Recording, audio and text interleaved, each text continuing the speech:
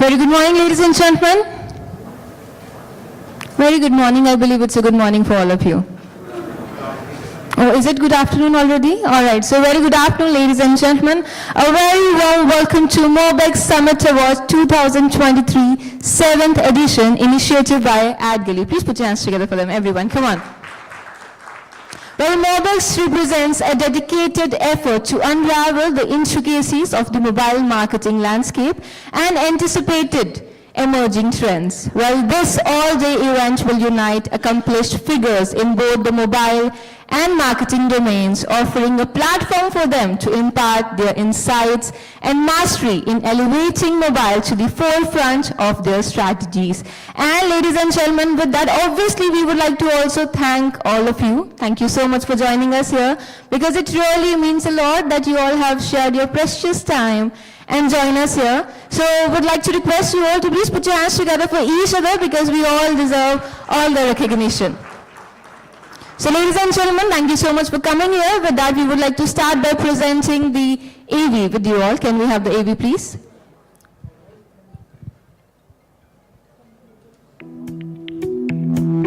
From digital transformation to data-led insights, winds of change are sweeping mobile marketing. Today, mobile marketing is emerging as the most effective marketing technique.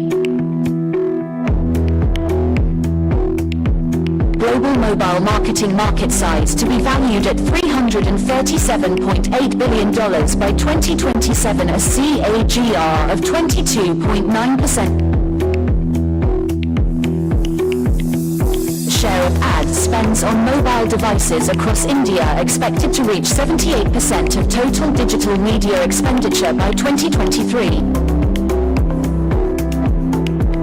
Mobile internet usage expected to drive India's digital ad spends to $21 billion by 2028.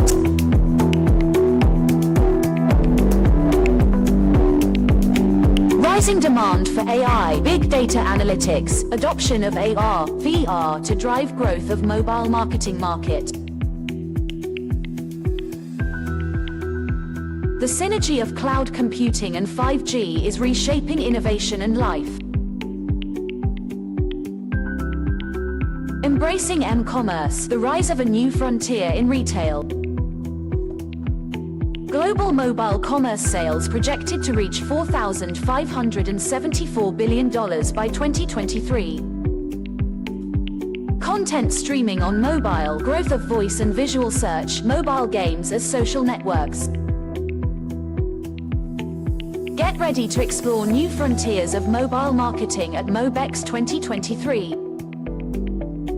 In its 7th edition, Mobexx 2023 continues to be bedrock to jumpstart new mobile marketing trends and predictions.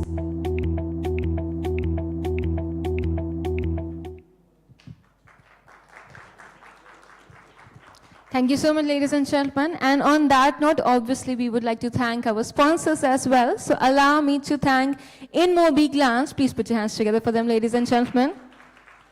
And along with that, we would like to thank our powered by sponsor, Shoe Glue.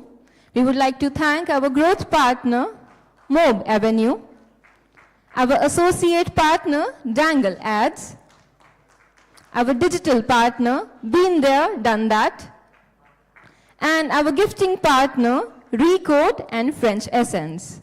Please put your hands together for them. Can we have the sponsor AV now?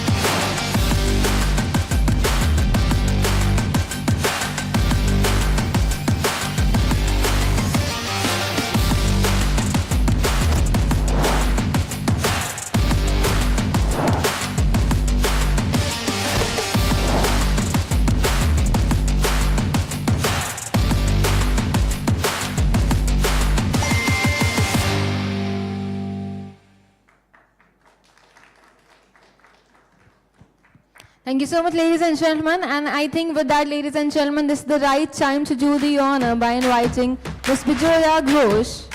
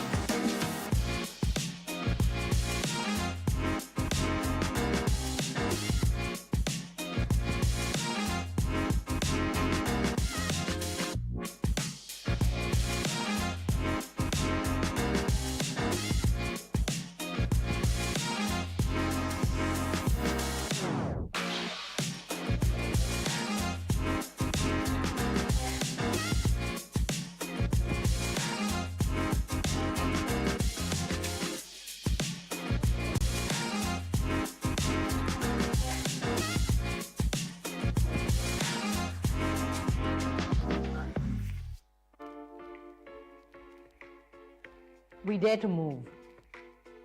We never fail to impress. We dare the world. Challenge us.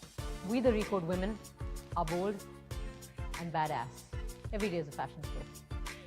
Be the showstopper you are.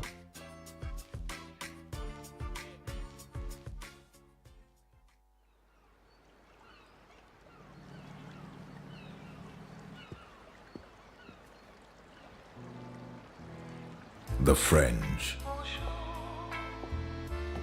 the beautiful,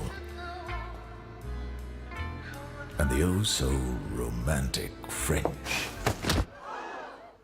But you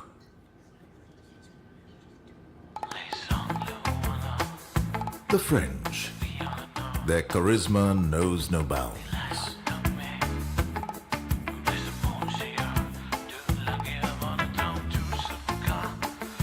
Their style is unmatched. And oh, how they move. But you are not French. Definitely not. Croissant. Well, you may not be French. You sure can smell like one. French essence. Very, very French.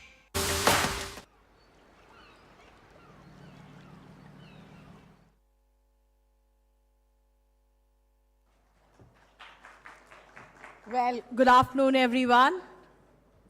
We are delayed by half an hour, sorry. Okay. Welcome to Mobexx 2023, AdGully's pivotal industry summit. As the founder and CEO of AdGully, it's an honor to have each of you here today. Mobexx represents a nexus of minds, ideas, and innovation in the ever-evolving realm of mobile technology. In a world constantly reshaped by technological advancements, this event serves as a platform to converge, share insights, and map our future. The mobile industry stands at the forefront of an unprecedented revolution, notably marked by the transformative impact of 5G technology. Its faster speed, reduced latency, and capacity to support multiple devices heralds a new era of connectivity, driving change across sectors. Beyond being the backbone of the fourth industrial revolution, 5G fuels possibilities from healthcare to smart cities, seamlessly connecting our world. Artificial intelligence integration into mobile technology isn't just a trend, it's a paradigm shift.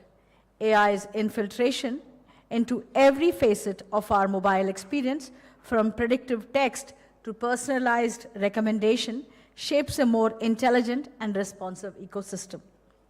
As leaders and innovators, it's our duty to envision the forthcoming era. I express gratitude to all the contributors, sponsors, partners, speakers, and participants for Mobexx 2023 a reality. Let's embark together, armed with curiosity and commitment, shaping our future, shaping our shared future. Welcome to Mobexx 2023 once again. Thank you, everyone. Have a great day, guys.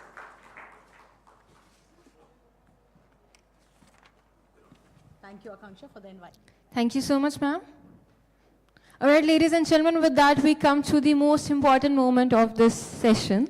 Ladies and gentlemen, it's time to start the panel discussion. But before starting the panel discussion, obviously all the wonderful people who are present here, well, I think we should do one simple exercise just to know that you all are geared up, right? Nahi? Okay, so it's just a simple exercise. We just want to check the energy level. So it's one basic drill. When I say Mobexx, can we all clap together? When I say Mobexx, can we all clap together?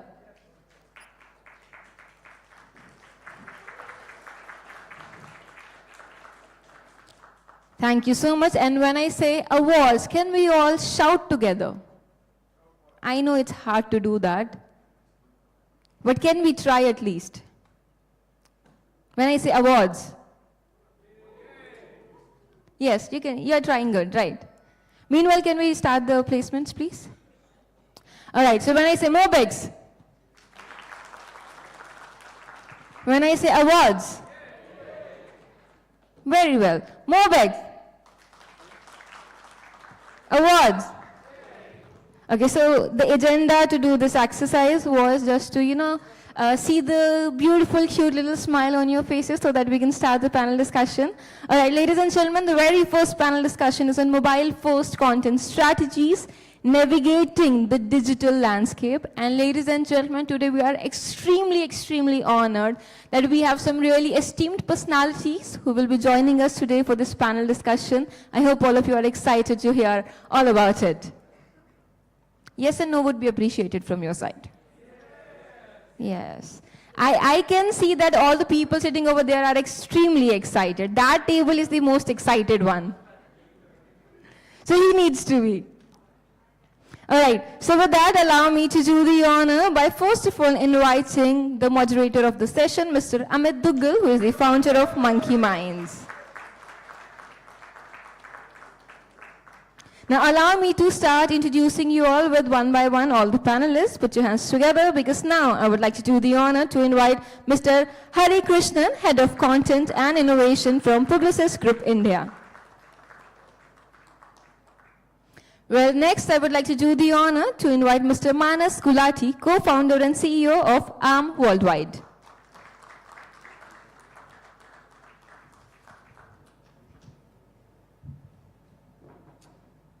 Thank you so much, sir. Moving towards the next name, now I would like to do the honor to invite Sudesh Balan, co-founder and chief creative officer of Tonic Worldwide. Put your hands together for the gentleman. Well, next I would like to do the honor to invite Mr. Chandrasekhar Nayak, senior vice president, Value Leaf India.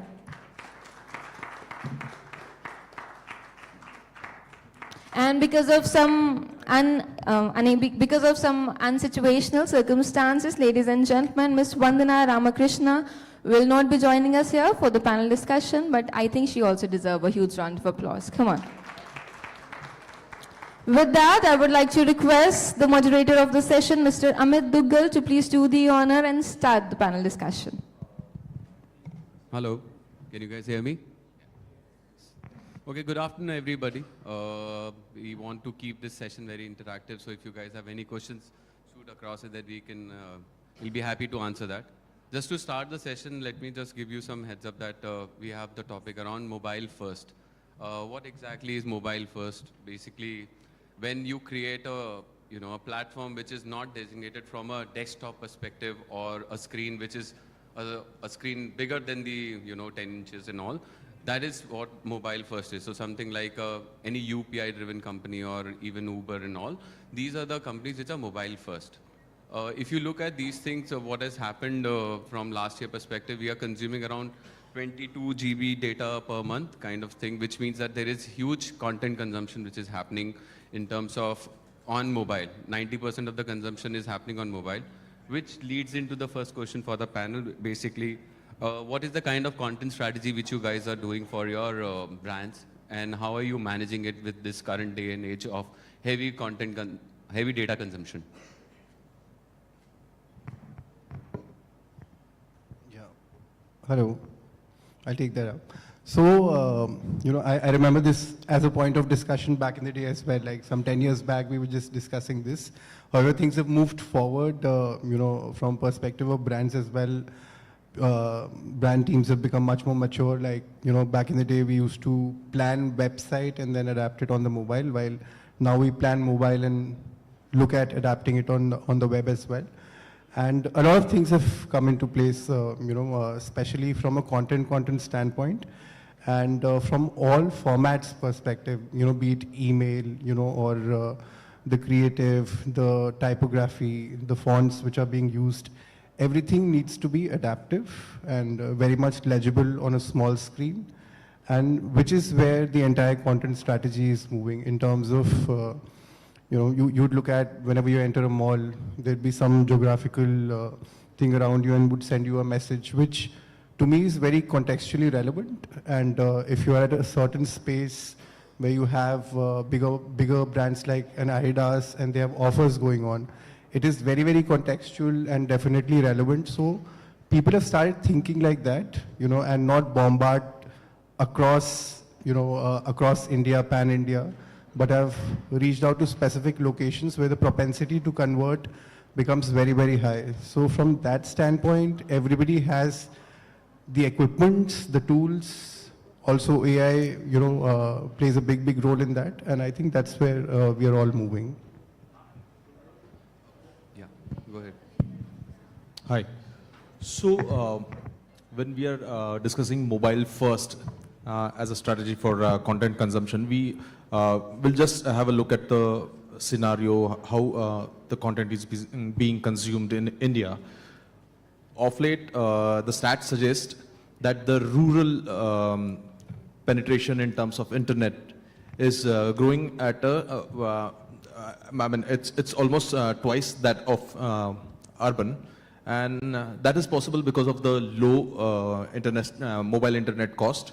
That is because of the very good penetration in terms of the smartphones. I think out of 800 million internet users and close to phone connections as well, we have close to 500 million plus smartphone users. So the strategy when it comes in terms of how do we try to reach out to this particular TG, it again depends upon, it could be a device-based strategy, it could be a, let's say, platform-based strategy, and of course, message-based strategy is what we have been doing traditionally. So a lot of factors are counted in, and based on that, when we market for brands, we devise a strategy based on all these three things to be. Sorry, I'll take that, the next one. So, you know, I have a very, like when we started talking today, you know, it's very interesting this, and you also said that this mobile first thing has been spoken about the last 10 years or so. My question was, if mobile is first, then what is second? Does anyone know this answer? No, so you know, the phenomena with this industry is that one word keeps going on all the time, and then we pick it up and we take it forward, and then we kind of keep repeating that. But a lot of changes have happened within that. So if I say, and we are talking about the industry here, and I think the tendency usually is to talk about very bottom of the funnel things like conversions and clicks and, you know, so many people and all of that. But fundamentally, if you look at the funnel, we still haven't become mobile first as an industry. Like so I have a lot of creative agency background, and when they do top funnel work and they want to create hero content, you know, hero hub hygiene and all that, all that, you know, We all have gone you know, through all the, yeah, the whole dictionary, the thesaurus. So hero content on which crores of rupees are spent is still 16:9. It's not 9/16, right? So till the time we don't think 9/16 for hero content, we are not going to become mobile first. We'll always be mobile last. We are still, see, I know in an event like this, the focus is on mobile, so we all think that it's the most important thing. But if you look at the spend stats, you will know it's not. But if it has to become, and we know that people are viewing everything in the world through their mobiles. Like even if today, you know, yesterday my outdoor guy was showing me something, which is that, sir, wo hoarding to wahan laga diya, but we are giving this AR experience where you point it at the hoarding and it gives you an experience. We see such videos. I'm sure you've seen some brilliant work happening on that. So when we know that every individual on this planet now is looking at the world through the eyes of a mobile, and we still don't change. Like ad agencies are still making 16:9 because they think TV mein sabse pehle wo dekhega ad. So that, I think we need to gun for a attitudinal shift, and that's what at Publici we are doing. That platform first, you know, let's understand where people are. We all know that this year, the World Cup finals, how many people watched it on their mobiles vis-a-vis how many people watched it on TV, right? And so I guess what we do and our strategies are largely based on this whole content experience, that this is where people are experiencing the content. So we start with, of course, repurposing all our ad agencies' main campaigns into 9:16. And then we, of course, work with InMobi and Glance and how the experiences they provide on the mobile, which is incidentally, again, all their content discovery happens on the mobile screen. And we also have a very, when we say mobile first, it's also traversing through the funnel. So the entire content to commerce journey is through, we feel is through the mobile screen. We've done a lot of work around that. But I must say that there is still a long way to go before we really call the entire industry a mobile first, right? So that's the starting point of the whole exercise. So, Yeah, I agree with you. Like we are still not mobile first, but we also need to look at the fact that we cannot consider only agencies as content creator in today's times when there are so many influencers and there is a boom of influencers, and these guys are content creators, and most of them are creating the content into 9:16. We also need to look into the fact that I know for the matter that a lot of social media apps, they started as app first. They started as mobile first rather. And now you would see like WhatsApp, it has a web version. Or even Instagram has come up with a web version. I remember when Instagram came out, I don't think there was a web version. And now there's a web version to it as well. I'd like to add on, and I chime with him also, because see, recently you've seen that, a lot of content which is being produced by influencers have also been used in performance related ads, and the conversion rates, and in terms of the engagement, also in terms of conversions, they get a slight hike because of that. And in today's context, when you talk to a brand ambassador also, you say that एक TVC बनेगा, साथ में एक mobile content भी बनेगा, which we'll use probably on our on the assets which we are using in terms of for conversions, for awareness and everything else. So we're not too far from, where a standard offline agency would make a content or otherwise. But we are moving in a direction in which even the partners, would suggest that if you have an influence through an influencer or somebody who's of some stature in a certain category, then the content which is made is also made on a mobile and which is used for probably for conversions later on. So yeah. So what is the role of shareability of your mobile content strategy? How are you managing that thing? Because you guys are talking about, you create content which is for, let's say, InMobi or Glance, which is there, or from influencer standpoint, which they're checking. So what is the scope of shareability? Because that will lead to higher reach or engagement which is required. How do you manage that thing? Anybody? Yeah. I'll take it up. So, I'd say that the opportunity of engagement and reach, that's widespread on mobile, as opposed to, an email which is sent out in which you're trying to have a one-way communication, for instance, or maybe some innovation to it which adds on a certain thing. In today's context, mobile gives you a lot of opportunities. Like it gives you an opportunity of real-time quizzes, polls, and other things, which in case there's lesser engagement on your website or, or lesser engagement on your ad, you can take that as a ploy of content creation, get to engage the person not only with your brand, but what your brand stands for. And not all the time people would answer to कि जी मैं कोई भी brand हूँ. Whenever you put brand into an ad, the conversion rates, the engagement rates and everything goes down, as opposed to helpful content which a brand makes. If you're making helpful content or something which is engaging me, I'd still, resonate with the brand much more than if you're just trying to sell me something.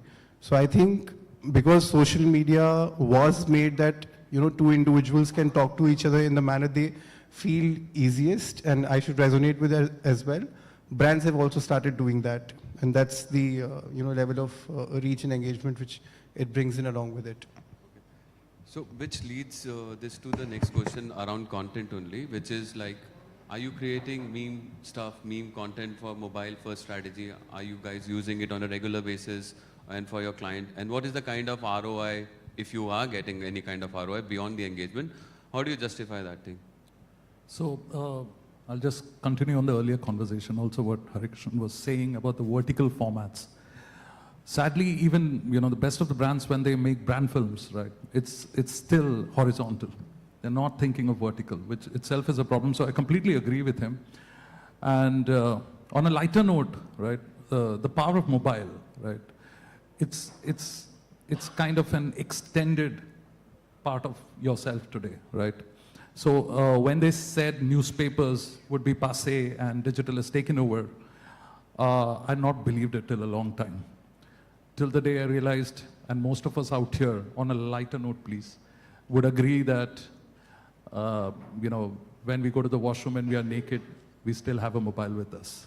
So that's the power that it holds right now. So any kind of communication, it's great to be there. And when it comes to memes, right? So memes, everybody knows it works, right? Today, most of us, communication also, if I'm talking about Gen Z, right? The way they communicate, they don't talk anymore, right? And not only Gen Z, I think most of us now today, if we want to convey something to someone over Instagram DMs, is sharing a meme, right? It's no more saying, oh, you know what, I was thinking about you and I thought we did this. No, they would share a meme. And when I say meme, there's a misconception that it's a static image and, something is written over there, some text is put in there and that's it. No, that's completely changed. Today, a meme could be video, could be voice. It's a mix mash of all of that. So right now, when I say moe moe, how many of us know about moe moe?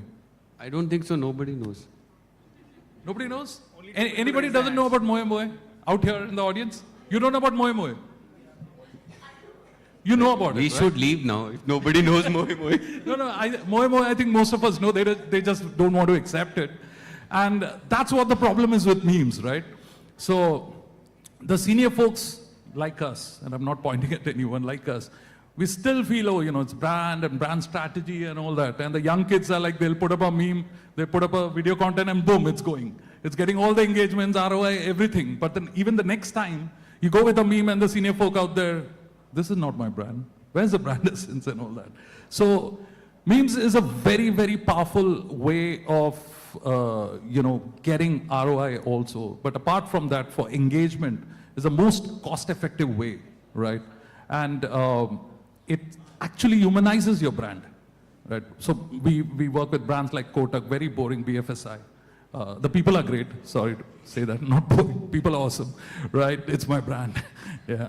So, but we do a lot of memes, like a brand like Ashirwad. It seems like, oh, it's a legacy brand, but we do memes and it works fantastic. So I think that's what most brands, if they really want engagement, right, that's the way to go. So if you're on Instagram, your brand is on Instagram, better make it a meme page, right? Rather than, what we are doing and how we are good at what we do, how our products are. No one wants to see that, right? Humor gets it, right? There's this saying, right? You say something to someone or you do something to someone, they won't remember it, but they would remember how you make them feel. Memes make you feel good, and it works.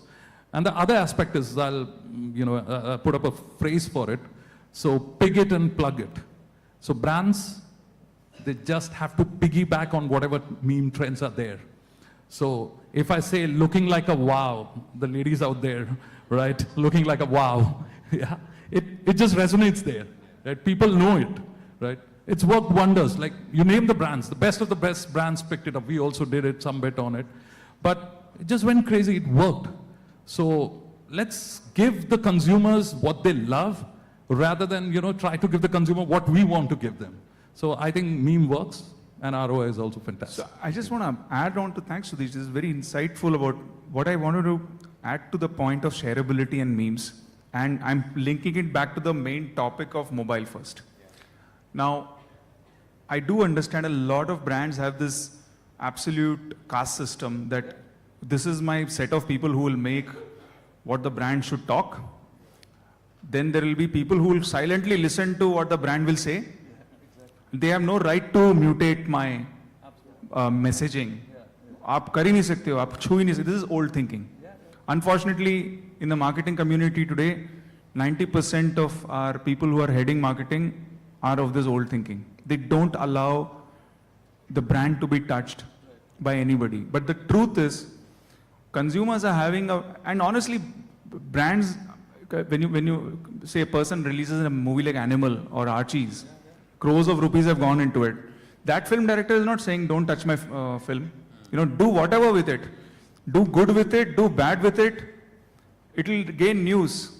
But brands are shit scared even today if somebody picks it up and laughs at it. Now, how is that happening? Memes allow you to laugh at anything. It is irreverent. And secondly, it is mobile. Like मेरे mobile में कुछ आ गया, उस पे मैं कुछ भी डाल के आगे बढ़ा रहा हूँ. Brand should be happy that, you know, so I think there are some brands like Zomato and all, they love being laughed at. Because only when you laugh at it and then you forward it like a private personal joke, like हमारे घर में कोई बात चल रही है, you know the context, I know the context, I will send you, and then you get it. Now, how is that possible? That's only possible by mobile. So this is the, again, what he's highlighted is the brand's immaturity, denial, that consumer is playing with it. No, I don't want to let my consumer play with it. So till the time the brand managers and the brand custodians feel that consumers cannot play with my brand, you can never be mobile first. Because mobile is about playing. It is about using your hand. It is about mutating it and forwarding it.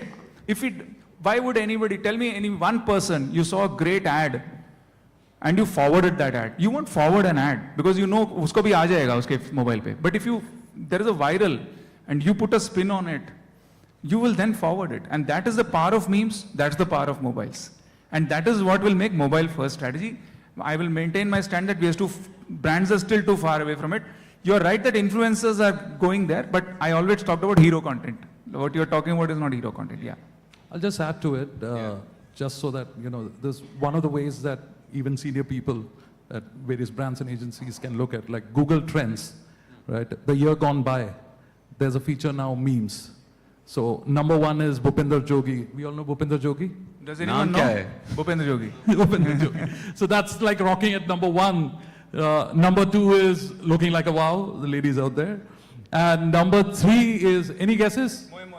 Absolutely. So even Google is picking it up, right? So relevance comes, it works, that's what it shows. And I was just adding to what Harikrishnan was saying. The best way for the brands to do, exactly of opposite what brands are doing, as you mentioned right now, is throw it out there. Ask people, I've got this brand, you make memes out of it. Play with it. Play with it, send it to me, I'll reward you for it, gratification for that. So that's a way. I think that's a very gutsy call if a brand can do it. That's what it is. Zomato, as he was mentioning, Zomato, right from start, right from day one, they've just been doing memes. They never did anything else. Sorry. I'll just add on to this. Like there are categories which would abstain from doing it. For instance, in finance, there are a lot of NPAs which happen. And even if you resort to meme marketing, it needs to be in a very jacketed manner. Yeah. Because the outburst which comes from the customers might not be right always. A lot of startups, a lot of delivery apps, a lot of media related apps like Netflix or Viacom or otherwise, they would be at the forefront of doing this because they have the ease to talk about it, related to their shows and other things as well.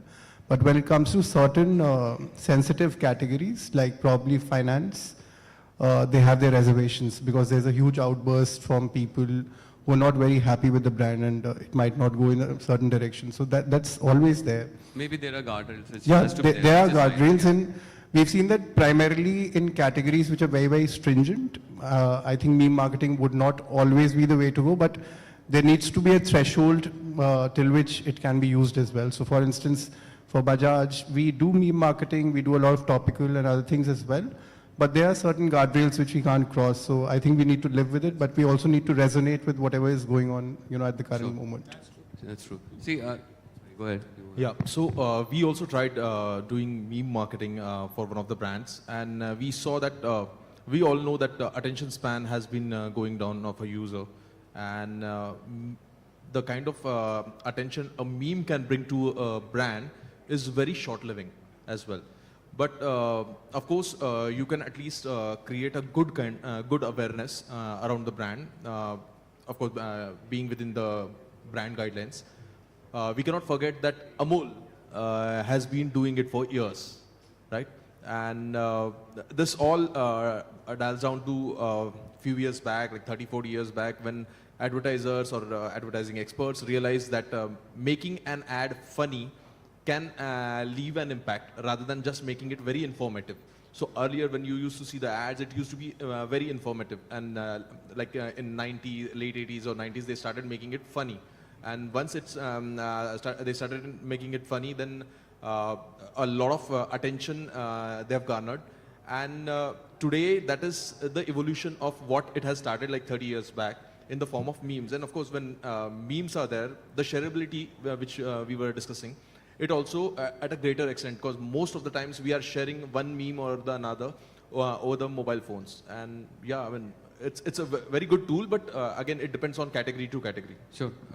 So I think, Hari, you spoke about the funnel marketing also. So have you gone through any kind of cases or brands where you have used the funnel, where you see there are drops which are happening across the funnel, and use mobile first strategy to bring the user back?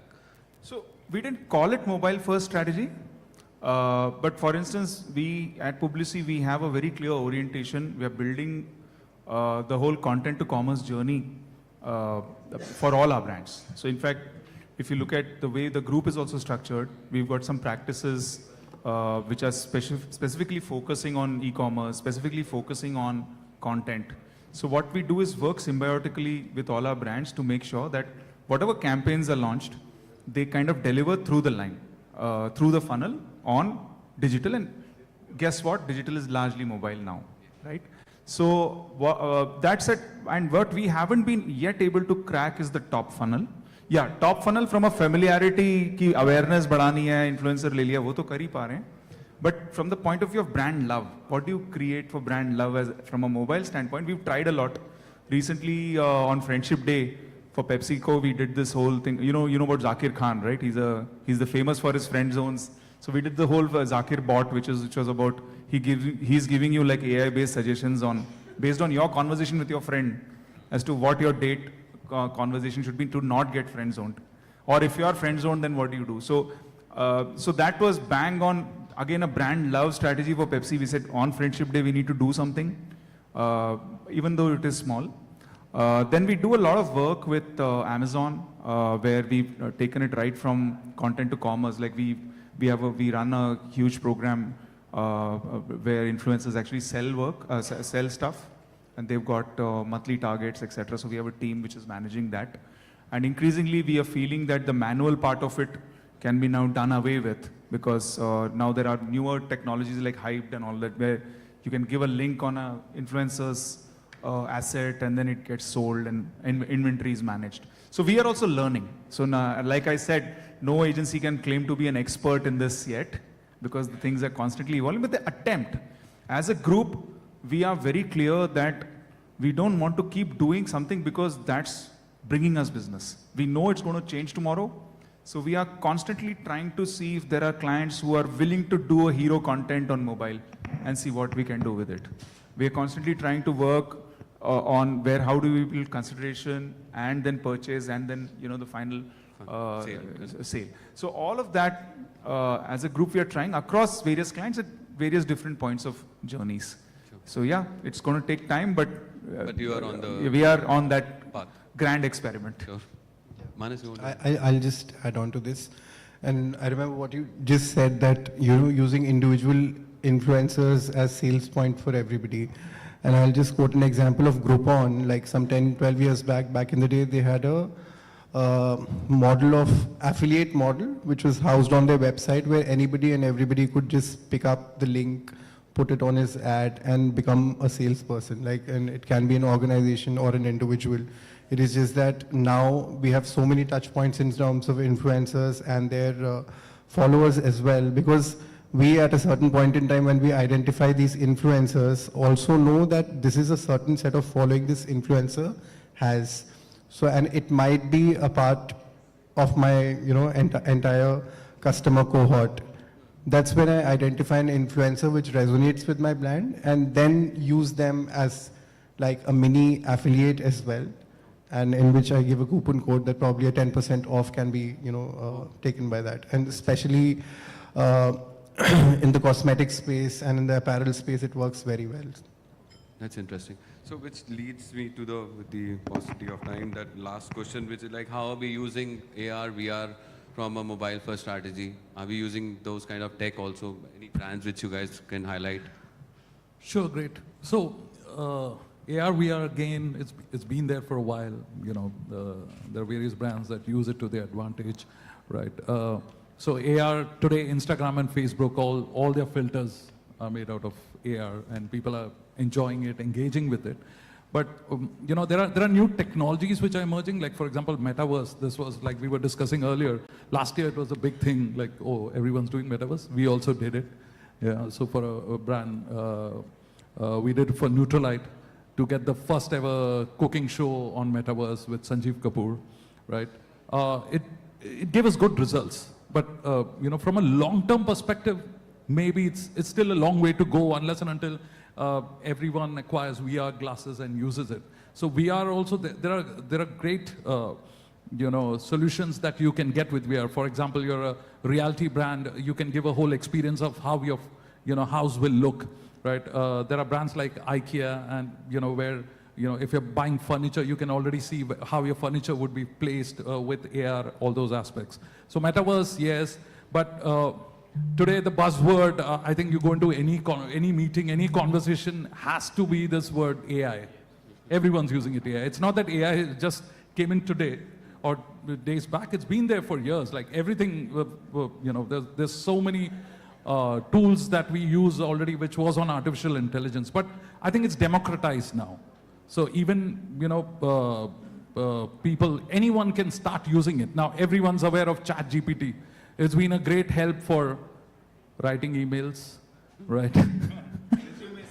Resumes, yeah. So that your English is bang on point. Resignation mails, wow, it works superb. Yeah, I'm worried about that. So, everyone knows about ChatGPT, but it's much more powerful than what ChatGPT is doing. So personally, I'm very, very you know, bullish on GPTs. The full form of it is generative pre-trained transformers, right? Why is it pre-trained? Because it's not predetermined. So for example, chats were there, chatbots were there. We've been hearing about chatbots, but most of the chatbots, it's predetermined. So it will only answer questions that are already fed in. Today, the power is that it can keep on chatting with you the whole day and you would feel like you're talking to a friend. And that's what the bit about AI, which people were saying, it can't be personal, it can't be emotional. That's changing, right? And I'm, you know, very excited and working on the whole emotional aspect. So we build something for bingo. It would just roast you. Whatever you write, it will keep on roasting you like a friend. Like the other day, I just said, "Kya mera boss pagal hai? Hindi bhi likh sakte ho." तो बोलता है क्यों क्या तू psychiatrist है क्या तू अपना काम देखना so that kind of thing, that kind of conversation, but it gets more powerful. So for a pharmaceutical brand, what we did is we kind of, you know, we built a chatbot, but it looks more like a tool where you can open up your camera for example, your kid has got a cut on her hand or his hand, and you can just open up your camera, scan it, and it will tell you, is it a cut, bruise, or a burn, and what you need to do with it. So that's the power of AI, and the whole lead time to build the whole tool was just 10 days, right from approvals and everything of that sort. So it's kind of going crazy. AI, I would say it's just the start. It's just the tip of the iceberg. It's going to go much, much more than where it is right now. Sure, man. Yeah. So, you know, I'd also like to add on that a lot of cost, you know, cutting can happen, you know, by the use of AI. And, you know, one of the classic examples is with one of our financial clients, we are exploring with Mob Avenue, the automated calling system, you know, which you'd receive, and it will also save a lot of cost, even at, you know, the expense of saying that it might not have a great conversion rate, but it's a very classic case of awareness that people might just listen to it.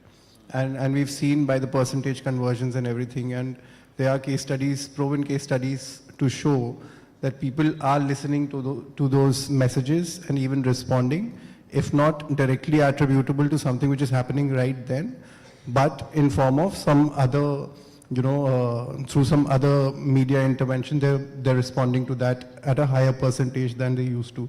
And what it does for a lot of brands is it saves a lot of real people cost, the cost which you know, pay for real people to call and convert and everything. While, you know, I'd say that also will stay, but this becomes an additional mode for reaching out to customers.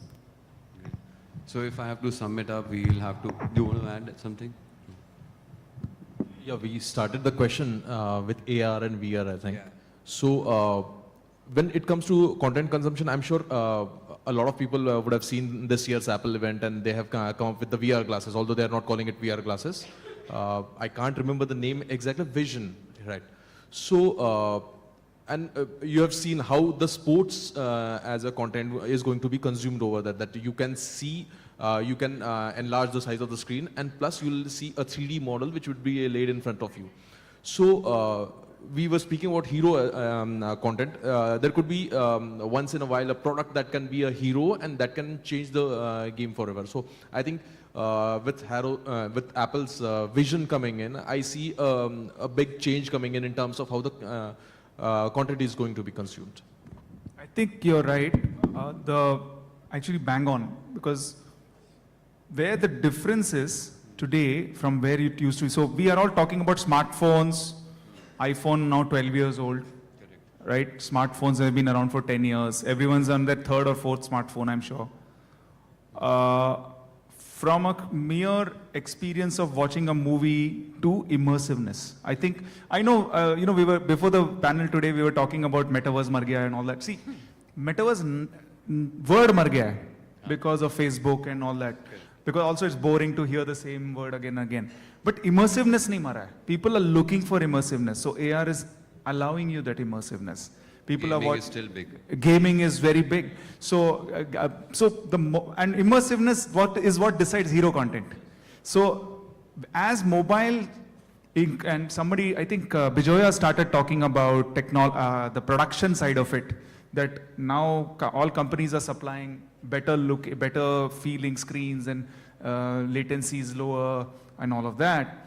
So as that happens, people's engagement with mobile also will deepen, and that will make it more and more closer to mobile first. So a great experience on gaming, a great experience on a brand experience of, say, a try room or a makeup effect on my face, etc., will enable me to spend more time with that brand. And I think we are moving there. It all depends on how, as agencies and brands, we are ready to take that risk, ready to invest ahead of the curve, rather than just doing tokenism. कि थोड़ा सा चलो एक कर दिया हमने, tick mark कर दिया. That's the problem. So I think everything is there in front of us.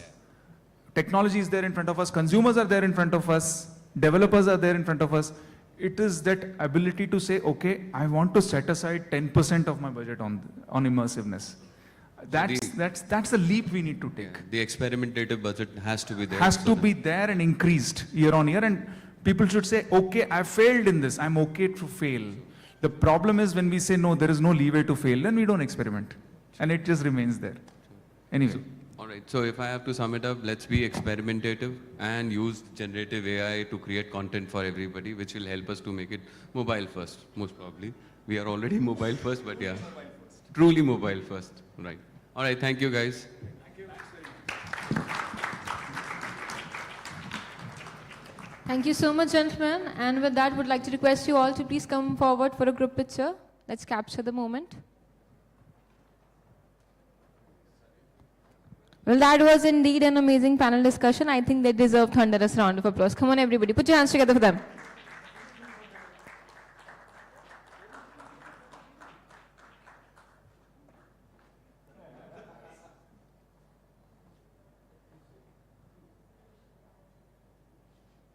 Thank you so much. Wait for a while, because we do have a token of appreciation that we would like to present to all of you.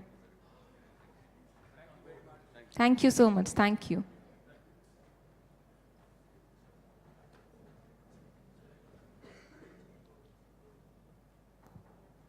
All right, ladies and gentlemen, with that we come to the next segment, that is Fireside Chat, a one-on-one conversation where we will be talking about customer-centric startups, building products people love. Well, when we talk about building products that people love, can you name few of the products that you really love? Anybody? No one? कोई product नहीं है आपका favorite? We all love some products at one point of time. I love my Apple. I believe you also do the same. Okay, we do have so many products that we really love, that we really can't live without. Well, this segment is going to be talking about all that. And to do that, ladies and gentlemen, I would like to do the honor to invite Mr. Manu Jain, founder of Vama, to please join us here on the stage. Please put your hands together. And to moderate the session, I would like to request Ms. Shraddha Agarwal, co-founder and CEO of Grapes, to please join us here, along with the gentleman. Please put your hands together for them.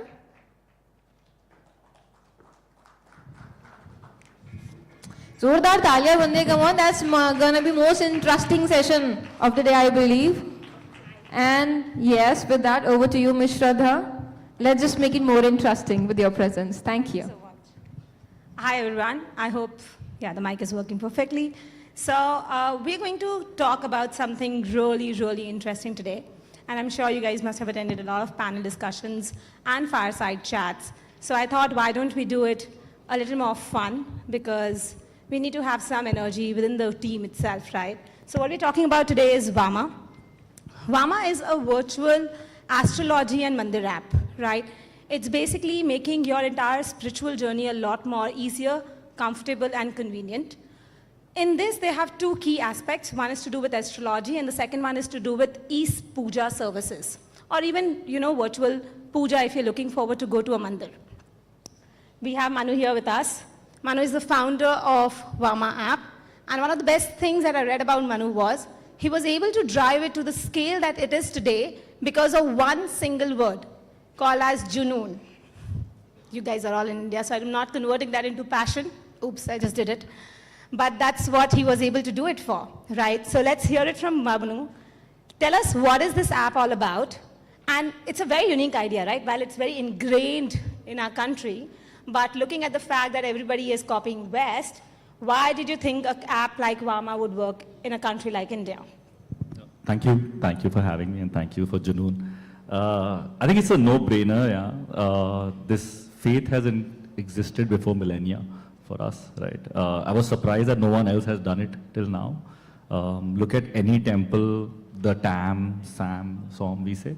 The TAM is bigger than anything else. Tirupati's one-day collection is equal to whatever any startup is doing in the year. So it was literally a no-brainer for us. I come from a background of working at telecom operators. I've seen this business, I'll tell you the number, right? Like astrology for Airtel, Vodafone, Idea was doing $100 million a year, right? I used to head content for Aircel.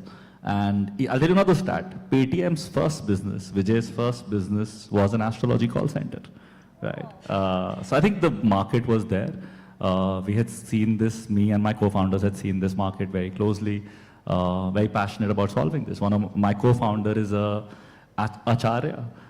He's a third generation astrologer, PhD in astrology.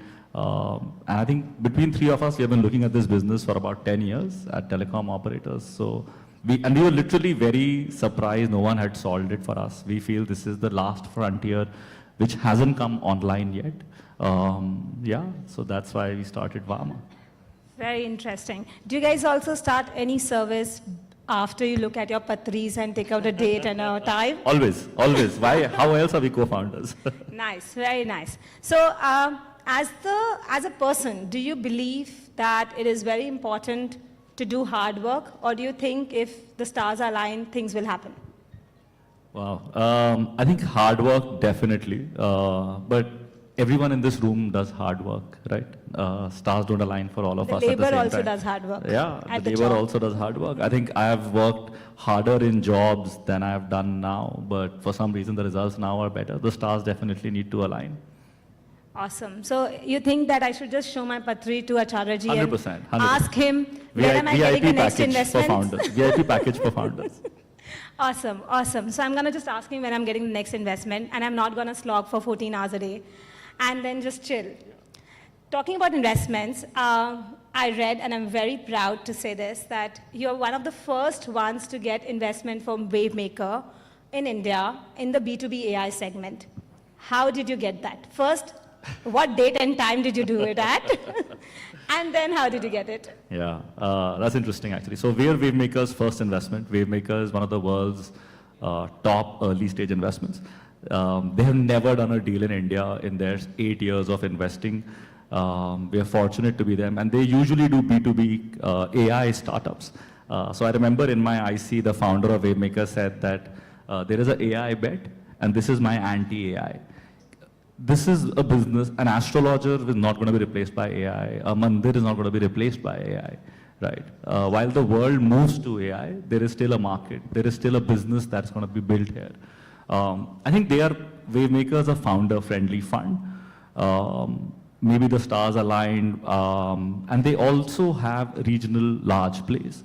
For them, this was one of the biggest markets that hasn't been tapped into its potential, right? You'll be very surprised that Kylie Jenner has done an investment into a Christianity app, right?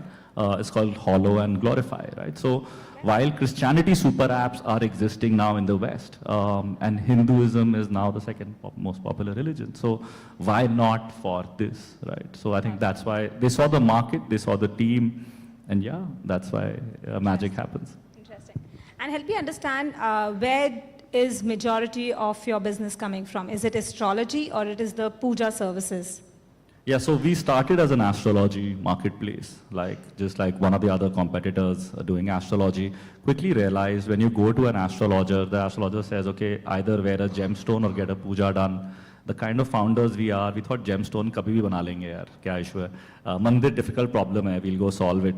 So tried building on mandir. The business, strangely, we had thought the mandir will, or the puja service will be like a value add. We quickly realized that that's where the bulk of the business is. There are temples in India, Shraddha, and we went to Ujjain. Everyone knows Mahakal. It's a big epic Shivji temple. We went to a temple very close to it called Navgrah Shanti Mandir.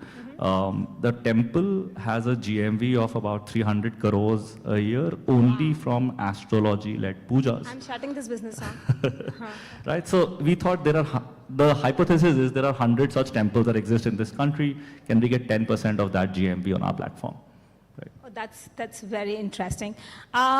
So you're saying puja services are becoming a lot more important. I thought astrology would be bigger, but this is very interesting now. How many of you go to any kind of mandir? And do you go to one of those pilgrimages, Khatu ji, Sham ji, Tirupati ji? You have a nice package here. He's gonna leave some coupons as he's gonna move out, yeah. I actually come from a family where my dadi in Calcutta used to kato sankat, right? So, जिसे हम कहते हैं वो चुड़ैल आ जाती है body में, right? And then she moves her head left, right, center. So I have gone through a lot of those scenes also in my life because I keep seeing these people coming to our home, they come to various mandir and they're doing all of this.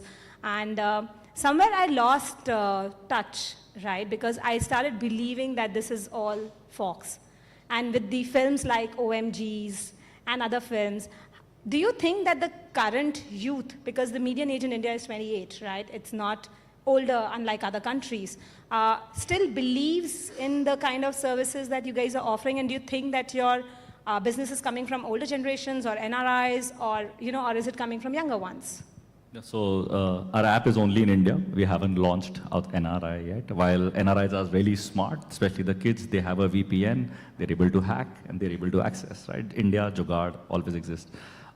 So our median age is 23, right? These are tier 1, tier 2 people. You'll be really surprised, right? And maybe you shouldn't, right? Like T-Series is the most subscribed YouTube channel, 250 million. Right, and they're fighting every day, right? What content do they post? It's religious content. This is the content, like if you were to go on Instagram, you will see more spirituality-led reels than anything else, right? It's a buzzing content. COVID has been a huge catalyst for this. We see users coming starting from 19 years, going up to 35, 40. It's very difficult to get above 50 audience on the internet. That audience is difficult to capture, difficult to get, right? But to tell you honestly, love-related questions of 21 years old are what astrology apps in this country are working for, right? They are opting for puja services. 100%. Wow. I think, look, faith has always existed, right, for people. For Hindus, even now, I think it is coming out in the open. And you see what is happening at Ayodhya, right? I was at Dev Dipavali at Kashi, right? There are 20 lakh people on one day in a small city to just see Dev Dipavali. Right? So if I have to go to Tirupati tomorrow, how much will you charge? Not gone to South India yet, but yeah, we'll talk. Okay. And how many mandirs do we have on your app? So we are about 250 temples wow. Currently, yeah. Imagine now instead of grocery stores, mandirs are getting aggregated. Yeah, so look, so for me, temple B2 is like a B2B SaaS that I'm getting online, right? Like, so I'm building a platform where I'm digitally enabling temple. Someone said immersive and AR. We are building that. We are building an immersive temple experience on our app. Not AR yet, but 100% immersive. That's actually very interesting. So let's look at your astrology service because we are in the subject of saying that you are offering what consumers love them, and that's why any product existed in the market, right? I've always heard astrology is more about one-to-one rather than the only newspaper columns or magazine columns that we used to see earlier, right? How do you think astrology in your case works? Because I'm from Airtel too. Yeah. I know Dream Girl sequences that we've all watched. I genuinely believe the astrology that we get on a call is not astrology, it's something else for sure. Yeah, so look, each one to its own. I think we are very conscious. We have had 80% male, 20% female astrologers. We spun it around. And because we come from that background of seeing that Dream Girl sequences very well, like the Airtel CEO getting picked up by police, right? We never want to even venture into that, right? Sure. I think, and the other thing is that when you go to a temple, Pujari सबसे पहले ना app खोलता है आपकी, वो कहता है कि ये आप है जिसमें सनी लियोन एडवर्टाइजर है, हम कहते हैं नहीं सर ये हम नहीं है, हमारी ऐप ये है, right? So we are in the business of more temples than astrology, right? So we are authentic astrology. Haven't gone there. I think India as a country is more one-on-one. The Western world still likes to read text-based horoscopes. There are apps like CoStar, Pattern, very popular. India लोगों को बात करनी है ना हम बचपन से and you know it is ingrained in us, right? Like घर पे जब बच्चा पैदा होता है एक एस्ट्रोलॉजर आता है बताता है बच्चे की कुंडली है. We are all used to it, right? Absolutely, and we enjoy it. We enjoy it, absolutely. So get that. I think that's an interesting take, and we were having this conversation before the session also. That I thought it would be a good topic to have and see. Where do you think your entire business going? Will it be a lot more B2C to B, like basically from offline to online, more like an omni-channel strategy? Or do you think it would be picking up a lot more online, like people will be doing pujas on the app itself, they'll be listening to bhajans? I didn't remember my Ganesh ji and Lakshmi ji aarti, to be very honest. I played it on YouTube. In fact, I hear my Karwa Chauth puja also on YouTube. Girls, do you hear Karwa Chauth on YouTube? No? Oh, okay, I hear it every time on YouTube. So where do you think it will be going on? Yeah, so on my vision board, right, there is digital, there is phygital, there is physical, right? So we are solving for digital today, where you have e-puja, e-astrology. We'll solve for e-commerce, where you might get a Rudraksh of a temple blessed delivered to you at some point. But in the end, definitely going after the offline market. Religious tourism is one of the biggest industries that we will go try to take a dab for. Like I always draw a parallel to the super app in India that exists in payments is Paytm. If Paytm is for payments, can Vama be for spirituality, right? That's what we're trying to hope for. That's very interesting. Help me understand, let's say, in this entire space of puja and astrology, what next could be an obvious extension from a perspective of when you hear a lot of surveys or when you talk to your customers, what are the kind of demands that they're putting through you to improve your app further? Yeah, so I think we don't have a lot of content today. Like you said, can you do a Diwali puja with us? So people want two things, right? People want to go to temples. People want a priest or a havan to happen at their home. Can I make that journey better? A lot of people in India do a daily puja, right? आपके घर पे भगवान होता है, तो आप घर से निकलने से पहले आप हाथ जोड़ के बाहर आते हो. Some people, my mother would do a 30-minute puja, right? Some of us might still do it. Can I be part of that? So a lot of people say that Diwali aati hai, nuclear families, they don't know how to do the Diwali puja. Can a priest do that live stream with them and they can do the Diwali puja with them? So I think we will get a lot into guided virtual pujas, right? And this time, I don't know if anybody tried, but I remember one of my aunties, a neighbor, was telling me that during Diwali, she wanted to just go to the local market in Malviya Nagar, and she wanted to procure some flowers, some things that the pujari said, and she could not because it was really jam-packed. And she was surprised to the fact that she just opened Swiggy, and she got literally the fool, the pattas, the suparis, etc. In like, they came in poly bags, right? It was like that. Are you looking forward to have, let's say, oh, this is your package where you get all the stuff, this is your step-by-step approach, like the guided puja you're talking about, and get into such kind of e-commerce delivery No, mechanism 100%. also? The spirituality market is so big that we have to think, okay, what will we solve for today, right? Like as founders, we wake up on the way and I'll say, yaar, उस मंदिर के बाहर बहुत line है, वो करते हैं, right? You come to office and you say, अच्छा, प्रसाद करते हैं, right? It is a function for us. How can we build our funnel of users well? I think we are solving for predominantly today at a top level funnel of astrology and astrology-led pujas. We can do pujas, then we go deeper into, okay, can I also do prasad? Can I also do things that help you every day, right? Like I said, we'll do everything in this space. Interesting, interesting. Do we have any questions from the audience? Anybody wants to ask, except for the fact that how much money are you going to make in the next 5 years? I think we have good stuff to be, it's a very interesting space. Anyone? No one? Everyone's waiting for lunch. So all of you can raise your hand. We'll pass on the mic to the designated person. If you have any question, you can raise your hand. We'll pass on the mic. Everybody's sorted with their astrology. Bhatia, you want to ask anything? Bhatia believes in astrology a lot, I'm aware of. But okay, great. I think it was a great session. Thank you, guys. Thank you so much. Thank you so much. Please put your hands together for them. And I think the end deserves a very nice, beautiful picture. So I would like to request you to please come forward for a picture.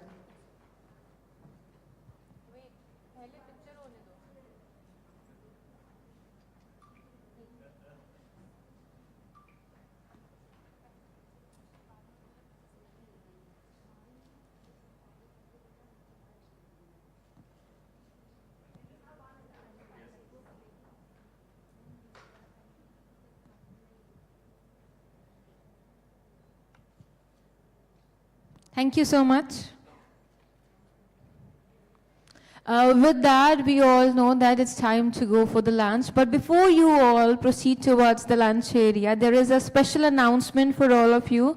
Well, if you can see, there is a wonderful, infamous painting exactly outside. अगर आपने देखी होगी हमारी मजनू जी की painting बाहर रखी हुई है, right? So you know what?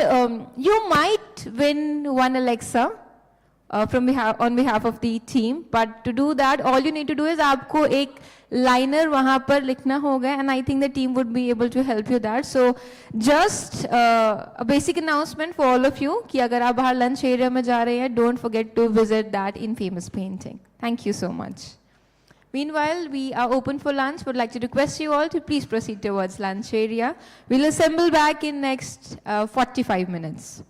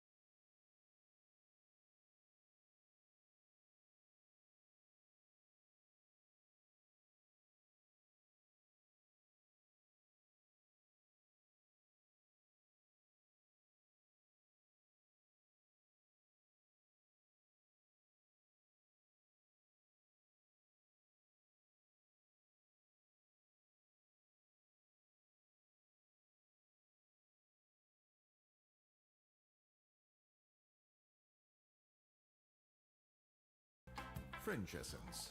Very, very French.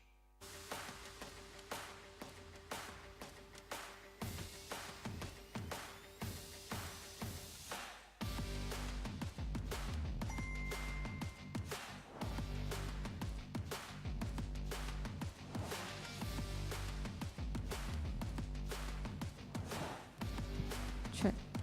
Ladies and gentlemen, we are about to begin in next 5 minutes. Would like to request you all to please assemble inside. जितने भी लोग बाहर हैं सभी से रिक्वेस्ट करना चाहूंगी to please come inside and take your seats. We are about to begin.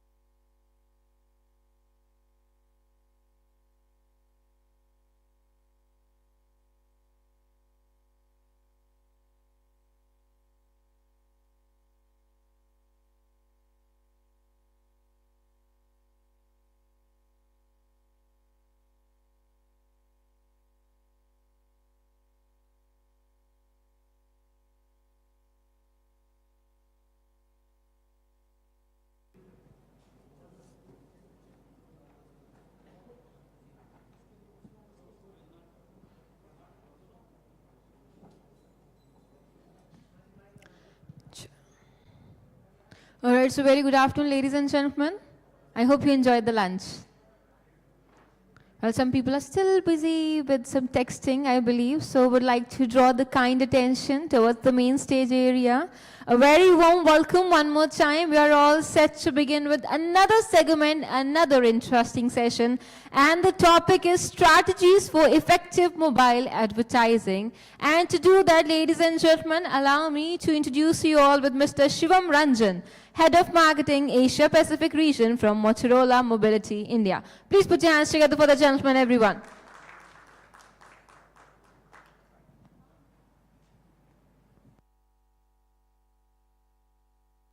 Hello. Hi. Pleasure to be here. Thank you. Yeah, this is the clicker. This one, right? All right. Thank you. Thank you, everyone. Thank you, Ad Gully, for having me here. It's a pleasure to be here, and it's great to see you all here. I think in August company, a lot of marketing folks here from the industry, and good to have this session with all of you today. Now, I know it's just been the lunchtime, and I know the lethargy kicks in after that. So I would want to start off this session by maybe asking a question. I know the Q&A is typically in the end, but maybe let me start with a question and try to get you all involved, and then we'll move ahead with the rest of the presentation. So, starting with the question, I just wanted to ask, I mean, the topic is effective mobile strategies. And I thought, what better to start off than doing a quick check on the brief history of the mobile phone industry. So, any of you would like to attempt this? When was the world's first mobile phone call made? Anybody? I've given a picture and a hint there, but even a decade is fine, right? I mean, if you can guess within the decade, that's fine. Anybody wants to take a guess? 70s. Yeah, 70s? 74, that's correct. That's correct, actually. Great, perfect. 1973, that's absolutely right. 1973, April 1973 was the time when the first mobile phone call was made. This was made by Martin Cooper from Motorola. The device was a Motorola device. Motorola Dynatac was the name of the device. And this was made to actually the contemporary that he had in AT&T Bell Labs, who was also trying to develop a cell phone. So a very interesting scenario. In fact, this year is 2023, and we actually celebrated 50 years of the first mobile phone call. So on this note, yeah, thank you. Right, so on this note, I'll just quickly go through the brief history of the mobile phone industry. You know, I spoke about Dynatac. You know, the first mobile phone call was made in 1973, but actually the first commercial phone came out in 1984. This was Dynatac 8000X. It was a phone that weighed almost 2 pounds. It had a battery life of 30 minutes, half an hour, and it took about 10 hours to charge the phone, right? So just to give you perspective, that was the first phone, that was the first mobile phone ever. Then of course, the mobile phone industry has moved through a lot of evolution. We've seen in 1992, actually, if you ask me when was the first smartphone, I think that's in 1992. Technically, this was the first smartphone. This was IBM Simon. This was a phone, again, a very large, bulky phone, had a battery life of about 1 hour, had an LCD screen, by the way, and touch responsiveness. You could use a stylus to do, but it was a monochromatic display, and it was very far away from, it could do some smart actions, but very far away from the phones that we know of today. 1997, the Nokia 6110 actually came up with the world's first mobile game, the Snake game. I don't know if any of you remember that, but yeah, that was a that was the beginning of the mobile phone gaming industry, which is now over $150 billion worth. And this was when it all started. Then in 2000, actually this is a company called Sharp. I don't know, a lot of people may not know, but this is a Japanese company. They invented the first phone that came up with the concept of marrying a camera with the phone. Today it's given, right? I mean, we all take it as of course, right, mandatory. But that was the first time the camera came in a smartphone. And then of course 2007 is when Steve Jobs made wonders with the iPhone. which absolutely took over the world. It was the first time when we had a fully functional touch screen. It was a wide screen for video viewing. It had fully functional internet accessing capabilities. Again, this was something not common before that. And this phone had a camera as well, and was very light, slim. And this was basically the starting of the entire wave of smartphones. And Steve Jobs at that time said that we are decades ahead of the industry right now. And I think he was close to the truth, actually. Because the next phone that I have here is the HTC Dream. This was the first Android phone that came in 2008, and this ran on Android 1, right? So this is the first Android phone, but pretty far away from Apple at that point. Of course, today, we're sitting in 2023, and we're in the era where, of course, Android, Apple, all the mobile phones have caught up. The technologies have evolved at a breakneck speed. We've gone from 108 megapixel to 200 megapixel cameras. We've gone from displays that are not LCDs anymore, AMOLED displays, 4K displays on mobile phones, and we've gone and revolutionized the form factors as well, right? I mean, from a standard candy bar to foldables now. I mean, you've got the Motorola's Razr, you've got Samsung coming up with the Fold, and various other products. So new form factors and everything innovating at a disruptive pace. So that's where we are today. And I just wanted to start with this context because we're going to be talking about the mobile phone advertising ecosystem. But when we come to the mobile phone advertising ecosystem, I think we need to understand the magnitude of the ecosystem as well. How big is it? Is it really as massive as people are saying it is? Well, yes. I mean, there are a few numbers that I have here to showcase the opportunity that we have, right?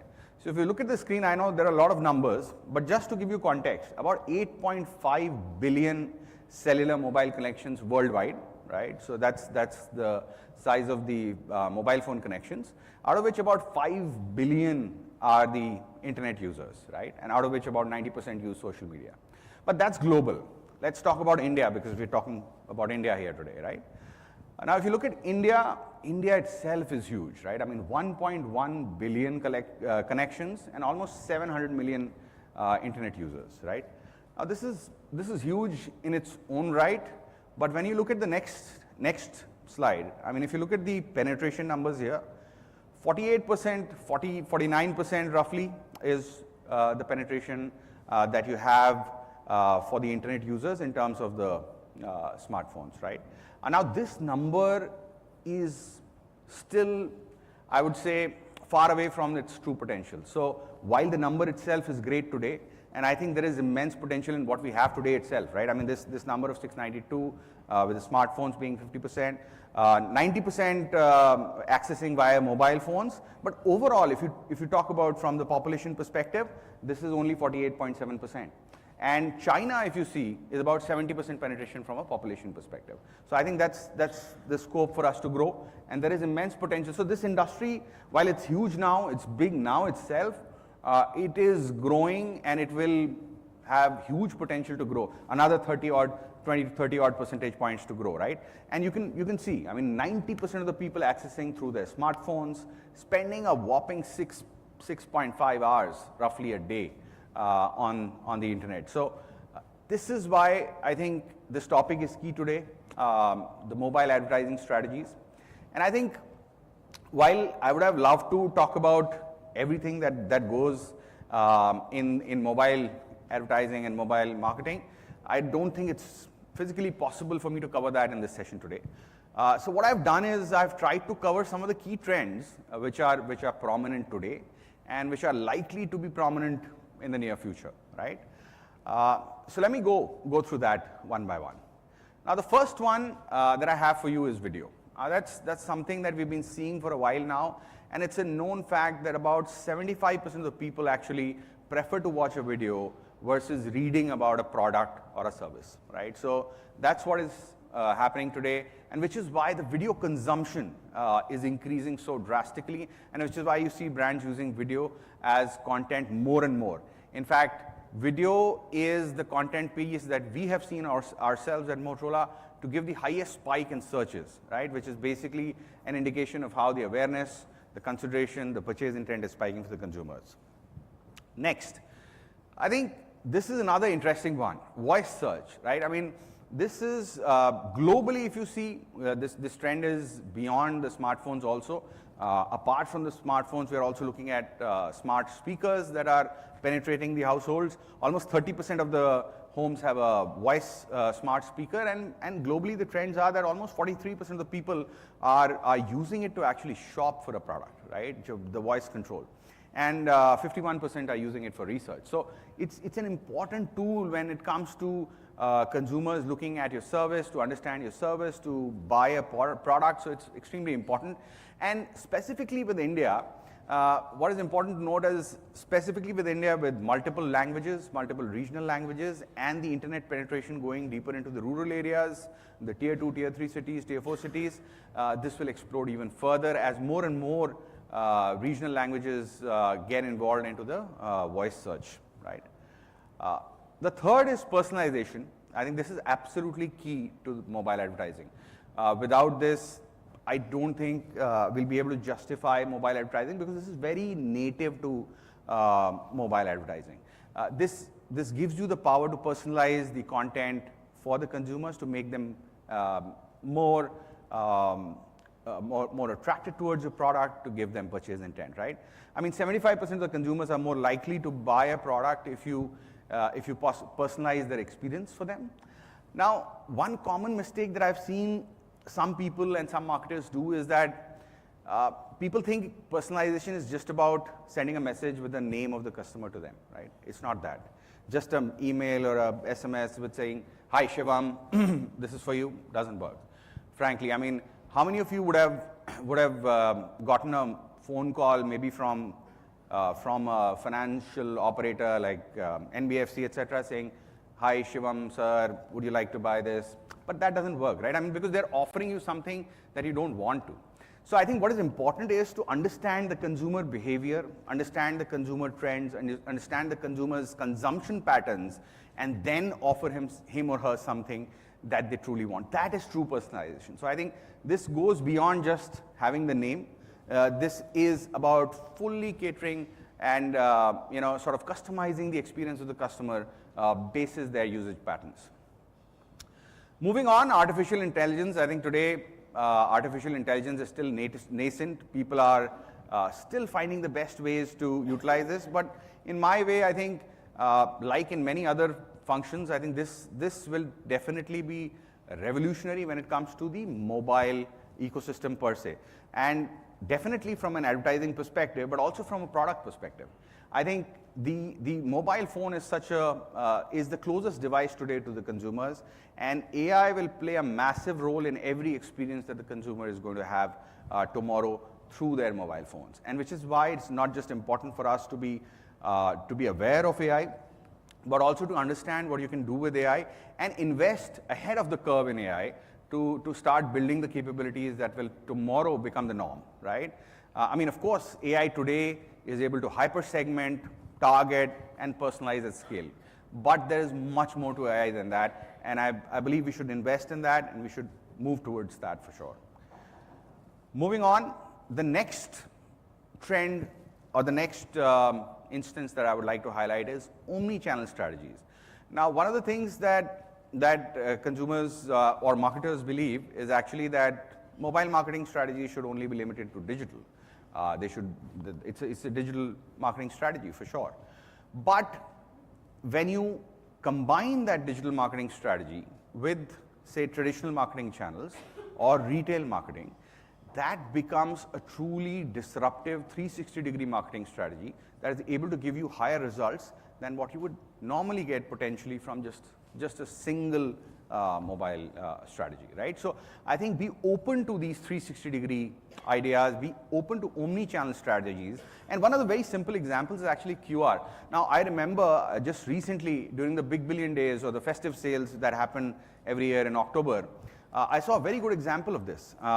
Flipkart actually had a full-page ad on Times of India, which was full of QRs. there were concentric circles of QR codes which were there on this full page ad. There was nothing else. Flipkart, QR codes. Straight away, landing people to the products. And over 1 billion scans happened on a single day with that print ad, right? So incredible amount of traction, and that happened in a single day. Another thing that you can do with QR is not just, so basically you can take people wherever you want, and that's a physical, traditional media channel with a digital strategy. Another thing that you have is, for example, even at retail, using QR codes to augment the experience that you're giving through your promoters, or through your demos, or through your shop floor. That can be done. So that's omni-channel. The other one that I see has been a trend for a while, unfortunately hasn't really been utilized enough, but I really see it picking up now, augmented reality. And again, the mobile phone is key, is the key, or is the access to augmented reality, because you see the augmented reality through the eyes of your phone, through the camera of your phone. Now this has been there in existence for a while, hasn't been used enough, but I really think this has tremendous potential, and now finally we are seeing this being used. I'm seeing Flipkart, Amazon, all of them using augmented reality to give consumers visualization of the products within their homes, on their bodies, in their rooms, to give them better sense of whether the product works for them or not, drive consideration, drive purchase intent, right? So I think, again, a big trend to look out for. The next one that I like to talk about is social commerce. Yeah, I mean, this is again a trend that's been picking up slowly, to say the least. While there are platforms in India which have started offering social commerce, for example, Instagram is offering that, but in some other countries it's evolved at a much faster pace. So, for example, in US and some of the other economies, social commerce has become much bigger than India. But if you look at some of the statistics, I mean, currently it's valued at about $7 billion of business and is expected to do about $80+ billion of business by 2030. So this is definitely a trend to explore, so that you don't just use social media to communicate, to do brand out messages, but also to convert the consumer who's out there as a buyer for you, right? And last but not the least, I think live commerce. And this is not to be confused with social commerce. This is different from social commerce. Live commerce essentially is the entire experience of these interactive videos which are happening, which are being recorded live, where the product is being described live. Consumers can interact with the people live, and this could be on any platform, not just on social media. In fact, right now, if you see, the biggest users of live commerce are actually these big, large marketplaces that we have in India, which is Flipkart, Amazon of the world, right? So they've been using it extensively, even during their festive period, and now for launches, this is something that is picking up really well. In fact, we ourselves were a part of a live commerce launch as Motorola in the Flipkart Big Billion Day sale, and we saw about 700K concurrent viewers in 20 minutes. So that was kind of amazing to see, and I think that shows that this is a trend that's picking up. In fact, we believe that, of course, it's a combination of the excitement of online shopping, along with the the excitement of interacting with the video. I think that's what makes this exciting, makes this interesting, and it's really picking up. And the Gen Z finds instant gratification out there, right? So before you end a 20-minute session of live commerce, you end up buying a product out there. So it's really quick, instant gratification, and I think this is something that is really appealing to the Gen Zs today. So I spoke about some of the trends, and like I said, I could not cover all of them, but I think I spoke about some which I believe are important today and are going to be important as we move ahead. But just to demonstrate, some of the things that I said, it's important to also see some of these things come into action. So I've got a couple of case studies. I've got a couple of them which I really like and I believe could add value, which I wanted to present today. So my first example is of Domino's. Now, Domino's did this mobile advertising campaign at the time when Pizza Hut was actually the sponsor for the Super Bowl. And of course, they were getting massive paid media exposures through advertising. So they decided to launch this guerrilla marketing campaign, and a very simple campaign. What they did was they launched a rewards program. They said if you scan a pizza, you get 10 points on scanning a pizza. The important point to note here is it was any pizza, not just Domino's pizza. So I think they gave people, even if they were using, say, Pizza Hut, they were using the Domino's app to scan the pizza. And the moment they scanned that pizza, they got some 10 points. And the moment they accumulated 60 points, they would get a free pizza from Domino's. So it was a massive, massive guerrilla marketing campaign, which really created a huge amount of UGC for Domino's and created a lot of traction for the brand and was able to actually, sort of supersede the SOV that Pizza Hut was getting through the paid media campaigns around it, right? So it's a fantastic example of a mobile advertising campaign that was done smartly and was able to create tremendous amount of impact.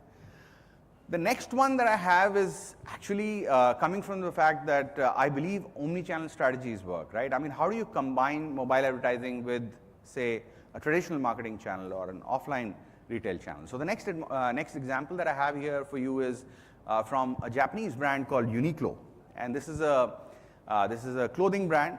Some of you may know it, some of you may not, but it's now in India. What they did was they basically started a combination of social media, geo-targeting, and of course, giving consumers incentives to create this whole campaign, which was absolutely incredible. So let me just describe what they did.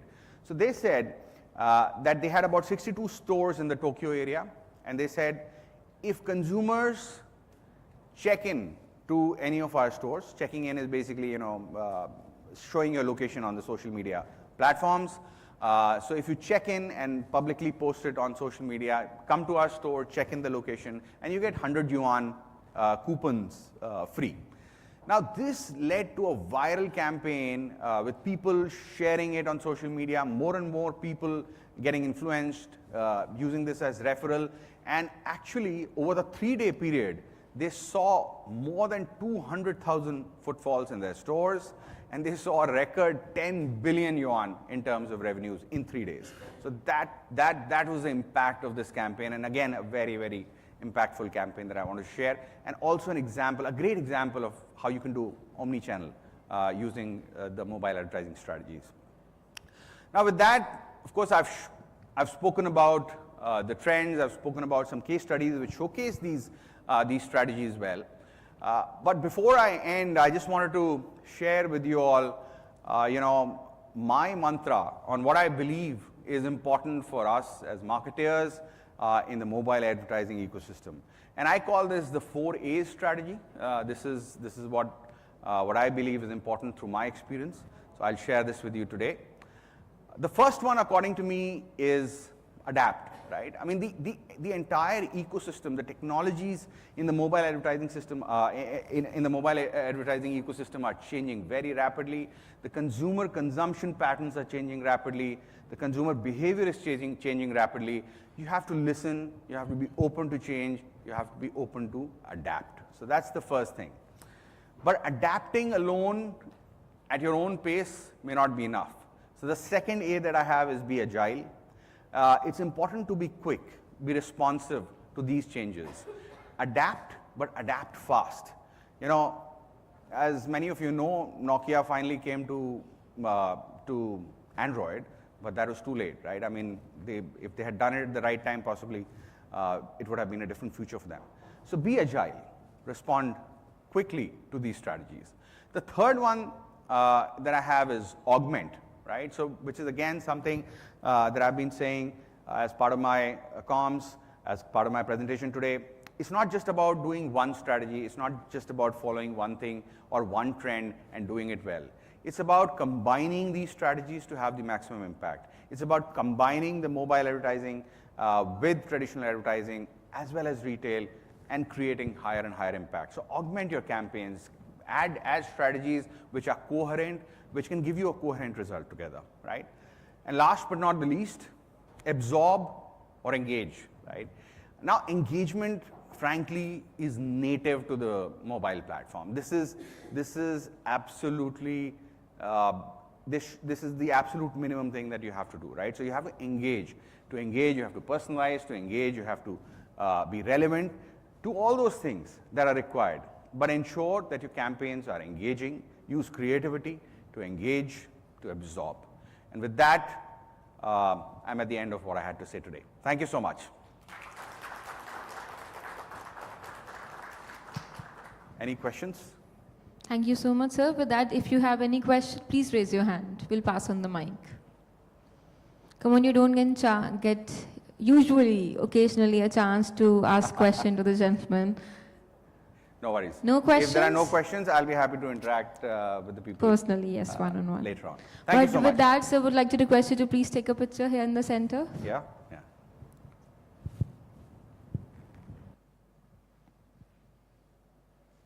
Thank you so much, sir. And we do have something for you, a token of appreciation. Thank you so much. Thank you. Thank you. Yeah? Oh, okay. Done? Well, that was definitely an interesting session because I learned a lot from this presentation. I believe all of you have learned as well, right? So I think he deserves a round of applause. Come on, everybody. Put your hands together. Thunderous applause for the gentleman. With that, ladies and gentlemen, we are all set to proceed forward with the next fireside chat. Well, the topic is really interesting. The future of InsurTech, that is, insights on the next wave of innovation in insurance marketing. So we're going to be talking about that. I believe you all have few questions related to the topic. Do you? Nobody? Koi question nahi hai? Achha, I believe you all are interested to hear about the topic. If you are, please put your hands together. Just want to know ki kitne log curious hai. All right. Thank you so much, ladies and gentlemen. Well, this session is extremely interesting, so allow me to introduce you all with Mr. Sai Narayan, Chief Marketing Officer from PolicyBazaar.com. Would like to request you, sir, to please join us here on the stage. And to moderate the session, I would like to request Mr. Vivek Saxena, Director Sales from InMobi, to please join us here on the stage to do the honor.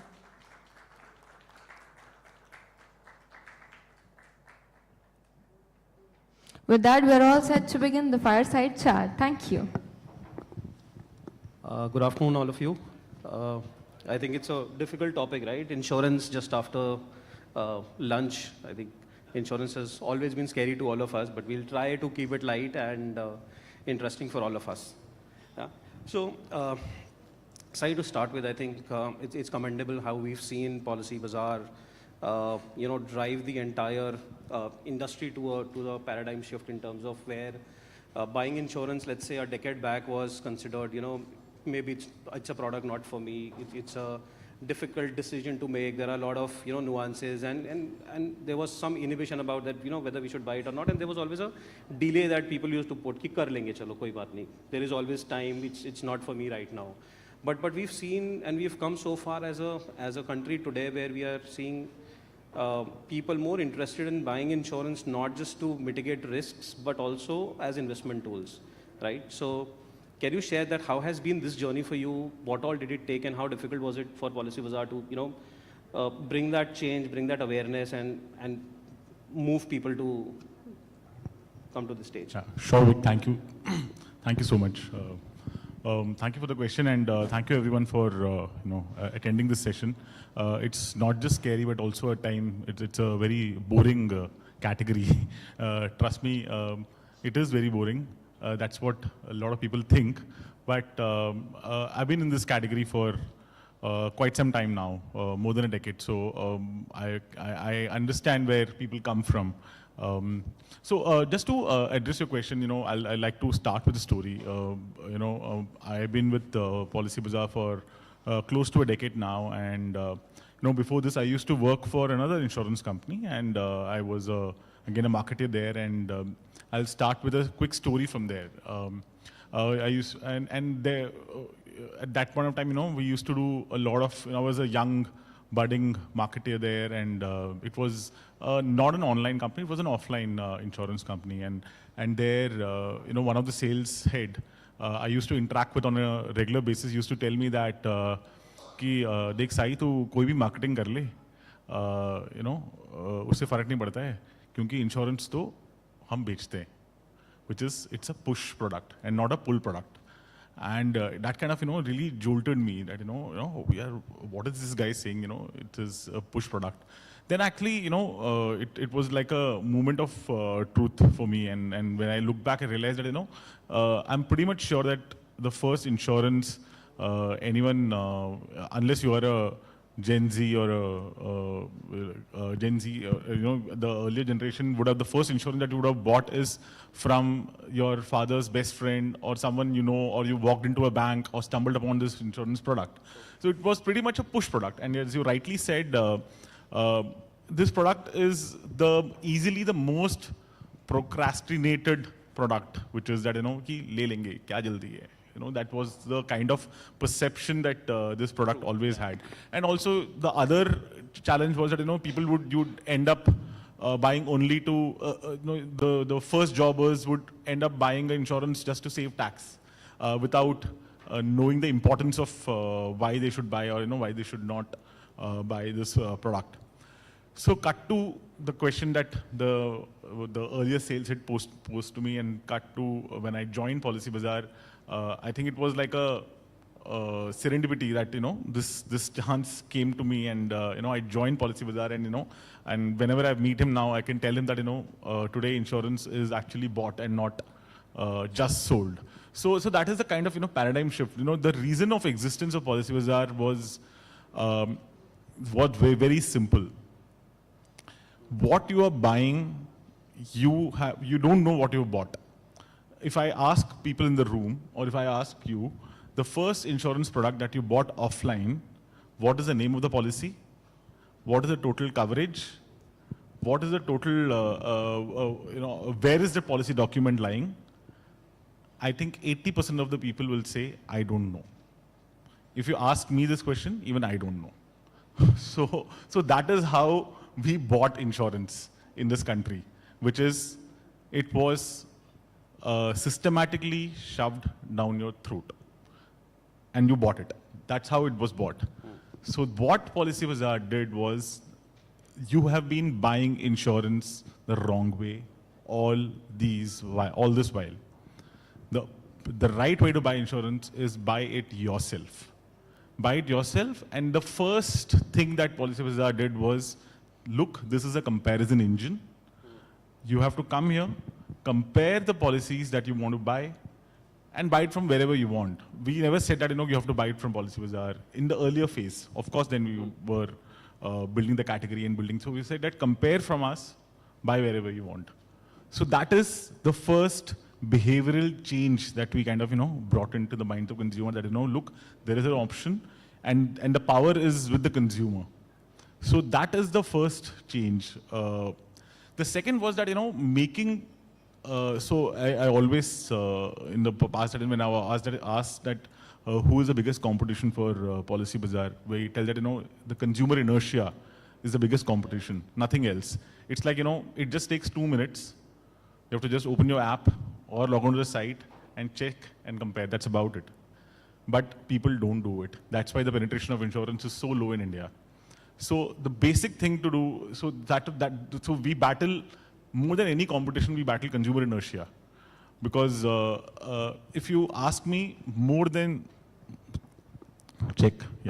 So if you ask me more than any other product that you use in a day, this is the single most important product.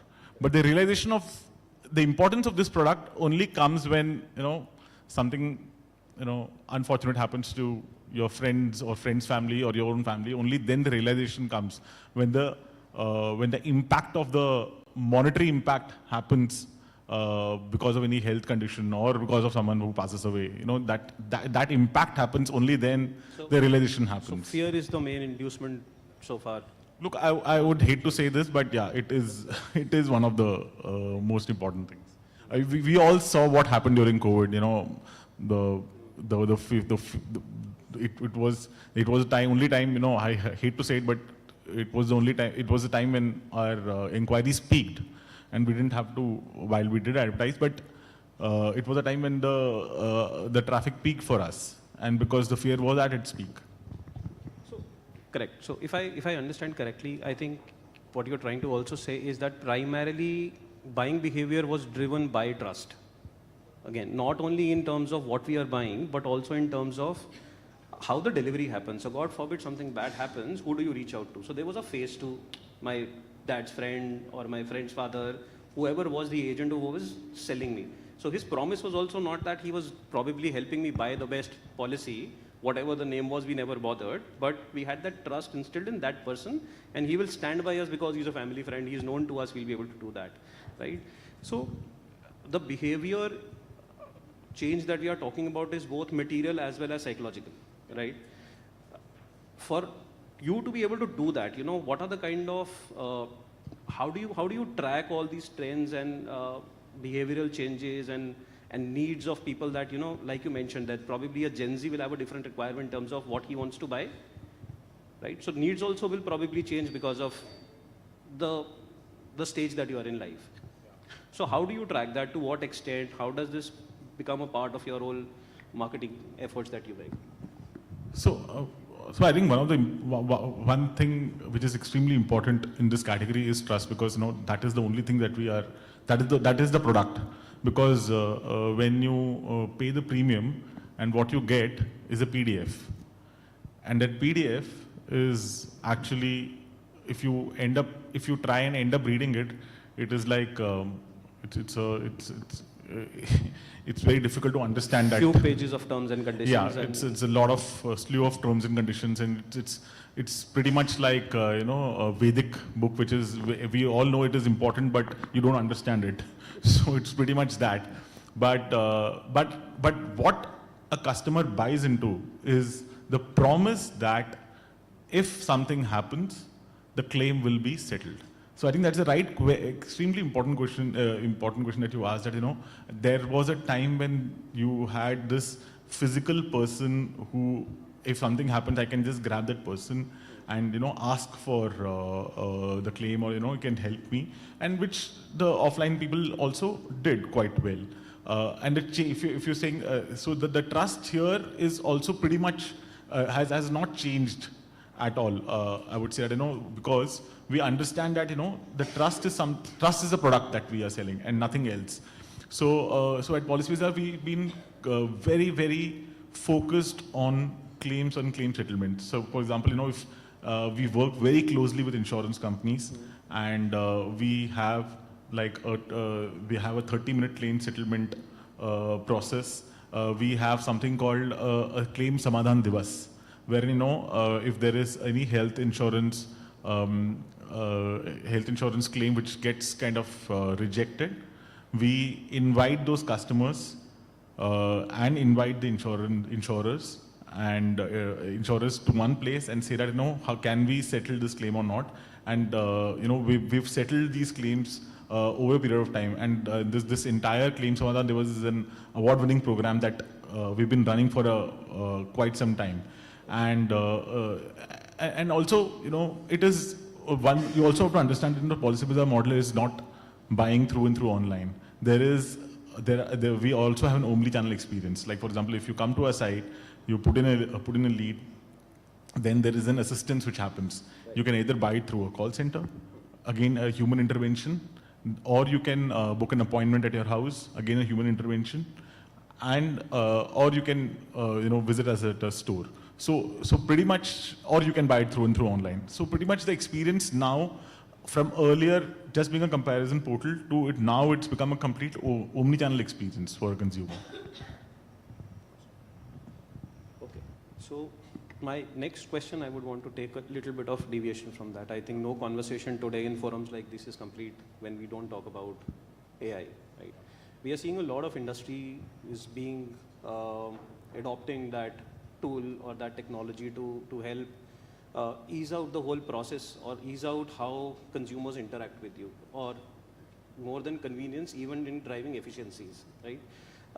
Have you been able to start on that journey? How do you see that probably can AI change the way currently insurance industry is growing in any way? I think the importance of AI is seen not just by our category, but each and every category. But some of the examples of for AI, how insurance category can use AI. One is definitely improving the claims experience. Like for example, we have I think 2-3 places where one is risk assessment of every consumer that can be done basis AI, because we have the data, we understand what he has bought earlier, what is the age, what is the health condition. So the entire risk assessment happens, and basis which the product can be served to him. The second place where we can use one can use is the entire personalization. Insurance as a product can be slightly passive, but once you use personalization, once you are talking to the consumer in his own language, and also using AI to kind of curate products which is best suited for consumer, that can help. One of the very interesting ways where we use AI is we have a very big call center, and we are listening to the consumers on a daily basis. So it is like a huge amount of data, huge amount of voice of customer that we kind of listen to, and the entire voice to text is done through AI, and we know that which are the points on which the customer is buying.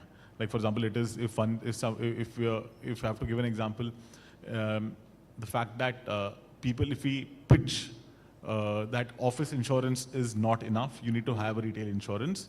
If consumers are buying on this pitch, then a new sales pitch is created based on listening to these consumer voice, and that is served to to our agents, who go ahead and pitch to the consumers. So the entire our model is being functioned this way. The other place where we we started using it is on content. Like for example, we have this property called Ask PB, which was a very small icon on our website, wherein a consumer could come and drop in a query of if he wants to understand what is a car insurance, what is a term insurance, what is a health insurance. We used to get around 20-30 hits, 20-30 questions a month, and someone in the back end would respond at his own pace or speed. So we felt that this is quite an opportunity, because it's an opportunity to be seen as a thought leader if we can create this property make this property quite big. So what we did was we kind of took Ask PB and interact and added ChatGPT algorithm to it.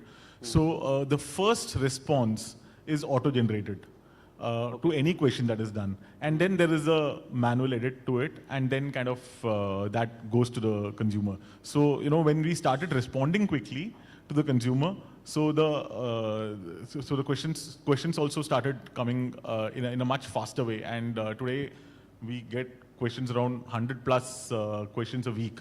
So so that's a way of building brand around the entire content. True. So again, currently, right now, the era that we are living is again for mobile-first consumers who are probably today, getting serendipitous discovery of curated content right on the lock screen, right? So it's mobile surface where content is being served right now.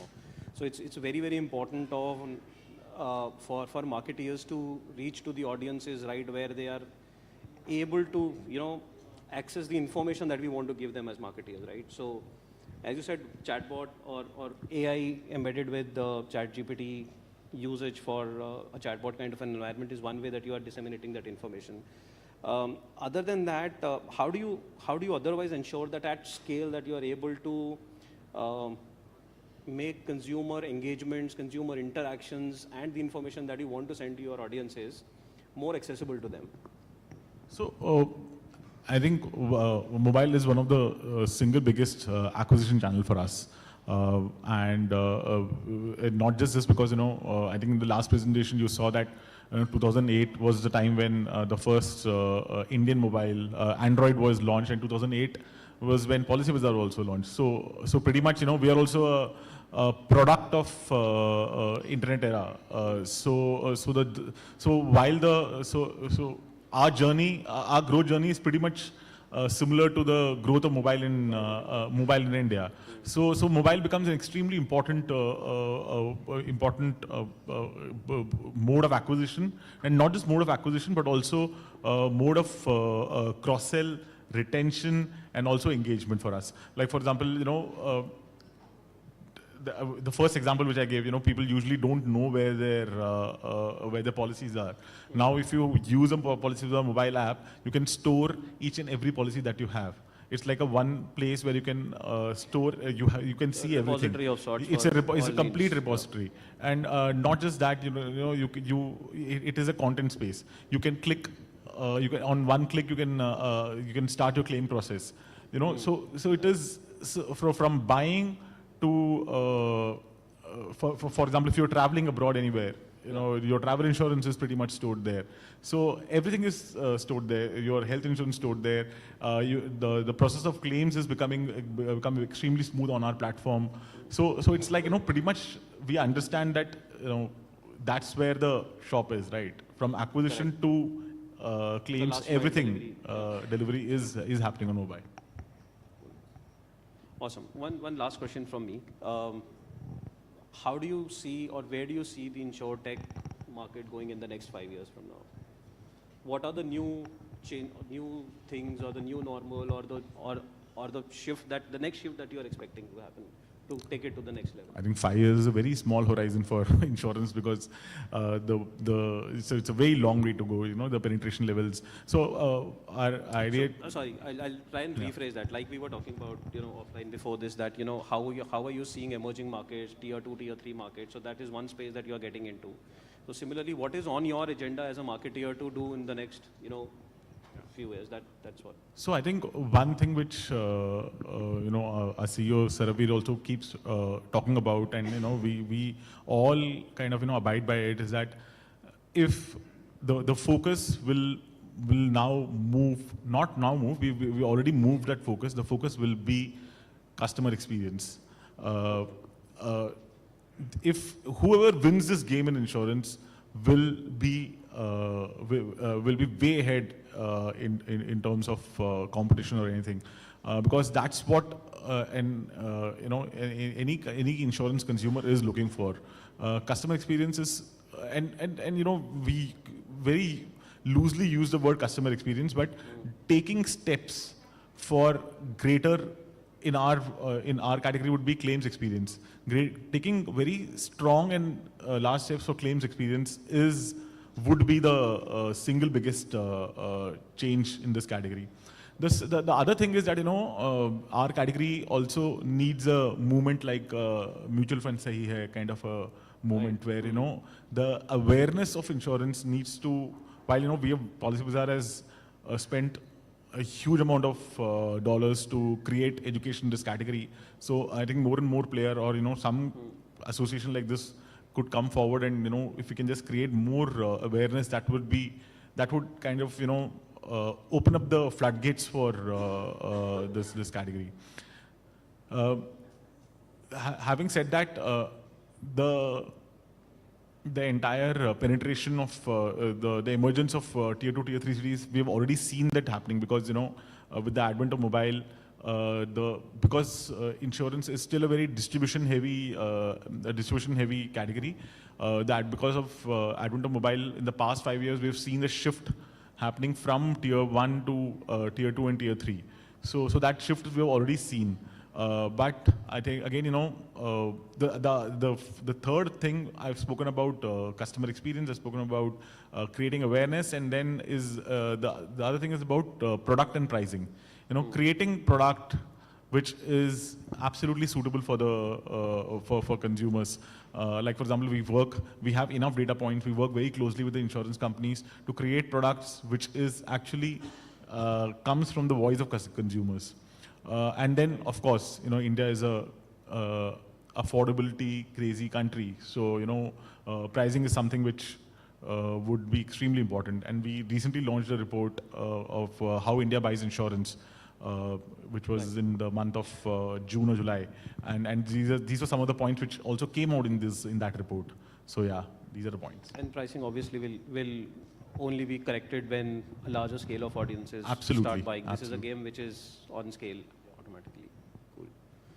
Great, Sai. Great chatting with you. Thank I you. think I would want to open this for questions. If somebody has questions, we'll maybe Sai can take them up. You can raise your hand if you have any question. I believe with that, we would like to sum up the session here. Thank you so much. Would like to request you Thank to you. please come forward for a Thanks a group lot. picture. Please put your hands together for young men. Come on.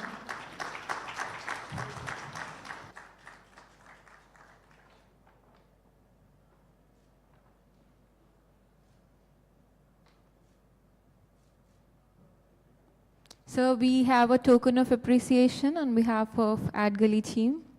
Please accept. Lovely, thank you. दोनों साथ में आ जाओ. Thank you.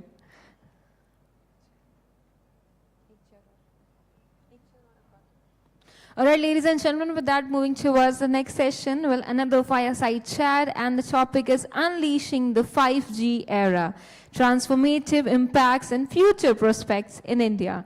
And to do that, we are extremely honored to have here with us Head E-Commerce, Fixed Derma, Mr. Chirag Jagwani. Please put your hands together for the gentleman, everyone. Well, along with him, I would like to request Mr. Gaurav Mehta, Chief Marketing Officer from Noise, to please join us here on stage.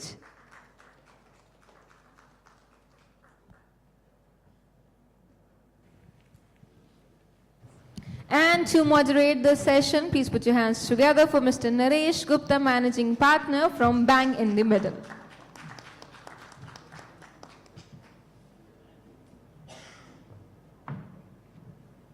With that, would like to request you, Mr. Gupta, to please do the honor by starting the session. Thank you. Welcome, Chirag. Welcome, Gaurav. Interesting subject. Let's first start with, and I don't know how many people have actually experienced 5G consistently, constantly, all the time, always on the devices that they own. What is that 5G will give you apart from speed, which is obviously that this will come with great speed. But how does speed matter? What does it do to content? What does it do to streaming? What does it do to brands? How does it start to make you think differently about the brand that you handle? So, thank you, Naresh. 5G, the high-speed internet, as we would call it, is probably a great innovation in terms of providing better connectivity, one, better experience with shopping, better experience with commerce, and also better experience with content consumption. Mostly, this 5G has helped us for improving our content creation strategies or improving our sales. Like 90% of my transaction would be mobile only, on the website, or even on marketplaces. It has led to the advent of many industries in the market. So yes, it has definitely helped a lot in terms of changing how industries would be shaping up. Gaurav? Yeah, extension of what Chirag said. Maybe I'll just add, as the Indian consumers are going from, evolving in terms of how they transact online specifically, maybe I'll just talk about online. From just like, say buying something because it was cheap to having a lot of options, I think the evolution is moving towards like buying consciously. That would mean that I'm actually buying not just because it's fulfilling my needs and it's coming at a price which is suits my budget, but maybe the evolution will also go towards like buying on experience. That how do I get more content, more experiences around the product that I want to buy? And I think with better bandwidth, better speeds, companies like us and anyone else also will be able to deliver those things. Because right now, there's always a toss-up between, say, do you optimize the conversion funnel or do you optimize, very frankly, the experience and so on and so forth. And a lot of times these are fractured environments, and which is where you like, have a toss up, I will optimize for this. So hopefully with 5G coming in, the companies can help the consumers also evolve from just like say a functional price seeker to a much more experienced content driven consumer and understanding what the product will do for them. So that is the expectation that I have from 5G coming in. But at the base of 5G is still speed. So how is speed so transformative? Say for instance, you sell something that's driven from impulse and that's driven from feel good inside, whereas you sell something which is a lot more, how do I put it? It's a little more involved you are with the product, and it's like everyday feel and feel good factor that you drive in. In both cases, how does speed start to become a part of your brand strategy?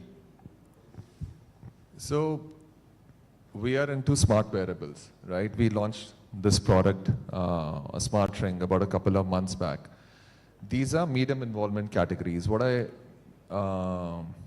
mean by that is, it takes about 23 to 24 days from the start till the time you transact. And there are about 9 to 10 interactions that a person will have with your brand or the industry that you belong to. And all they are looking for is more and more education and content. Because people don't inherently understand technology or what it does for them and how to use it properly and so on and so forth. As of right now, you're working with like say text-based content or say video-based content and so on and so forth. How can you extend that whole philosophy and make it much more immersive for the person? Like this thing. There's a lot of consumer problems we have to solve. What is the right size? How to wear it? How to use it? And so on and so forth. Which requires us to almost show and tell a lot, which we can't today. We launched this particular watch about a couple of weeks back. It's a big watch. It's 1.94 in dial. A person with a larger wrist won't know how it looks on his or her hand, and so on and so forth. So how do you like really make those experiences come to life by addressing user problems? These are some very base level examples that I'm giving you from my category perspective. But the entire thing for a medium involvement category like us is, how do we keep on seeding content and experiences for any consumer problem during the entire conversion funnel is something that I think our category will really gain from. Chirag, does it change the way people buy a personal care product because pages load faster and you get greater connectivity and stuff like that? A lot. I would say, I mean, basis what points Gaurav added, for us also the experience is quite similar. We at Fixerma, as in how the name suggests, fix your derm, we solve a lot of derm issues. So many times the customers have thought that, okay, will this problem solve my skin concern, or will this product not solve my skin concern? And we do a lot of live sessions on Instagram every Friday where we get an interaction with the doctors. You can ask questions, we bust the myths around it. The purchase funnel, though, would be very quick. If I'm not being able to convert the customer very quickly, then the user would jump from my brand to probably any other brand who's offering a better experience. And every skincare product may not be suitable for every skin type. So your skin might find it better, but someone else's skin might find any other product better. So in order to make them experience that product of how it is solving the concern, whether someone, so let's say for example, if someone would have acne, and if I'm saying that, okay, this is a set of products that you should use for acne, this is how your acne was, and with the same person showing their face post use of our products would definitely influence the purchase. So that is where influencer marketing and all those video content consumptions come into picture and help us convert that buyer very quickly. So speed along with the connectivity definitely enhances my conversions for sure. So what 5G does, from the way I'm getting the whole bit, is that there is a lot more content consumption that starts to happen. People are able to see content a lot more. As brands, you can pitch out and put out a lot more rich media and better produced content, which is video, and so consumers can watch it. But that's the more interesting part that I was wanting to discuss with you guys. With your phone, and people are today all the time bent over, watching the screen, not leaving the screen and stuff like that, and a lot of content consumption happens on that. Does it benefit the brand or takes away from, because then you have to be far more intrusive and you have to break into what the person is watching. And it's no longer short format content that you're watching on your phone. Netflix, and we'll talk about it a little more, you are watching a lot of long format content. So does it take away from the brand or does it ease the brand's life? And both of you can do this because you sell very different things. For me, it definitely eases the purchase journey of the consumer. So it definitely solves for the brand. And customers get more education, more, they can actually see the product in picture of how the texture is, of how a product would feel, and probably hear from other budding people who would have similar concerns. And definitely they would get converted. So yes, it does solve for the consumer and for the brand as well. Does that change for you, Gaurav? Yeah, I mean, like, actually, it's a great point, and I think it's a lesson for the companies. When we talk about, like, say, brands, everybody thinks about, like, marketing. I'm like, you know, but I think brands will have to think like publishers, because at the end of the day, the only thing which you can't increase is the time that the time, right? It's finite. There are only 24 hours in a day, and you're fighting for that time from 10,000 different things.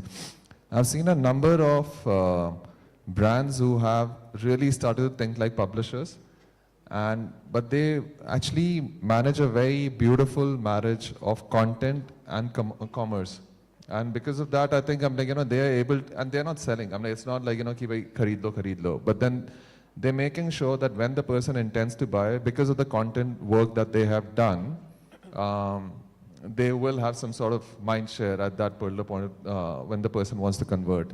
So I think it's a great point, and I think a lesson to be learned for brands. Rather than being marketers, you have to be publishers.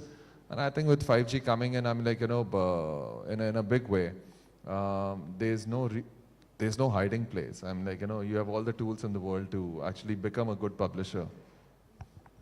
But publisher is not something that brands are automatically tuned to become. Brands are more tuned to solving a consumer problem and giving you a consumer solution. Publishing is something that a third party understands much better. So that might actually become a bit of a huge transformative force, which 5G may not have intended to. Backstage, we were discussing this whole thing of saying how the platforms, so there are 3 guys in India who would give you 5G, which is Vodafone, Airtel, and Jio. Chances of Vodafone giving you 5G are pretty low, so there are just 2 players in this market who would give you a 5G experience. But they are now becoming content aggregators, and Jio Cinema, for instance, has now become a media owner. So the publishing part seems to be going to a network owner. Now, is that good or bad? And how does that start to impact the way you will think of promotions? I always think that the truth always lies in middle, so I don't think it's good or bad. I'm like, you know, they are good and bad for both. I think what it simplifies, it brings a lot of data points, a lot of your transaction journeys on the same platform. If you were to, like, you know, just hypothesize that operator A has not just got all the software, but all the content and all the hardware also in the same ecosystem, then as an advertiser, I couldn't be happier. I'm like, because now I'm actually able to make a seamless journey for my user across all platforms. Because right now it's very, very fractured, or they're either walled gardens or they're very fractured ecosystems, because of which no matter whichever tech stack will come and say, ki, I can do this, that experience is always fractured. So the good point is that it becomes much more seamless. As a user, obviously, I'm like, you know, monopolies and so on and so forth are never good for any economy. So, I mean, like, that's maybe the thing that we have to look out for. But I think they're good and bad, both things, I'm like, you know, with Chirag? operators. So for us, I think we are not a very great OTC brand yet. For us, the ads and on these OTT channels or these OTT platforms would not be a major significance, but just the fact that these network providers are providing better connectivity would definitely enhance my commerce. So it's mostly limited to our shopping experience, or our sales experiences are mostly limited to marketplaces, quick commerce, or maybe our own website. So definitely, yes, good connectivity has helped enhance these quick purchase decisions. And ours is more of a repeat purchase as well. So people keep coming to us in terms of buying it, whether on a website, whether it's on Amazon, whether it's on Nykaa, they keep coming. So I think better connectivity definitely helps for us. If we can then move a little bit, and for both of you, do you think coming in of extremely high-speed internet with phones that can access 5G, because that also means that the kind of people who own a 5G phone would be slightly upper, because the phones will not be at the base prices that people would have spent a little more money in buying the 5G phone. Does it open up the country for you a little differently than what it exists at this point of time? Also, does it mean you might have to do two approaches, one for people without 5G and one for people with 5G? Is that something that exists in the thinking, or it will evolve as it goes along? I would say it would evolve in the future, but as of now, there's no separate strategy for 5G or without 5G users, because at least with 4G being present in the picture, the content consumption has already moved from low quality content to at least a high definition content, which is 1080p, if not 4K. They have been consuming it in the long format as well, short format, reels. The views have gone up for almost every other brand, even for us. We do a lot of influencer marketing. So there wouldn't be a separate strategy for, different lower tier markets. And phones also becoming affordable, the per capita also becoming increasing with time. A good 5G phone would come into the picture by around 12,000 or 15,000 rupees. So yes, consumption patterns have definitely helped. Growing income patterns have definitely helped influence the purchase decisions of our customers. And on expansion of market, does it make level playing field for smaller towns, and they can now access brands that normally they will not access because of retail distribution? See, the technology of 5G, I think, is still more prevalent in metros, tier 1 cities. Tier 2, tier 3, 5G, if they get good 4G, is still better. But I think it's still a long way to go for tier 2 markets or tier 3 markets. So yes, speed and connectivity would definitely help, for sure. Gaurav? So I think progressive web, digital companies have been catering to this lack of bandwidth, or not lack of bandwidth, discrepancy in bandwidth. The same company, the same digital touch point will have like a number of variations. There might be a full-fledged variation for a person on broadband or a 4G, 5G kind of an access point. There will be a leaner experience of the same page, for a person who is going in and out of this thing. And then you have things like PWAs or AMPs for absolutely 3G, 2G kind of networks, where you are actually piggybacking on, say, a Google server to put your AMPs out. So I think there's a lot of work in just making sure that you're catering to each and every one. So you're doing the same work maybe 3 or 4 times to cater to the discrepancy of bandwidth. But then the good thing is, as and when the 5G rollout happens nationally and so on and so forth, we have always seen, not just in India, globally, cost of technology always comes down. So while the 5G phones or the 5G technology might be at a certain rate right now, they always come down. So, and we have seen that in each and every technology adoption.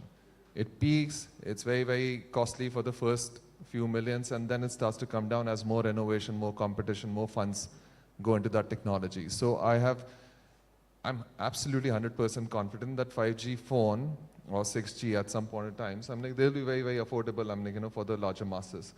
And then it becomes like the holy trinity of content, access point, which is your hardware, and the fact that your bandwidth.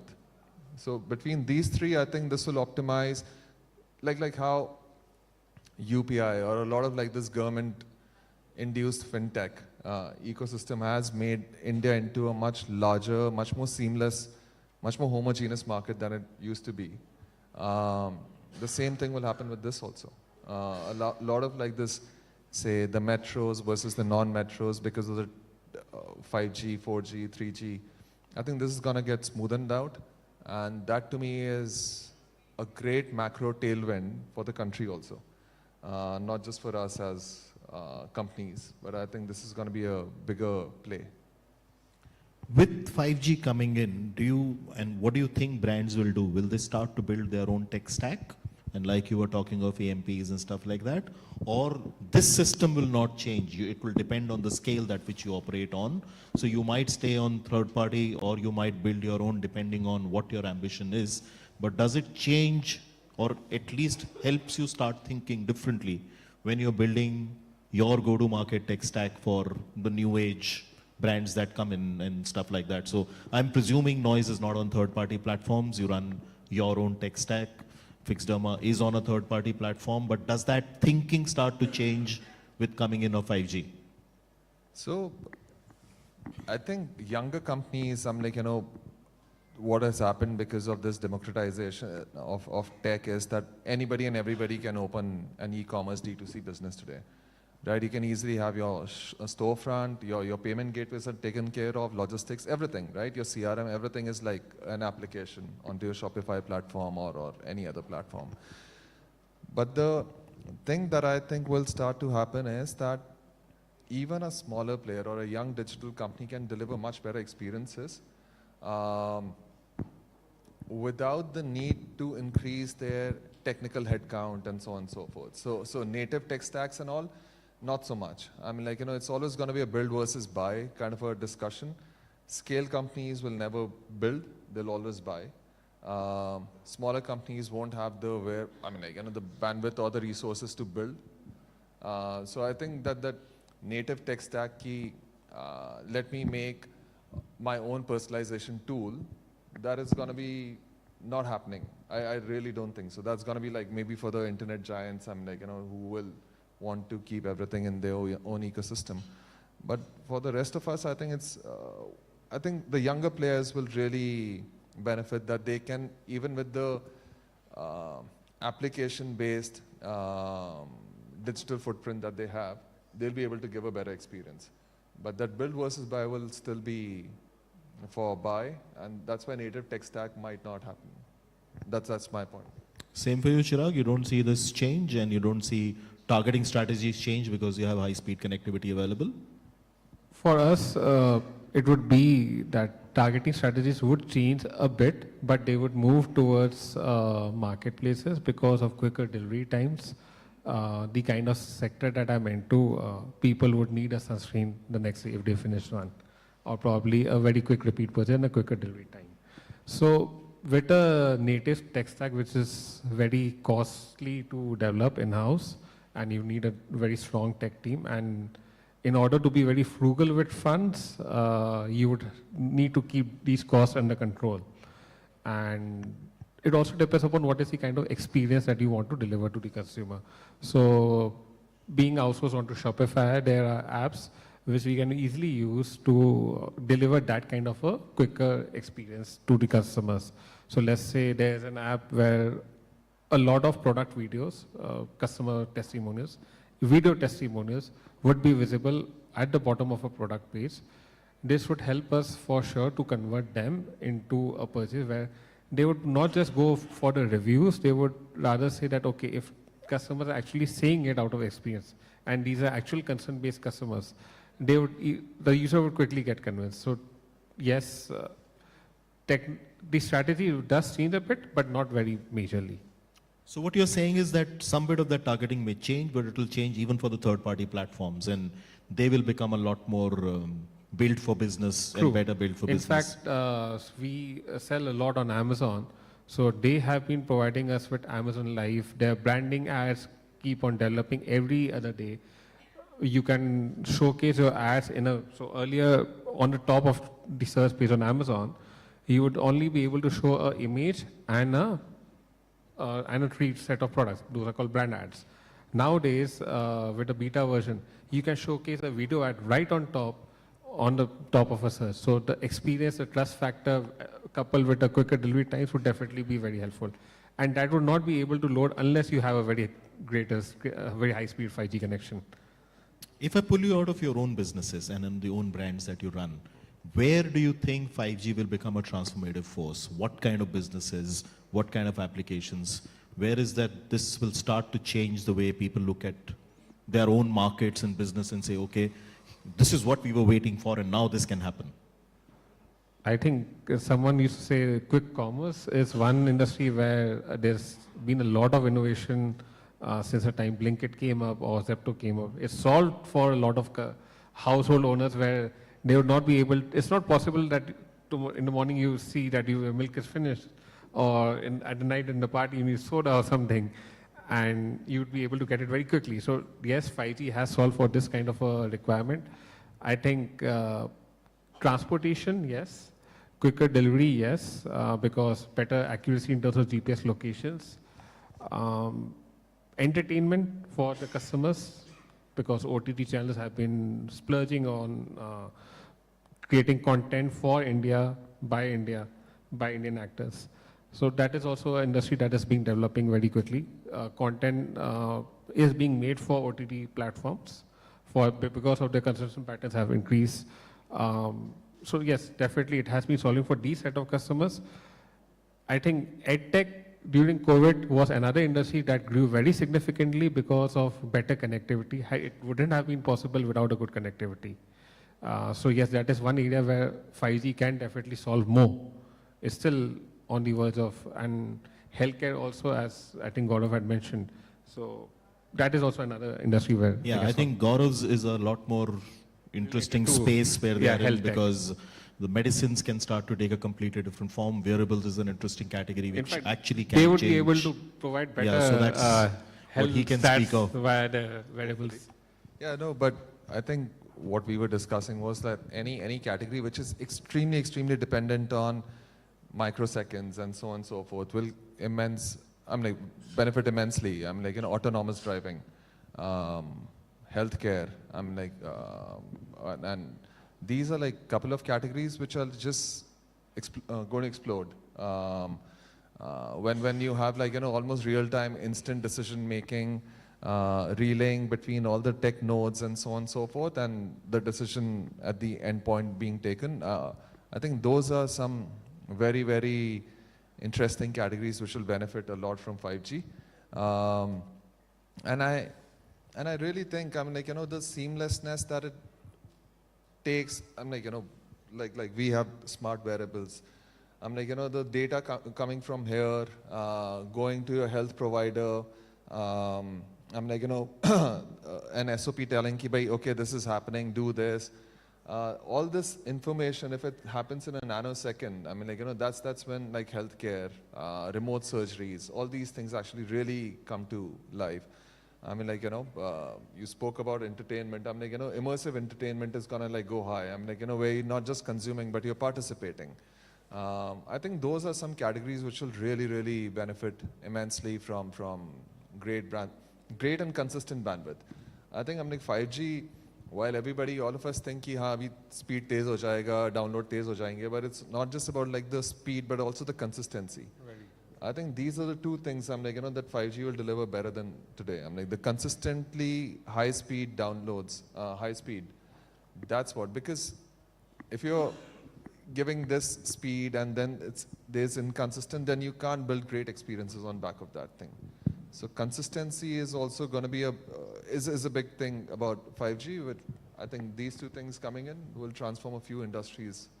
Absolutely. Where do you see this thing go, Chirag? Where do you see this thing go, Gaurav? Where is the future? What lies ahead? What can happen? See, 5G, even technology has been evolving at a very great speed, as we are discussing. I think a lot is yet to be developed on the basis of 5G. Connectivity is still better, or as I said, the stability of the connection, which Gaurav was saying, that is yet to be improved, because 5G is still pretty cost. The infrastructure cost is very high for setting up a 5G network. So I think it's still at least 3 years down the line where we say 5G is a norm right now, because of the platform, the tech, the devices, the handheld devices, and the adoption across marketplaces. So I think 4G took, say, at least 6-7 years to be become a normal one. 5G, yes, at least 2 to 3 years minimum would be there. Where do you see future, Gaurav? The way I look at it is, I mean, first of all, I believe in the transformative powers of 5G across the nation. But we have also seen, to do something so significant on a national level, $1.5 billion, 1.5 billion country, government has to get involved. So the kind of policies, the kind of frameworks that are being made are going to be super crucial.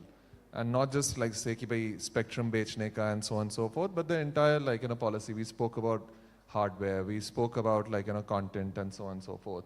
I think what is the policy framework will determine how seamlessly 5G will come in, not just 5G, 6G at some point in time. And the second part is all about the balance sheets, very frankly, of these operators who are going to be getting it. Because this is a very price elastic consumer. Even a 20 rupees pack change here and there makes you go for a different operator. So I think how do you keep the prices that consumers are used to, a little bit above, but yet roll it out nationally? I think this will be not just in the hands of operators, but the capital that they can raise or they can get on their books, and what is the government going to do? I think these two are super crucial. You see bills going up? Absolutely. You also see bills going up? Very true. I think they've already gone up a lot. On that note, open for questions if someone has to ask these two gentlemen anything. Thank you very much. It was fun having you both here and chatting on what 5G may bring us. Thank you, Naresh. Thanks, Naresh. Thank you so much, gentlemen. With that, would like to request you to please come forward for a group picture. Please.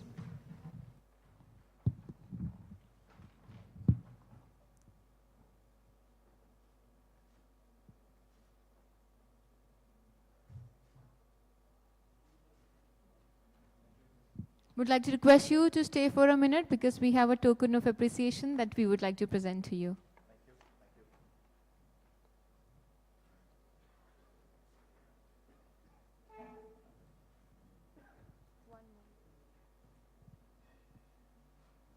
All right, ladies and gentlemen, with that we come to the panel discussion. Well, the topic is quite interesting because we're going to talk about intuitive experiences, the key to thriving in a world of 3-second attention spans.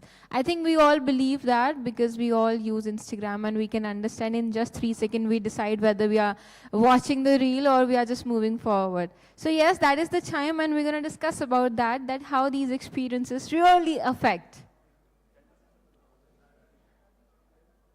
So ladies and gentlemen, allow me to introduce you all, first of all, with all the panelists. Put your hands together because we are honored to have Mr. Anshul Agarwal, Head Online Growth from Airtel, to join us here on the stage. Please put your hands together for the gentleman, everyone.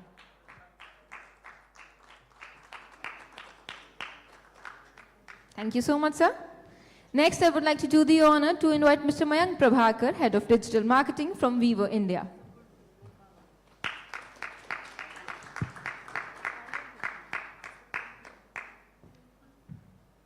Well, now I would like to request Rumi ji, AVP Marketing from Swiss Beauty, to please join us here on the stage.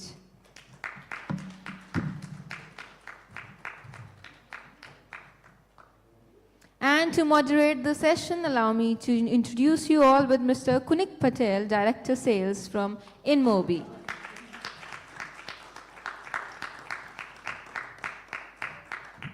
On that note, would like to request you, Mr. Patel, to please do the honor by commencing the session. Hello. Good afternoon, everyone, and thanks for joining in today for this invigorating session that we have in store for you today. We have a powerful panel today lined up representing distinct industry sectors. We have for you today Rumi Ambasta, AVP Brand Marketing at Swiss Beauty. We have Anshul Agarwal, AVP Online Growth at Airtel. And we have Mayank Prabhakar, General Manager, Head of Digital Marketing at Vivo India. Thank you for your for gracing us with your presence today.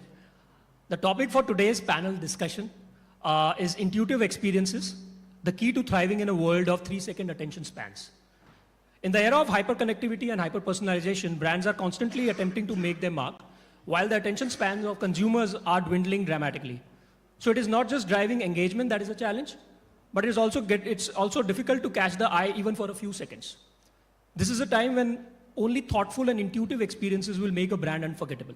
In this panel session today, we explore how to achieve such experiences by enabling seamless journeys and serendipitous discovery on mobile.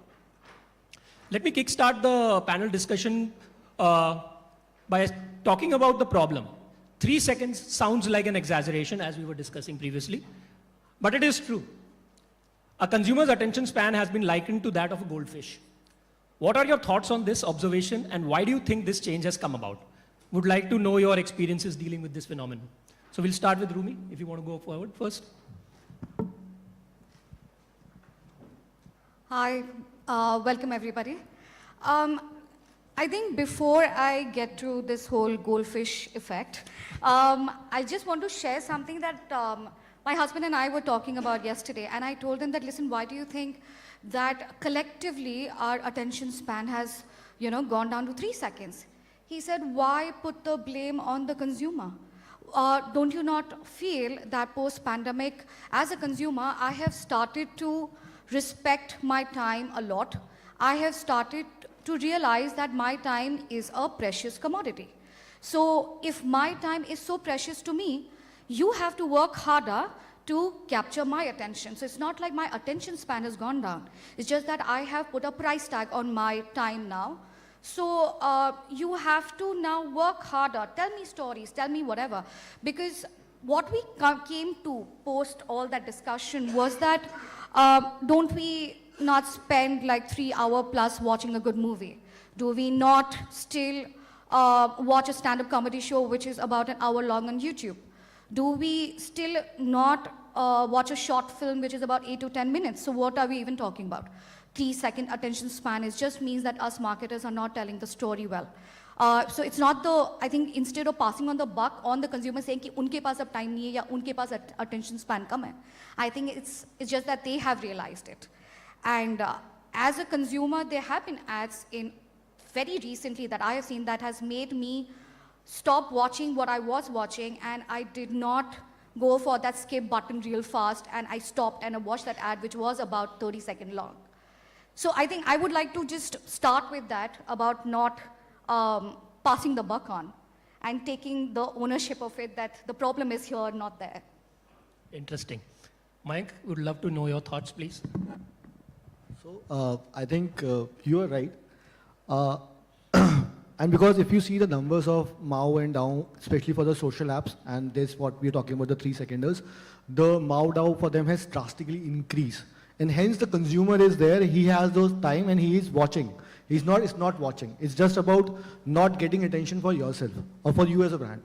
But for me, just to bifurcate on that part, unfortunately being a marketer, I have to market. I just can't create a video for him or an entertainment channel for him, because that's the content is already there, and that's what the OTT is all about. Ultimately, we are in a business of marketing and we have to do something, and the consumer is there for marketing. So I think the challenge which we face now here is, consumer is there, his attention span is there. How can we grab that for? Now the challenge comes, is 3-seconders good, bad, ugly? How do you do it? Given that we came from a static to a GIF, then going to a long format, to a 30-second, then the 15-second, then to 10 seconds, and then coming to 3 seconds. And honestly speaking, if you scroll, how does the difference between a static or a GIF or a video, given that 3 seconds you just can't communicate your story or your brand? So what you need in that first 3 seconds is what grabs him there to stay and make that 3-seconder to a 7, then to 10, then to 10, and then to 15. That's the only way that how you build your narrative or your production or your content, which is the first phrase or the first 3 seconds give you before and after, or what exactly you want to communicate. I think that storytelling to be summarized as a snapshot on 3 seconds is the key for this, right? That's my point of view. Yeah. Sure.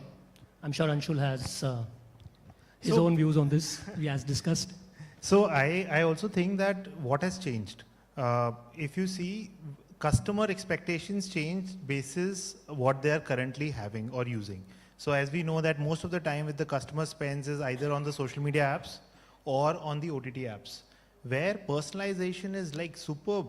if you actually watch news content on YouTube, you will actually get, and let's say you watch the geopolitical content, you will actually get recommendations from geopolitical content. If you are watching a certain kind of reel on Instagram, you will actually get certain kind, the similar genre reels on, you will be recommended. So what has changed is customers' expectations. Now with that, the problem is as marketers, how can we ensure that, we also show content which is very personalized, or it is shown at the time when the customer needs that product. So more than attention span, I think it is the expectation that is changing. And for marketers, it is challenging because now you have plethora of data, which is a good thing, but how do you really make sense of it? How do you cohortize? How do you find out what data points to use and experiment well? Can actually help us declutter or maybe talk to a customer in a more effective manner. Got it. I would just need one line answers from all three of you. Do you agree it's an exaggeration of 3-second attention spans, or is something that you guys think is dependent on the different categories that you belong to, and it differs? It's true. Given that, in fact, you are also a user by yourself. Just understand your own behavior. If you are on a social media, what's your scrolling speed? Say, we can talk about consumer. We ourselves also consumer. Put yourself in those shoes. Yeah. That's true. I think that's my point of view. I'm sorry. No, definitely it's true. But the only thing is, if you look at, I was reading or talking to someone, the time spent on Flipkart before buying a product is 2x of the time spent on Amazon. It is not that customer doesn't know or doesn't have time. It is again about, but for example, in this example, tier 2 customers require that much of handholding, and hence the journey is such. But tier 1 customers doesn't, and hence the journey for Amazon is such. So it is important to maybe understand the cohort and then create those journeys or communication. Then this 3-second problem can get solved. But yeah, it is a problem to solve. Got it. I think 1,000 hours of content is getting uploaded on internet every minute. The problem statement here is how do you get your content in front of the user, right? So I think the targeting that you want to leverage or you want to use for your marketing campaigns is something which plays a critical role in it. I think agree to your point. I'll just take 2 words from what you said. Absolutely. One is narrative and one is data. Yeah. Both extremely critical. With data, you can get hyper-personalized to what I want to, what you are looking for, and at this right time, the right messages goes across. Sure. 3 seconds or not. Again, I think I'm not really bound by time. The consumer is only going to give me 3 seconds because again, we are consumers too, right? I would give those 3 seconds, 5 seconds, 10 seconds. If you hold me with narrative, and if that is driven by data, I think you will have my attention even for 15 seconds. If the story is compelling, yes. Seconds don't matter. Yes. Agree. I'm sure the audience also agrees to this. Which brings us to the next question, which is a continuation of the first one.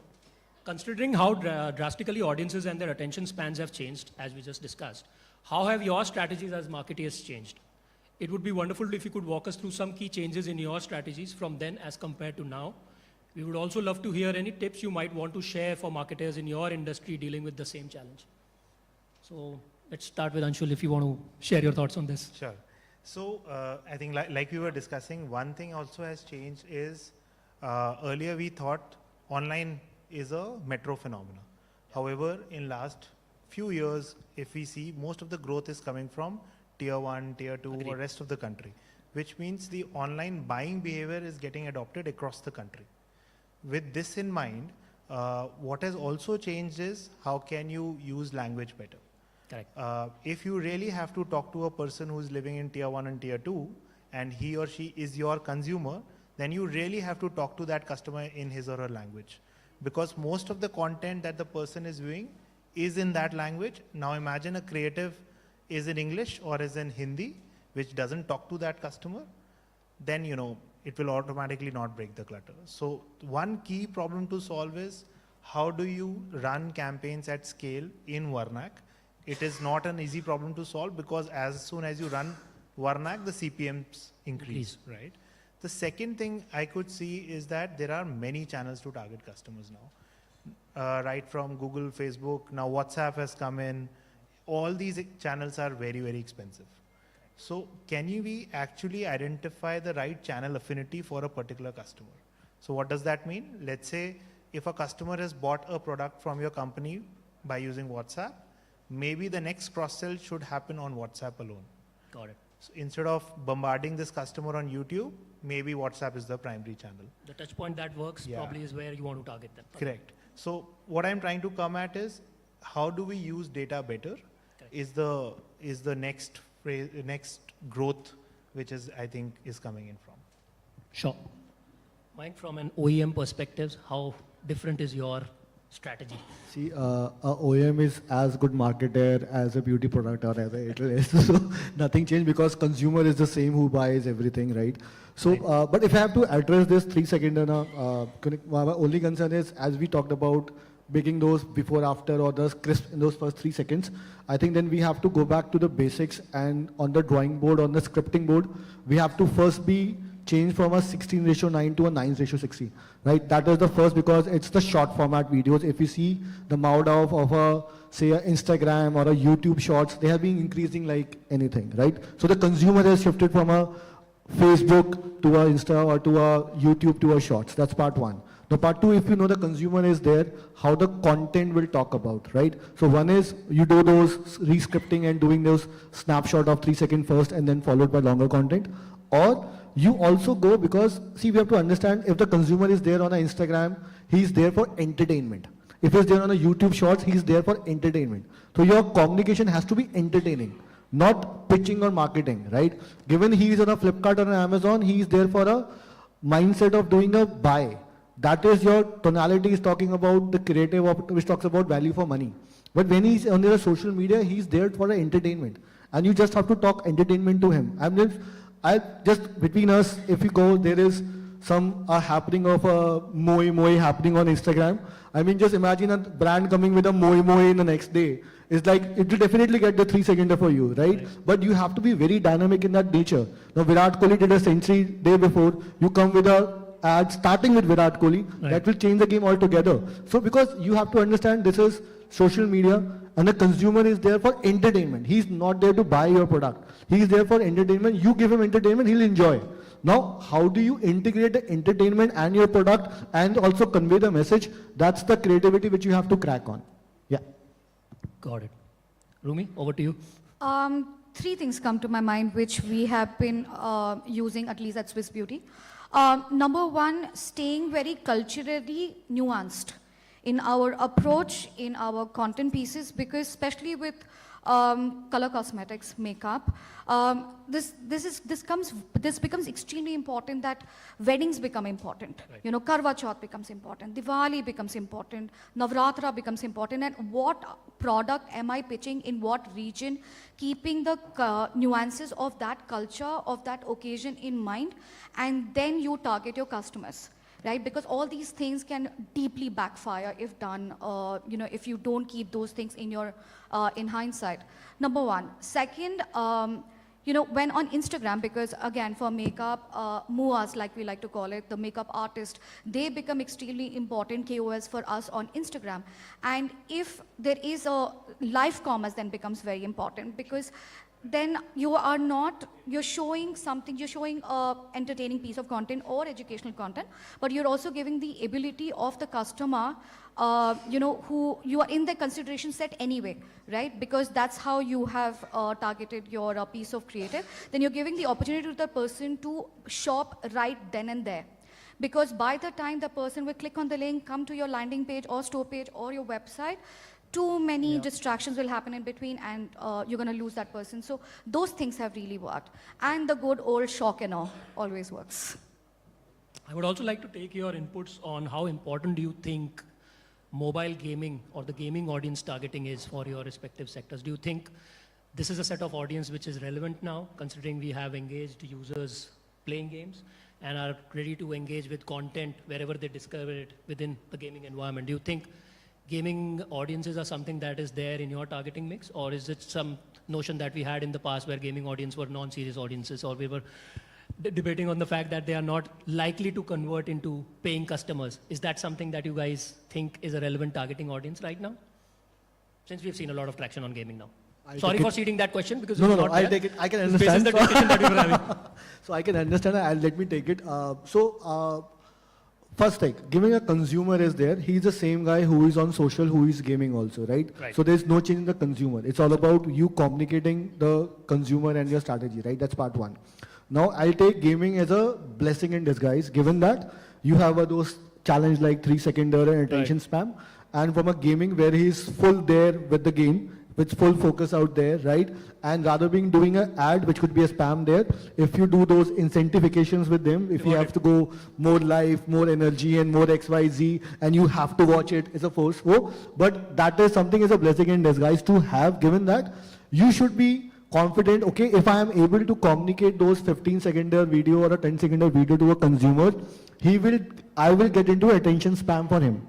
So that could be a one statement to start with, and our first impressions to start with. Now, with the help of the targeting and the cohorts being available again, we can then start following that consumer on social media because we know he has been given that first frame of 10-second and 15-second communication. Right. Now it's about building the frequency to that consumer. So you have to give them recall again and again, and that's, I think, gaming plays a very vital role to give because it's given an opportunity to communicate your entire message, right? Followed by following him from the consumer on the other channels. Yeah. Got it.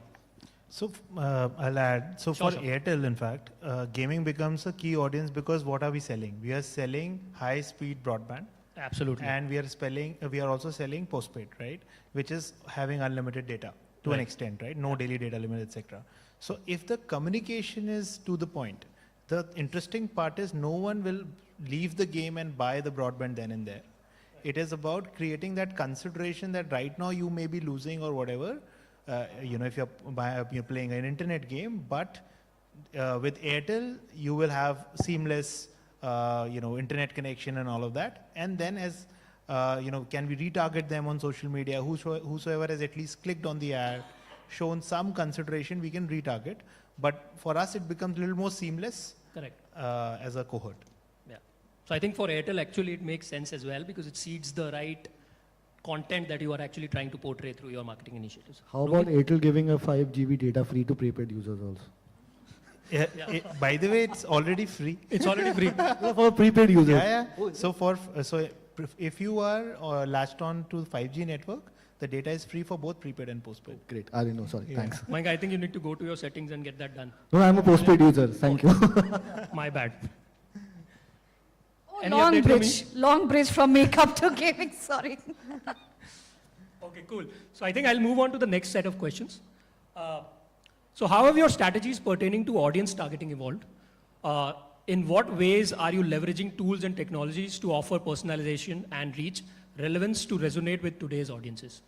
We would be interesting to know whether there is a scope for leveraging AI, which is the talk of the town these days. How do you think is something like an AI integrated into your marketing strategies going forward, 2024 or beyond? Rumi? One thing that comes to my mind straight up is, the virtual tools that you get now, because makeup is something that you don't buy unless you try it on. It's very much like any eyewear, right? It's very much like that. So these kind of virtual assistants work wonderfully well, and we are in the process of launching those anyway on the website. But for makeup especially, and also I have seen this earlier with men's grooming as well. Sure. But there the case more was, do I grow a beard and can I see it and can you show it to me? How will I look in a beard and then how can you help me grow one? Right. While here it's more about my skin tone and my, my facial shape and how can I highlight it, how do I use a blusher, the contouring and everything. And these virtual assistants AI is magic when it comes to at least beauty industry. Suits perfectly well, I guess. Absolutely. It's like it's a hand blessing in glove. disguise then. In yes, that all for it. Mayank? Yeah, I think if I say in a nutshell that does AI plays a role, definitely it plays a role. Does about the data and the tech part, definitely you have to be. But at the same time, we as OEM, and I'm sure because of the telcos being there, data and cohort is something which is very widely available to us given that we are OEMs. And the amount of the consumer base which we sit on is huge. Now, more important is it's a database. It's how smartly you cohort them, how smartly you segregate them, and how efficiently you communicate back to them as more personalized as you can. That is the key. Now, AI is something which can be top of it for a communication level, right? But AI has to do nothing with your cohorting of the data. AI is to do more of your communications to be made, more intelligence to given, okay, which will convert for both. But I think before going to AI, there's a lot of data insights which sits within the telcos, within the platform, which we have to be used. And it's not limited to us, to any marketer, to any consumer, any traffic coming to website. I think that is a first thing. And again, we talk about these cookies being dying and XYZ. I think then the first party data has really played a huge role. But the earlier we do, because it's not like you plug and play, we have to get our hands dirty on there. We have to understand the platform. We have to do a lot of permutation and combination so that we can conclude and make those specific cohorts and then give it to, okay, now this is the level of communication which I need for this specific cohort. I think that way, because it's just not making the cohort and the data, it's all about creating the right communication to that specific cohort. Then only it marry with each other, otherwise it's just as a sample database as good as nothing. Unless it's being complemented by with a relevant communication. Yeah. Got it. So I'll speak about few strategies that we are testing because AI is new on the block and we really want to test everything and anything, because now if you talk to people, AI is almost everywhere. But we also try and pick and choose to say that what makes sense for us. So one thing that we are doing is, so from online acquisition perspective, we get a lot of traffic on the website. But not everyone converts, or not everyone actually puts orders or leads, right? Whom to retarget is question number one. Can I retarget everyone? Yes, I can, but it requires money. So can I score the visit of a user and say that this customer is of high intent, this is medium, this is low. And for high intent channel, should I use more expensive channel for retarget? And for low intent, maybe I don't retarget at all. Predictive modeling, something on those lines. So this is one experiment that we really want to work. The second thing which even Mayank was talking about is the content piece. In fact, how can you use AI to now generate content for, let's say, an SMS or a WhatsApp or any other content only marketing platform? Because what we have seen is image is not working well with AI, but content only can still work. But it also depends on what are the cues or how are you training the model.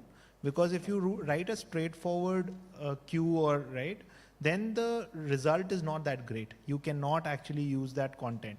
So the problem to solve is what are the input parameters that you give, and then how can you actually use the behavioral science and can you actually tell the AI to come up with a content while using behavioral science, etc. Sure. So yeah, I think these are the two big pieces I believe will help most of the organizations going forward.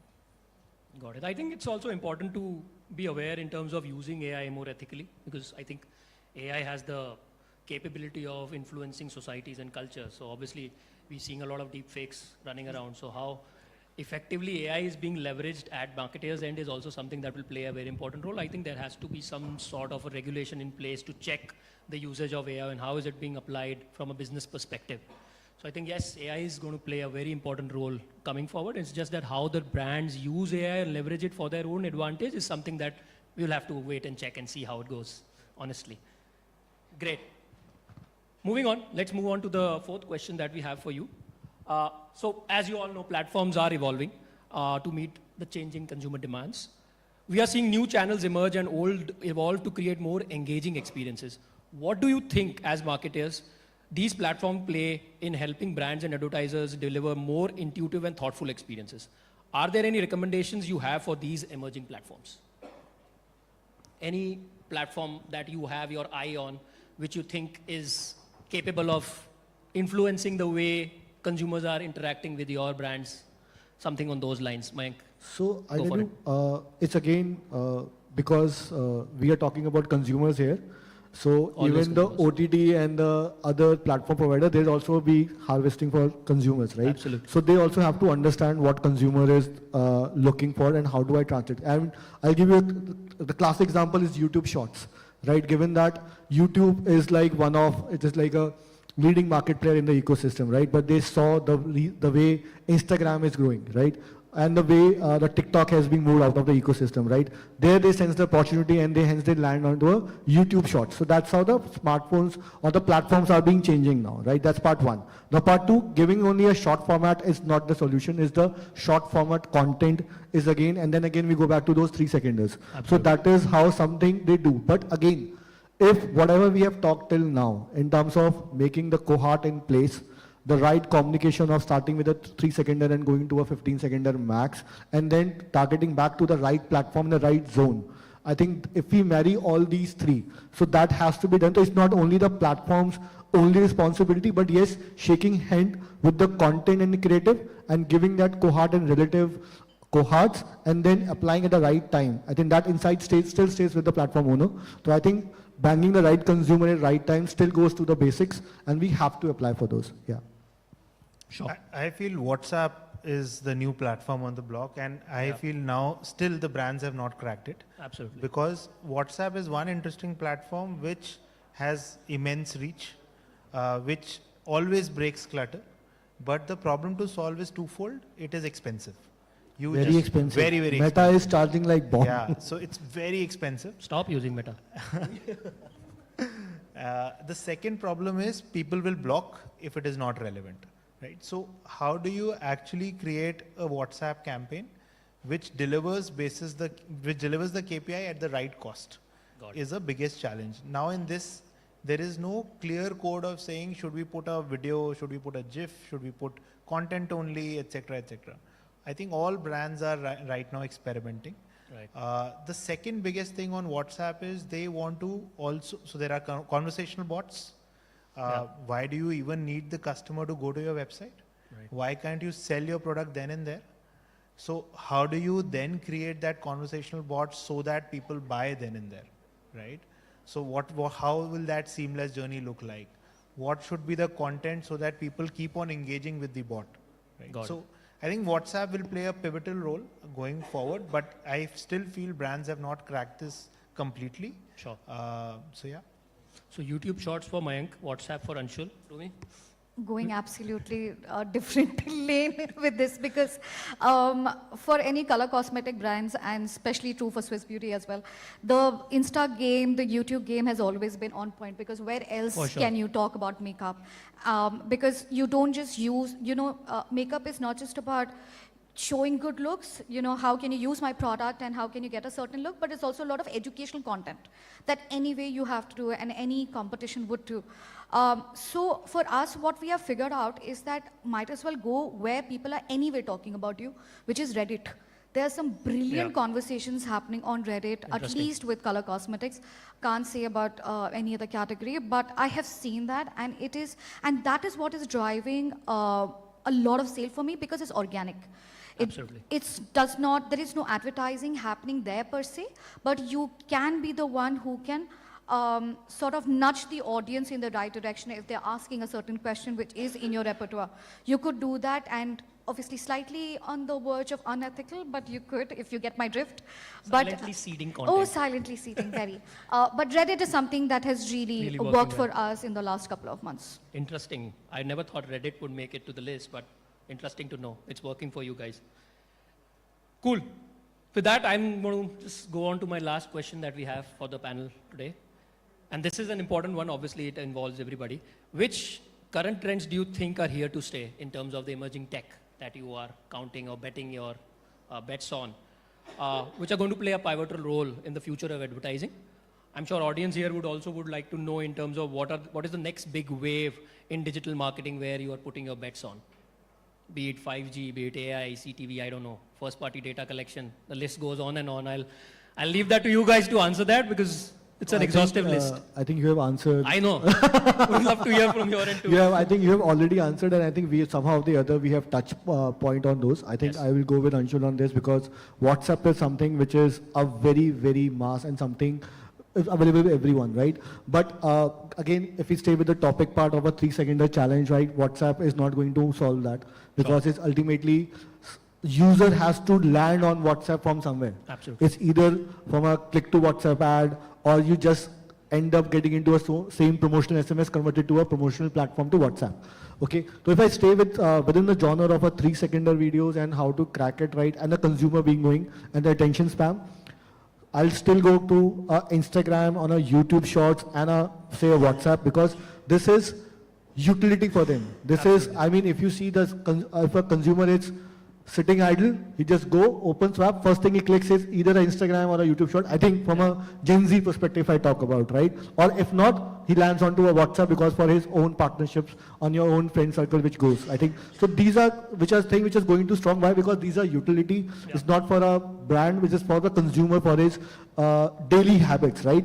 Now, how these platform plays, how they give that experience and do a balance between a marketing and a user experience. And as a marketer, how do we balance our communication so that they are more native in nature, so that our engagement rate grows out there? I think that is something to be solved on. Yeah. Sure.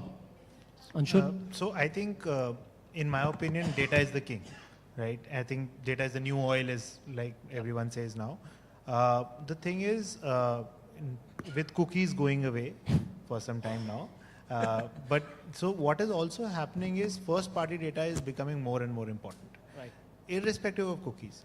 For us to do a better CRM or a CLM, right, customer lifecycle management, we need to have a structured first party data so that you don't spam your user.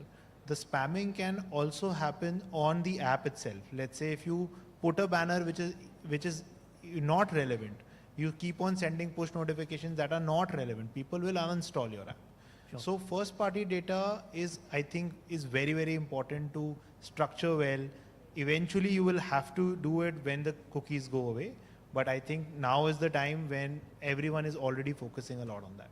Yeah, so we are sitting on a lot of data. It's just that how do we leverage that data in a manner where we can actually bring about a change in the way we are reaching out to the consumer in a more relevant manner is what it counts.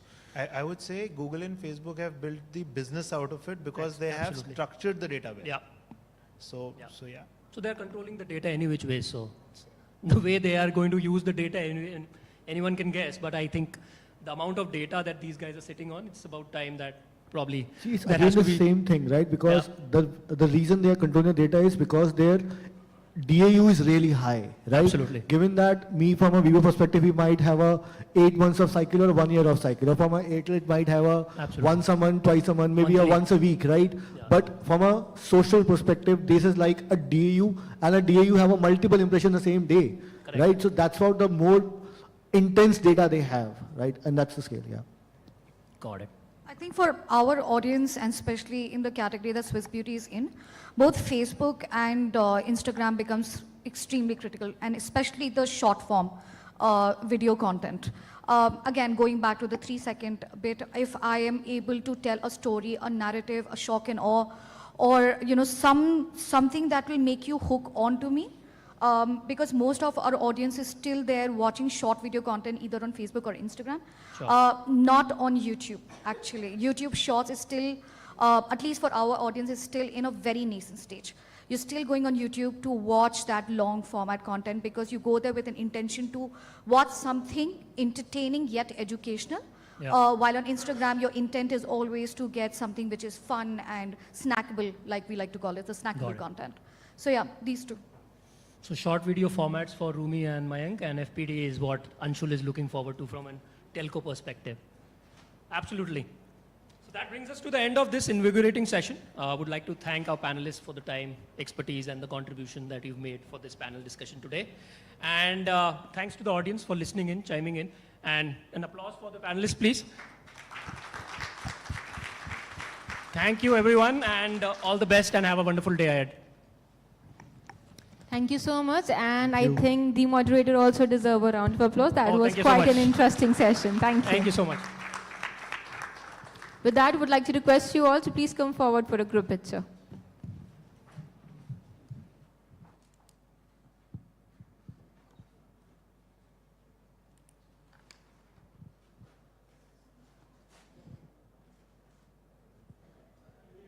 Wait for a while because we have a token of appreciation that we would like to present to all four of you.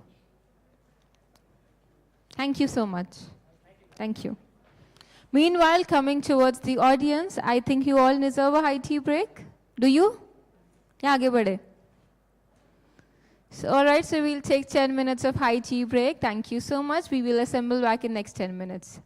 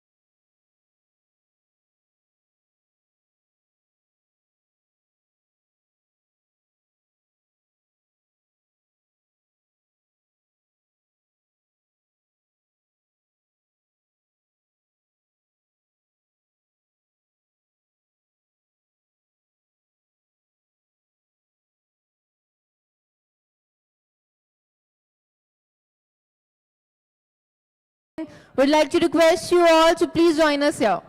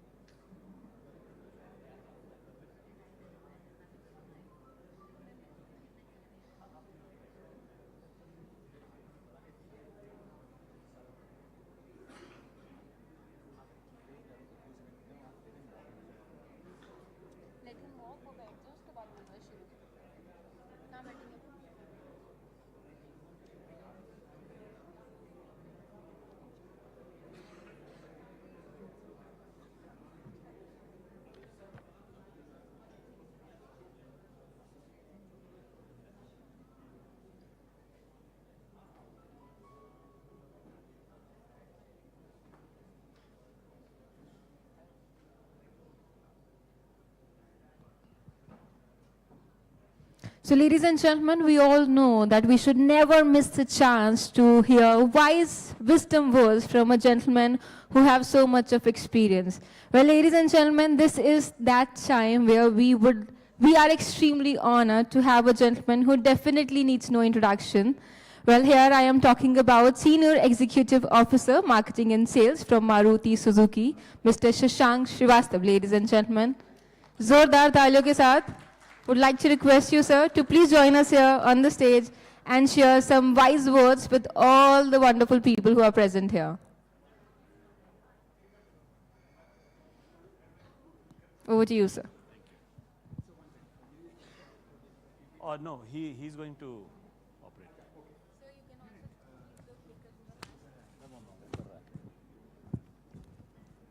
I can use this? This is okay? If you want, yes. Yeah, I think so.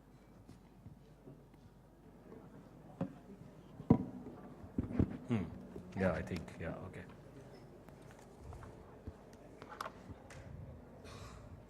So good evening, friends. Friends, today we find ourselves living in a world that is heavily reliant on technology.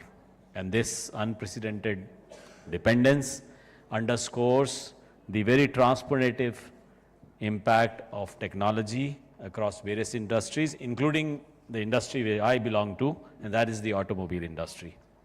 The automobile industry, once characterized by traditional purchasing methods, has now, as you may be knowing, undergone a remarkable change, all thanks to the expanding influence of mobile technology. From the initial stages of browsing and selection to the final steps of purchase, followed by using smartphone apps for a convenient service experience, digital technology has become instrumental in shaping the modern car buying and ownership experience. Furthermore, the integration of connected technology in vehicles driven by mobile innovations offers consumers a level of convenience and sophistication that was unimaginable just a few years ago. In addition to this, technology has also brought about a paradigm shift in marketing through data-based and data-driven insights, transforming its role in enhancing consumer experience. I'll talk about the auto industry. So the auto industry is leveraging different technologies for improved consumer engagement and business. And let's begin with the phygital buying experience. In the contemporary automotive landscape, the traditional process of purchasing a car has undergone a remarkable transformation, thanks to the advent of this mobile technology I spoke about.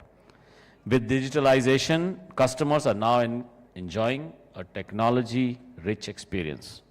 Fusion of physical and digital has given rise to what we call in auto industry, phygital experience, where most of the car buying journey from booking a vehicle to selecting variants and customization options is digitalized. At Maruti Suzuki, 24 out of the 26 touch points which are there in a car buying journey have been digitalized, making them easily accessible to offer customers unparalleled convenience. This has transformed the way consumers engage with automobile brands.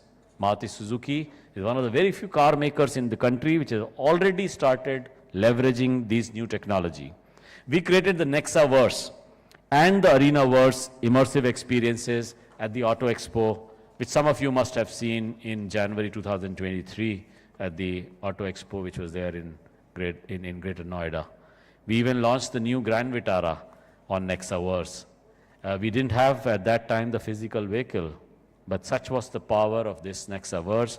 It resulted in about 55,000 SUV bookings even before the vehicle was physically seen by the people. And observing a growing inclination towards digital solutions, we launched the Maruti Suzuki Smart Finance. It's an online platform, and that we launched in 2020 during the COVID period. It's an AI-driven end-to-end financial digital platform that enables consumers to avail car finance in a very convenient and transparent way. This online platform has provided loan worth 64,000 crores to about 1 million customers across both Nexa and our Arena channels in just about 3 years. Currently, about 35% of Maruti Suzuki customers avail car loans through this platform, the MSSF Maruti Suzuki Smart Finance Portal. This portal also allows them to customize loan plans, select the best suited finance partner from a range of financing options. In addition, it also offers an array of industry-first features like on-road price configuration, credit score-based interest rates, customized loan offers, and real-time loans status sharing. So how does it also affect marketing strategies? Now, in this ever-evolving landscape of marketing technology, technology obviously has emerged as a game changer, enabling companies to craft more effective and targeted strategies. Data enables companies to develop curated campaigns, communications that resonate with the target audience, resulting in better customer engagement and, of course, increased ROI. Furthermore, the integration of AI has ushered in a new era of efficiency in marketing campaigns. At Maruti Suzuki, we are utilizing AI for reach and spend. Artificial intelligence not only optimizes budgets by reducing turnaround time for campaigns, but also ensures that advertisements reach the most relevant target audience. By analyzing customer data, the advertisements are meticulously targeted towards relevant audiences. And this unique approach ensures that campaigns meant for, let's say, the Invicto, our top-end vehicle, for those consumers, these advertisements are not targeted towards the buyers of WagonR. The targeted approach not only maximizes ROI, also paves the way for a more personalized and a very delightful consumer experience. I'd like to talk about connected technology, and some of you who own Maruti cars must have had this experience. We have the connectivity within the car called the Suzuki Connect. It's a technology that is fast becoming the norm in the auto industry, transforming vehicles that were mere modes of transportation into intelligent and interconnected entities. And while connected tech may have become increasingly popular in the last few years, Maruti Suzuki was one of the first brands in the country to launch connected technology experience for our customers. We launched the Maruti Suzuki Connect in 2018 to bring this connected experience to our customers. It included features like live vehicle tracking, which is like easy, service reminders, driving behavior analysis, more by capturing data and sharing information with customers through a smartphone app. This technology since then has evolved significantly to offer a slew of more features that allows you to remain connected with your car even when you are not in it. For example, the remote start functionality allows individuals to start their cars remotely even before they step into the car, allowing them to adjust to the air conditioning, to the desired temperature and comfort level. Furthermore, Suzuki Connect also provides personalized features that cater to individual needs and preferences of users. Customers can use voice commands via Amazon Alexa to enhance their interaction with the vehicle for a seamless and intuitive experience. So connected technology actually enhances overall driving experience, making the vehicle ownership hassle-free. Real-time information about a vehicle's health and performance is made available on the smartphone, empowering drivers to make informed decisions about maintenance and upkeep. I'll give you an example. Normally, when we have our brake maintenance, we normally replace brake pads around 20,000 kilometers. That's for a normal driving pattern. But you know, with a connected car, we know exactly how many times a consumer is using the brakes. So if the consumer's driving habit is such that he uses the brakes more often, we often go to him before this 20,000 kilometer limit and tell them, we need to examine your brakes, the conditions much before that. So I remember there was one consumer whom we went to at 10,000 kilometer, And he says the manual talks about 20,000, so why are you checking at 10,000? So we told them, listen, you are driving every day around 10 kilometers from your house to your office. Your average brakes that you are brake you are using is 230 times every day. And that's a huge, that's a very large number of times you are using the brakes. And so he was a little surprised, but sure enough, when we checked, the brake pads had to be replaced after, I think, around 11,000 kilometers. It's good because he's safe, because otherwise he would have got the vehicle brakes checked at 20,000. That's an example of how actually connected cars are helping in predictive maintenance, as we call, and therefore giving a safer experience to consumers. And as the largest car makers in the country, with customers across every age group, Maruti Suzuki, we have been very cognizant of how technology adoptions can be a barrier for some people. And to address this, we launched the Maruti Suzuki Engage platform. It's like an educational hub designed to demystify new age technology solutions. Tailored for users of diverse age groups, the platform simplifies the utilization of these advanced technologies in Maruti cars, including connected features. By offering accessible and detailed information, the Maruti Suzuki Engage platform empowers consumers, ensuring that they fully grasp and leverage the technological capabilities of their cars, thereby enhancing their overall driving experience. I'd like to talk about how we use technology for improved services and consumer experiences. The technology that has enabled auto industry to offer better services and customer experiences, I gave a few examples, but from things like booking service online to addressing customer queries through chatbots, technology has revolutionized the way customers interact with automotive brands. At Maruti Suzuki, for instance, 90% of the customer queries are actually now handled by chatbots. These AI-powered virtual assistants are capable of addressing a wide range of inquiries and provide instant responses. The integration of chatbot ensures efficient customer engagement, support, minimizing the waiting times. And with customer centricity at the core, we are also leveraging technology to provide remote troubleshooting and address customer queries. For example, our Suzuki Assist virtual assistant takes customer service a step further by serving as a bridge between users and the vast repository of information about their vehicles that we have.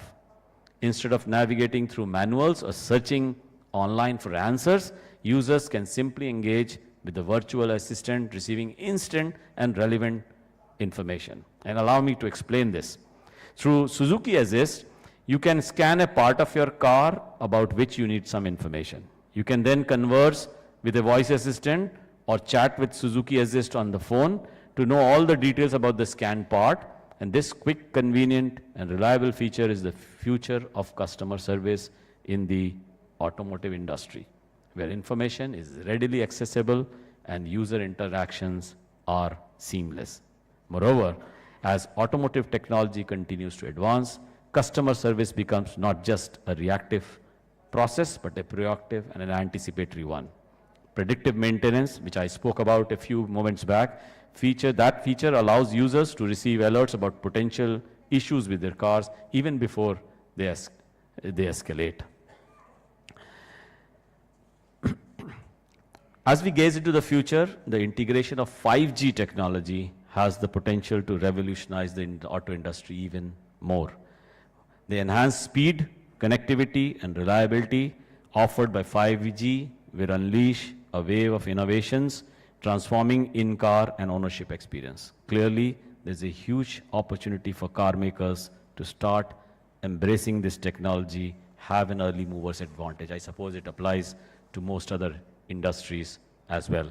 5G technology will play a very crucial role as it offers significant advantages over 4G, including high-speed connectivity, of course, ultra-low latency, and improved reliability and security. These advancements will revolutionize the metaverse, the analytics field, enabling real-time communication and data exchange for more accurate decision-making in complex driving scenarios.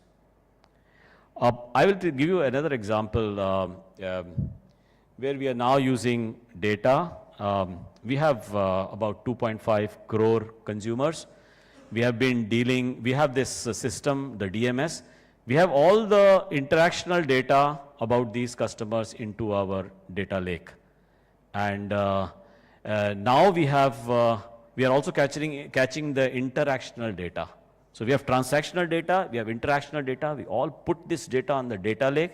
We put them into what we call warehouse, a data warehouse. And now we know a single view of customer, and we know these customers' habits, behavior very, very well. Helps us in marketing because we can do the nudges at the right time. For example, if somebody is a Manchester United fan, he comes to our showroom today, I will probably not offer him to buy more accessories because his team lost yesterday. He may not be in that. However, if Manchester United was to win and he was, if they win and they qualify for the Champions League, as you know, those matches are on, it's the right time to approach him. He'll be in a good mood. Same goes but we must know that the guy is a Manchester United fan. We must connect that yesterday Manchester United lost, and we must know that he has come today to purchase a vehicle or accessories from us. Then we can have a view of the consumer.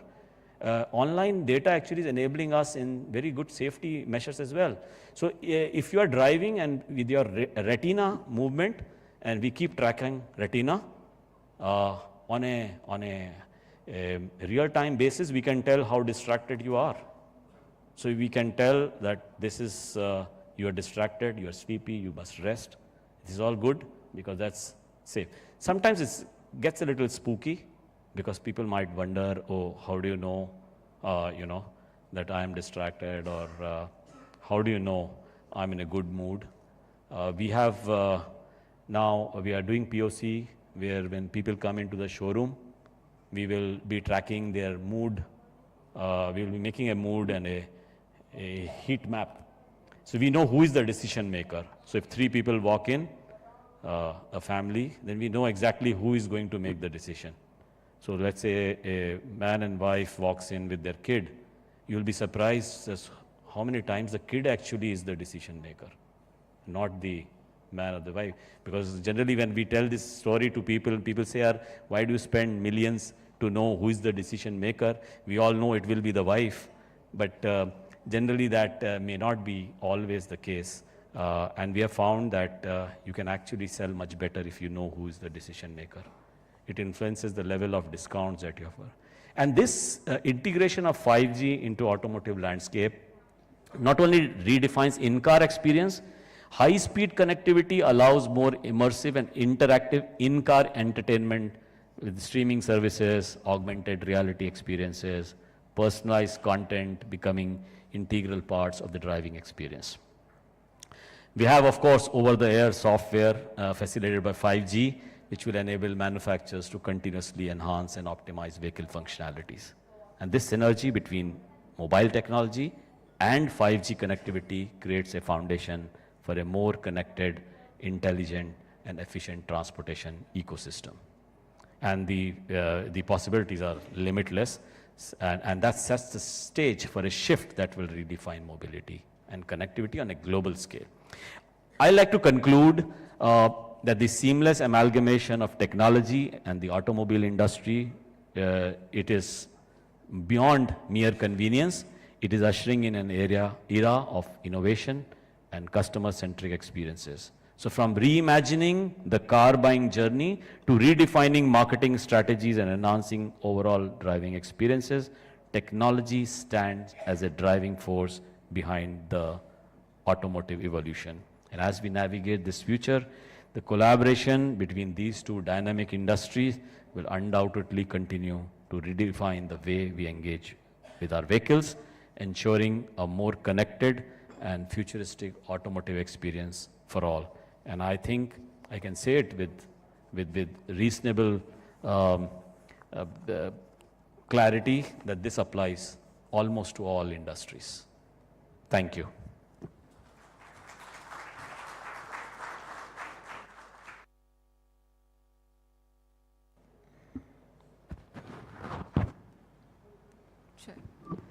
Thank you so much, sir.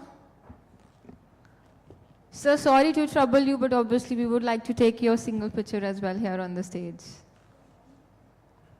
If you can just come in, we can take a picture.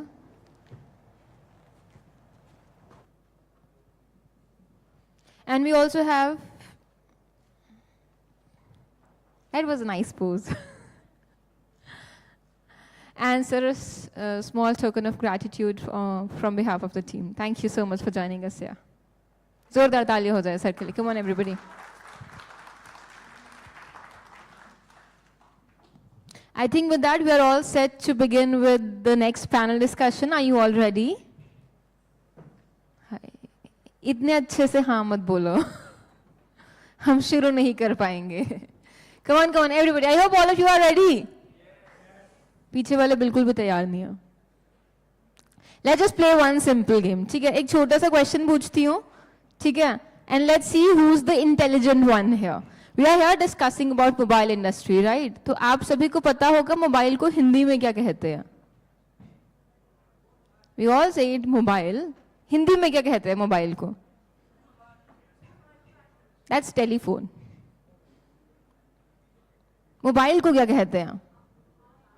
कोई है smart इंसान जिसने Google कर लिया already? Yes, सबसे बड़ा हाथ Google हो चुका है. इट्स दूरभाष यंत्र इज टेलीफोन. मोबाइल को एक्यूरेटली क्या कहते हैं हिंदी में? ये गूगल वाला आंसर है. ये गूगल वाला आंसर है. Right, but well played, well played. जोरदार तालियां बनती हैं. बिकॉज नकल के लिए भी अकल चाहिए होती है. All right, ladies and gentlemen, with that we are all set to begin the panel discussion. The topic is the future of mobile video advertising, and to do the honor, I would like to start by inviting the very first panelist here on the stage, Ms. Archana Agarwal, VP Media from Airtel. Can we have you here, ma'am, on the stage? Please, zordar taaliyan ho jaye. Well, next I would like to do the honor to invite Mr. Mohit Shukla, digital lead from Bikaner Wala. जोरदार तालियां बनती हैं इनके लिए. Come on everyone.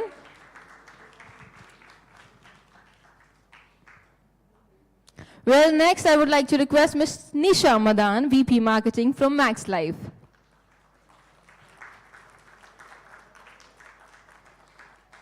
अब मैं बुलाना चाहूंगी संतोष कुमार, CEO InOcean से.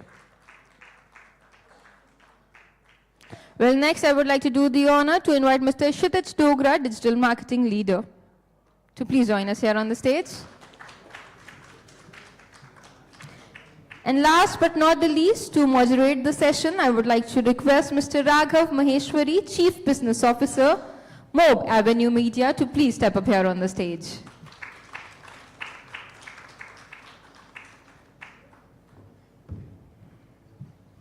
On that note, the moderator is here. Would like to request you, Mr. Maheshwari, to please do the honor by commencing the session. Thank you. Thanks a lot. Thank you. You know, it's after tea session, so people must be charged up. If there is, we would like to just have a very open panel. So if anyone has any contributions, please feel free to shout them out or however you want to do it. So it's a fairly interesting topic, future of mobile advertising, mobile video advertising, because not only we all in this room are big consumers of the product, but we are also the decision makers. Like a lot of us take the calls on, what actually goes into what we see. And I have a very, very diverse panel mix here, a lot of experience. So would really like to, pick their brains on that. And mobile video advertising has actually come a long way. If you see, from randomly running video ads on streaming services, just running programmatically through any DSPs. I think we have now come a long way where we are in just video, we are evaluating what the content is, what personalization we are doing, what analytics we are doing. So lot commerce we are doing. So a lot of thoughts, a lot of mind, a lot of brain power is going behind video. So to first explore, about the future, would just like to understand from our panelists, and we can go how has their mobile video journey been? From you all have been marketers with a lot of experience. So how would you say, your mobile video journey has evolved? Because unless and until we see that, that's only we can broadcast the future. Thanks, Raghav.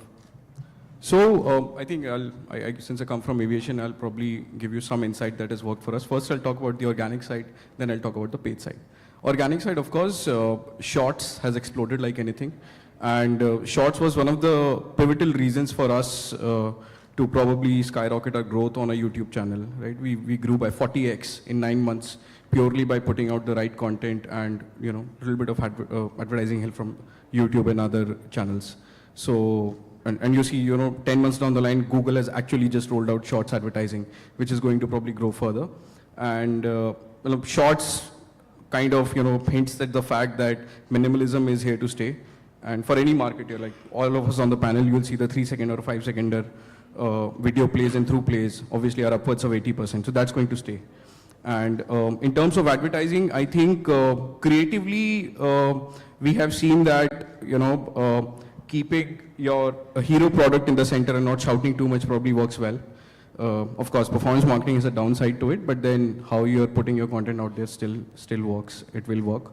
From a future standpoint, I see deep fakes probably being governed in a massive way. Probably what Singapore economy does to media players and to probably brands is what should be followed probably in India. Because there's a lot of gray area around AI and the way you're creating your content, the ownership, and how you're serving it is probably one of the key factors which is going to play a massive role in mobile advertising, and which probably is also connected to the fact of brand safety, right?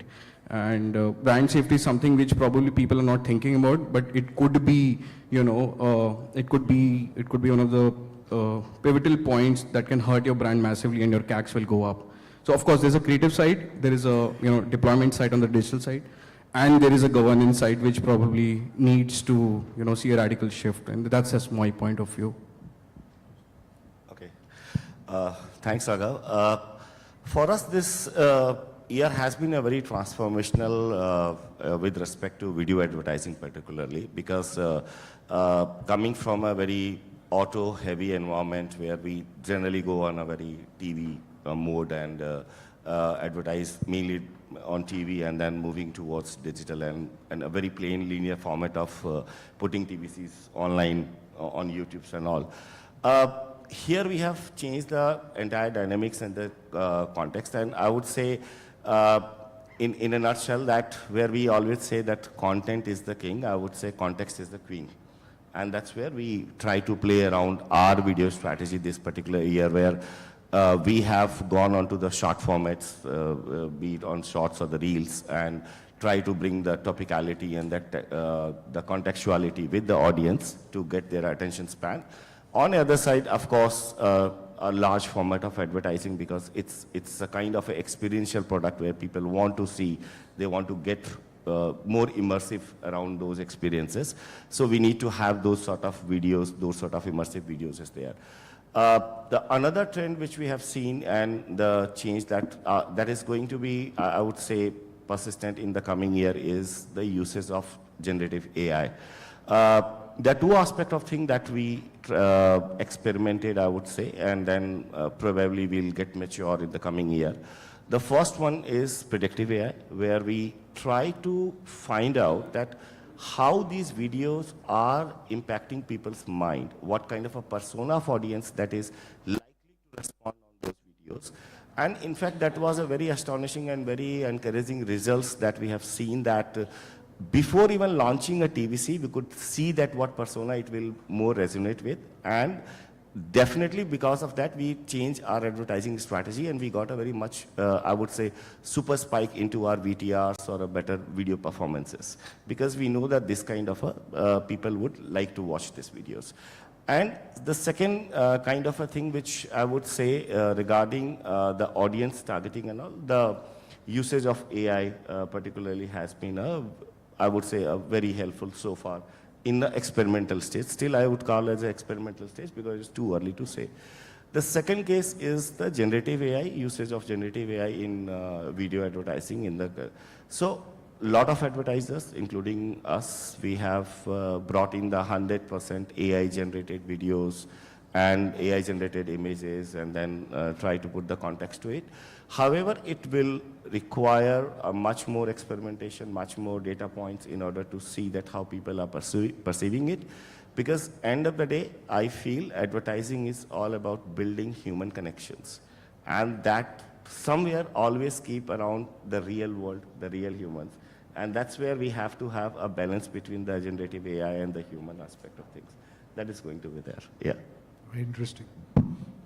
Thank you, Raghav. I would say that last 2-3 years have been more experimenting, more A/B testing for the video mobile video marketing kind of a thing. Landscape, there are a lot of formats which have been tried, tested. There have been videos, journeys which have been more informative kind of a thing. There have been you've been trying to experiment on short format, and large format videos. I think somewhere now, what I see is that somewhere we are now landing on the kind of content which we are able to understand that yes, this is what our customer want. And somewhere almost everybody is trying to fit into those journeys. Maybe somewhere we have been able to now decide on that these are the certain set of audiences which would like to have a long format or an informative kind of a thing, and the Gen Z like thing which is short span of your attention is where you will be trying shorts and videos.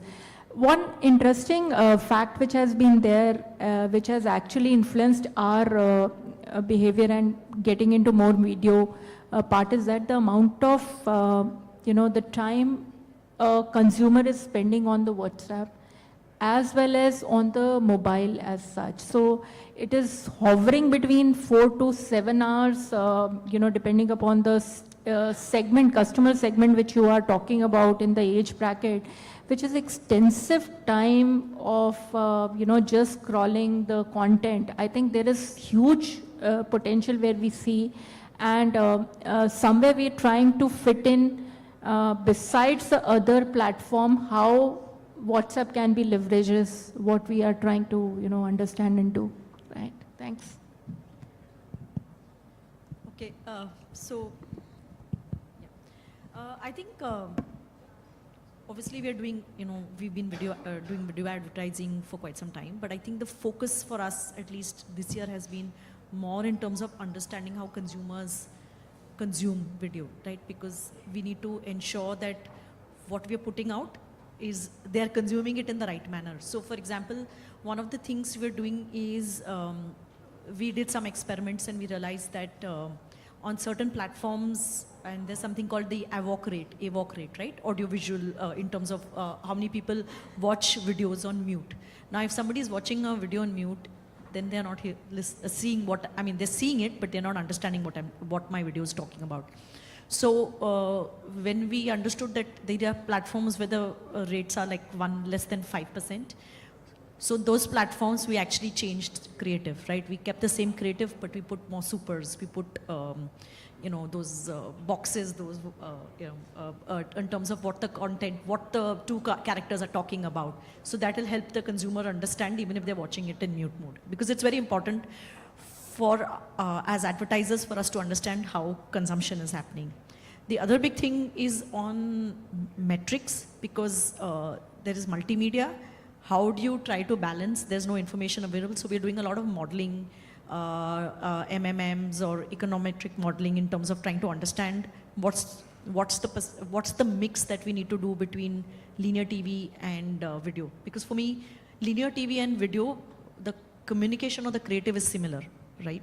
So if the communication is similar, it's just about trying to find the right balance. And obviously, there is no answer, very simple answer. So we've done a bunch of experiments with different mixes. We're still in the process, because if you advertise on a big property like IPL or World Cup, then all those metrics go for a toss.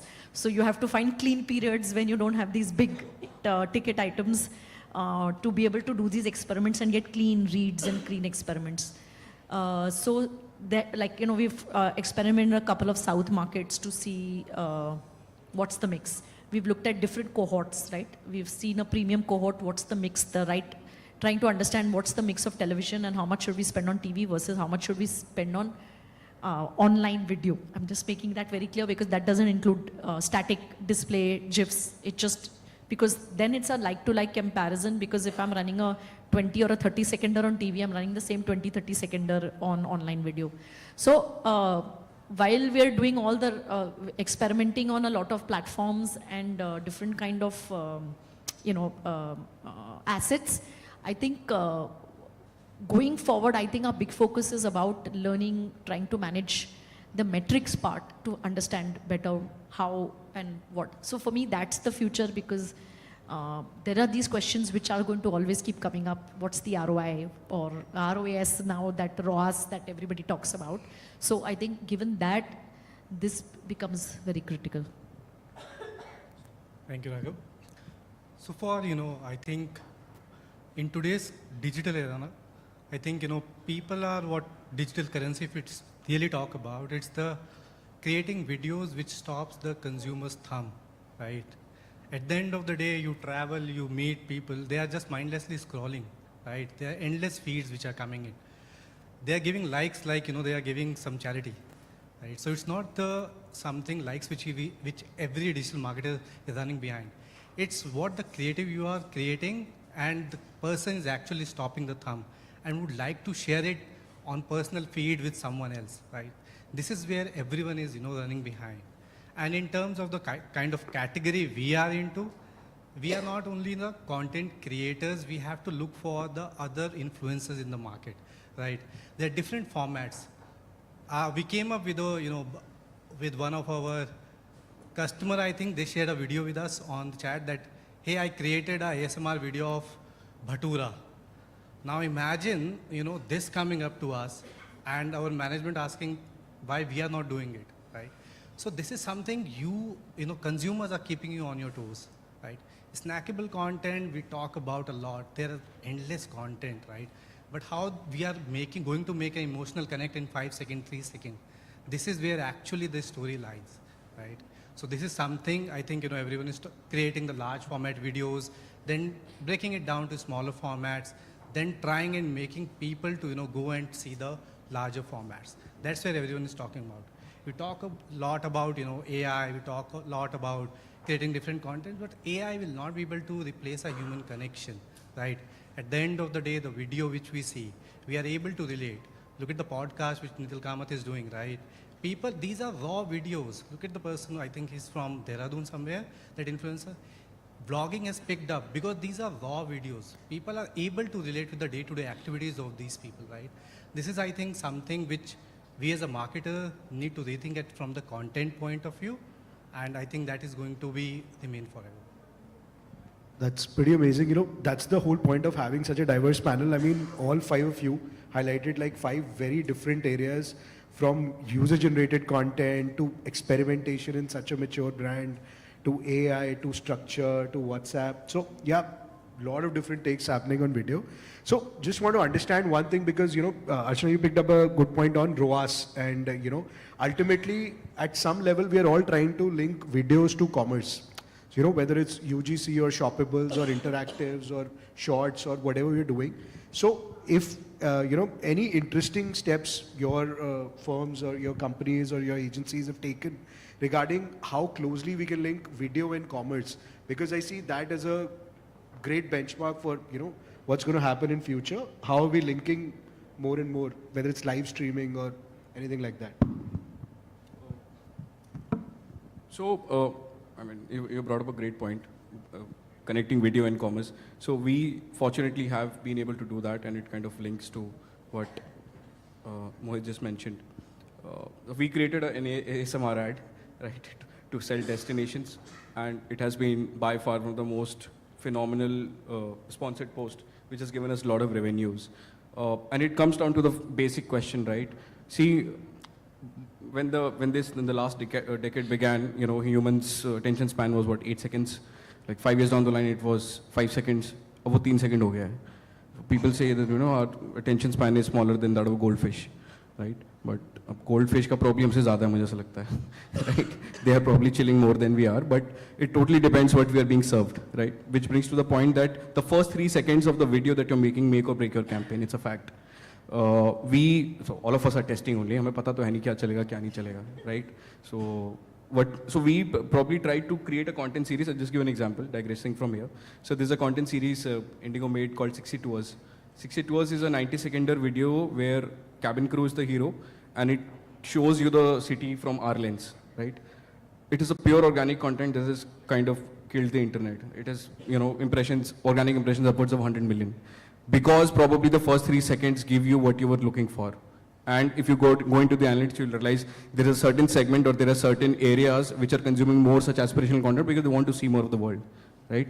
So somewhere probably in terms of deployment, the basics are working fine, but how you're fine-tuning your content is ultimately it's up to you. Like you said, you can't beat the real deal. AI में ऐसा है कि static बहुत ज़्यादा चल रहा है because we have tested it. We have tested it on email, we have tested it on, other kind of campaigns. But video is still yet to go because there's a new tool in town called Runway. So if you integrate Runway with Midjourney, it adds motion to your videos. But you can make out AI is AI, right? And like I said, the thumb stopper videos have kind of worked for us, but we're still testing it out what works, what does not. For a company like Airtel, which has 5,000 ad groups running, that too across vernacular, right? You need probably a rocket teams of the world to test कि भाई क्या चल रहा है, क्या नहीं चल रहा है. So ultimately, सब यही जानने की कोशिश कर रहे हैं क्या नहीं चल रहा है. For us, I think, from ROAS point of view, I think influencer content does really help, getting organic sale because apart from India, we are there globally also. We have seen, many expats coming to us, showing the videos and asking, I want this. The problem is, if half of the staff is from India, which we have sent to abroad, right? So then they ask, is it gluten-free? I mean, these information, you can't ask store manager, they might not be having this kind of information. So what we have done, we have created a complete asset library consisting of all the Indian products, consisting all the items which are allergic, which could be allergic to that country. We tell them, whenever someone asks, just go to that library, tell them, you want this, you want this. So that guy actually searches, samosa. They actually searches for Raj Kachori, right? But half the time, these people, they don't understand all these things, right? Then they ask so many things, is this curd gluten-free? Is this curd is okay for me? You don't get all this information, right? But they have to tell them, right? This is what you get. So for us, influencer, I think, apart from India, it's working really well from a ROAS point of view, right? And we are getting organic sale. It also depends on category to category. So you asked your question about having a commerce and video connected to it. In our category, when we sell cars, it's very difficult to have a commerce directly with the video because it's an experiential product and we are into the era of a phygital, not 100% digital because I don't think any of us or anybody in the room will buy a car just by seeing online. So they want to feel it, they want to have it. However, we are trying to create a nudges which actually help in people in decision making faster and making their choices narrower. So of course, like for example, you might have read the news very recently that Hyundai is the only company who started collaborating with Amazon, and we will start delivering cars through Amazon. So that sort of initiatives are being taken, but that is in US. In India, it's a different market altogether because the car buyers' personas and the choices and the decision making is very different. However, as he was also mentioning about getting the information, the same set of thing goes in car buying decision making and also. So we try to create those nudges by collecting the audience data points at a various stage of the funnel, including CRM. And even Shashank has mentioned that. The similar, we are actually getting lots and lots of data through connected cars, through online advertising, and through the CRM as well, and trying to build experiences. That helps them to create, give the nudge to finalize or take the decisions is there. So that has been more of the case in our suitable to ours. Yeah, adding on to Santosh, very valid point. I think where the technology is evolving right now, where we are seeing is I think AI is doing wonderful job on predictive modeling. We have seen in finance predictive modeling has been there for ages, but it has been more on the cycle of sales cycle kind of a thing. But that's something which we are now seeing in mobile advertising also coming in, video advertising also coming in, and not only that, the AI also gives you a scalability, right? Which is very, very important, right? I can't think of shooting 5,000 ads on a video normal shoot, whereas I can just do a single ad and then do it 5,000 times, personalize it for the audience or the persona which AI has suggested me. And so I have set 5,000 different personas watching the same ad in their thought, the way it will appeal to them. So hence my approach to my customer, the nuances which you'll see now with AI coming in that way, I think there is a lot of things which we should be watching out this space for. And personalization is going to go way beyond. So like, before us, we were, looking at how Maruti has been, using Nexaverse, and I've seen Mahindra being in the same area where they are doing these metaverse, for giving an immersive experience. You have a lot of retail now, real estate agents which are, the organizations which are doing into immersive thing. I think AI and technology will somewhere be able to help you feel the product beforehand, and that's going to add a very different kind of angle to the video marketing which we will be experiencing. So there would be a lot of I think there would be a marriage of these various technologies which are coming in, and it's a beautiful space to watch out for. Nisha, thanks for bringing that point. Coming to the technology part, definitely, we have AI, we have generative AI, we have predictive, we have VR, we have 5G, all of these are confluencing. So Archana, I just wanted to pick your take on that. How do you see the technology evolving more on the mobile video side? See, the way we see it right now, Airtel's obviously launched 5G, and when we launched 5G, we've done a bunch of things because we've created a lot of use cases, right? There are a lot of use cases from a B2C standpoint. So some of the use cases were VR related, where how it's going to change education, right? In the future, where children can experience. So we went to a school and did this whole thing on them understanding the planetary system, okay, via the VR set. Okay, and this was shown when the Prime Minister launched 5G in the country last year in October. So that was one thing.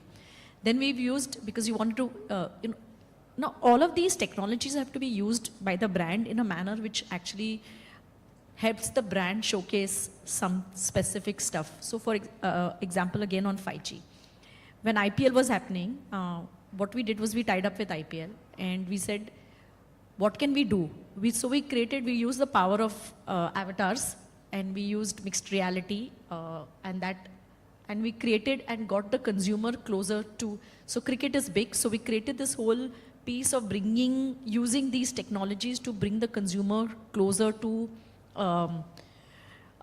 their cricketing icon or experts. So there was this Cricket Live where we had different consumers in their avatars talking to a cricketing expert, and nice banter in terms of playing games, recognizing something, doing some shots. Now these are things of you're actually getting into the consumer insight as to what do they want or what do they like, what are their passions. Cricket is a passion. Everybody wants to meet, and be there so I'm saying that's the kind of things we've done. Even when we've done, any AR related stuff, it has to finally link back to the brand because it can't be just something you do because it's the latest technology. Be it metaverse, we experimented with metaverse last year, right? But again, it was not like, I know there were these, it was not just, oh, let me just sponsor something, some holy party in metaverse, because it got no relevance to Airtel as a brand. But what we did was, we said, we had a product called Extreme. We have 15, 18 plus OTT platforms on that pack. Can we use the metaverse? So we created a multiplex. We called it the multiverse or whatever. And each screen had a different OTT, and you could go sample some content, right? Now that is using technology and your brand and bringing the two things together to then communicate to the consumer. Because at the end of it, that's what, as an advertiser, I need to do. Even any AR piece we do, we did again a game on 5G, right? We did a AR. You use your, but it was about connoting speed, so we did a gaming, a car racing game, right? So it has to obviously, finally, everything in my mind, your technology use has to come from the brand insight or the consumer insights as to what the consumer is passionate about, what does the brand stand for, how do you bridge the gap between these two things. Otherwise, there's technology, you can do anything. I can do filters. That's, for me, that is also some level of AR. But it works for some brands. Like for a cosmetic brand, filters will be great because, I can see what lipstick shade works on me, for example. But for a brand like us, all these things, so we have to really think, and we do very few of these things because it's not always so easy to find that right idea which is going to click with the consumer and it's relevant for the brand.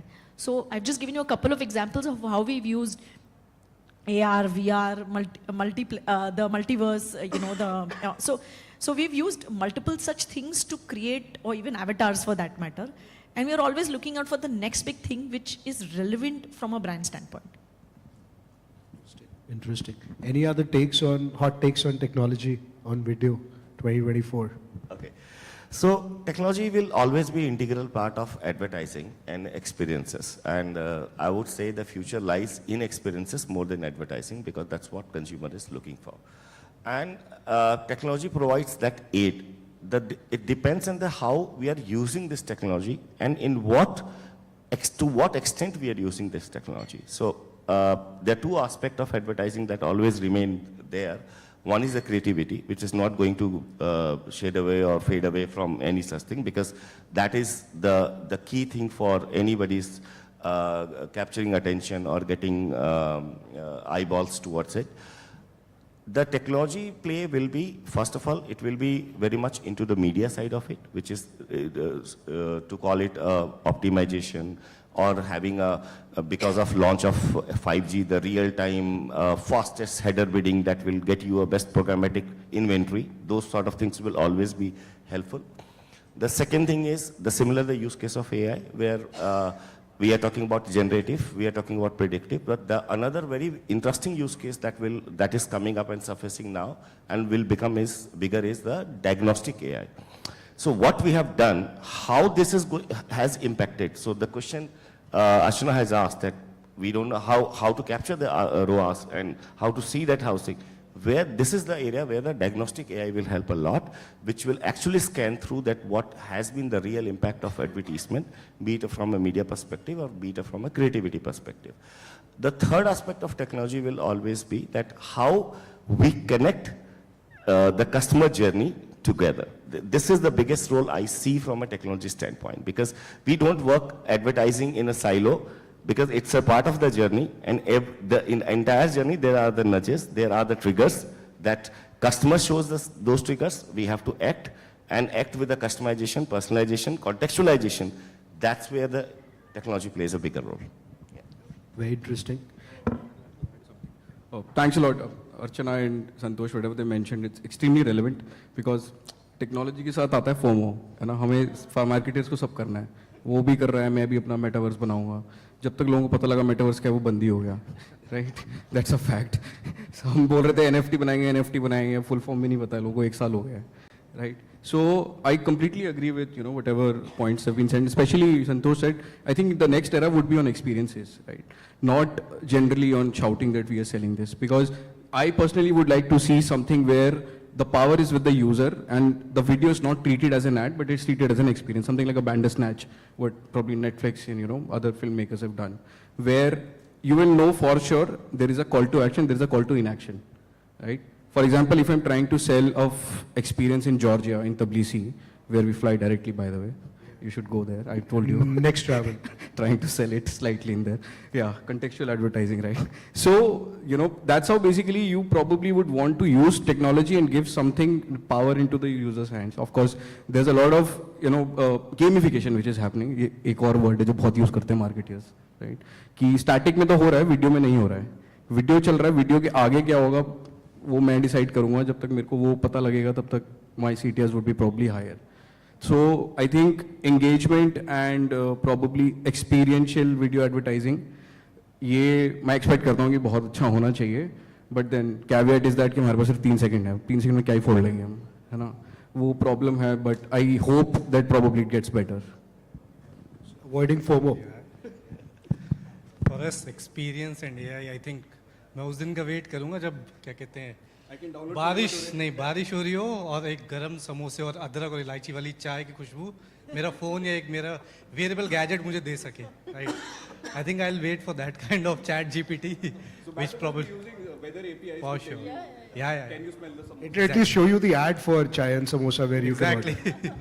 So I think that's where we are heading. I think Kshitij spoke about the experiential marketing. That is where actually I think the future lies, right? It's not about showing the ads. It's about actually involving consumer with the ad, right? It's about the communication. It's about the creative. You are showing your heroes, but what about the consumer who is looking, right? वो fence पे बैठा रहेगा क्या हमेशा? We are not interacting with those ads, right? At the end of the day, वो forcefully YouTube घुसाता जा रहा है. आज 2 ad है, कल 4 भी आ जाएंगे. And then we will move to YouTube Premium. Probably शायद एक ad आएगा तब उस time पे. But they'll showcase, right? But something, yes, we as a marketer and tech, I think, has to marry and start engaging consumers actually who's looking at those videos or the content which we are creating along with us, right? Just one point I want to add, because I heard this topic of 3-second attention span so much that it got my attention span. When we talk about a 3-second attention span, everybody is working towards it. I see in a very different lens together, because first of all, as a marketer, we never see customer in a just single instance. We see a unified view of the customer, where there's hundreds of touch points, we talk to them. And that's where when we decide a journey, there is a surety that in some point of time, that attention span within that 3 seconds will come, but that experience is built before. So that connectivity has to be there. So the 3 seconds is actually the domino. It's a domain. Interesting. So coming from the experiences part and the entire tech marrying into the video ecosystem, what do you guys think about personalization? For example, right video, right user, right time. How do you think that journey is going to evolve in 2024? So I'll take this question. So I think personalization is going to be the game changer. Like he said that, how long the consumer is going to be sitting on the fence. So somewhere you have to be involving them. And, all of us are consumers to one or the other brand. So, we have to somewhere think about how we are going to be reacting to an ad which is coming in. And hence, the experience becomes very, very important.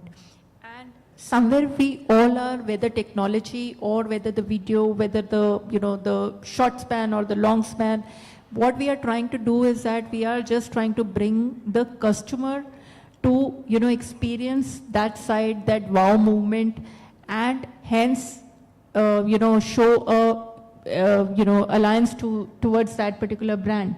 And that is where the personalization will play a role. So, taking a cue from Kshitij's point, I remember, I don't know how many of you guys remember, there was, when I was young, there was a magazine, they had a comic strip, right? and you have to, it used to end at certain, just before the climax, and you had to write a climax and send it to them. And, the next edition, they would publish the best climax which is there.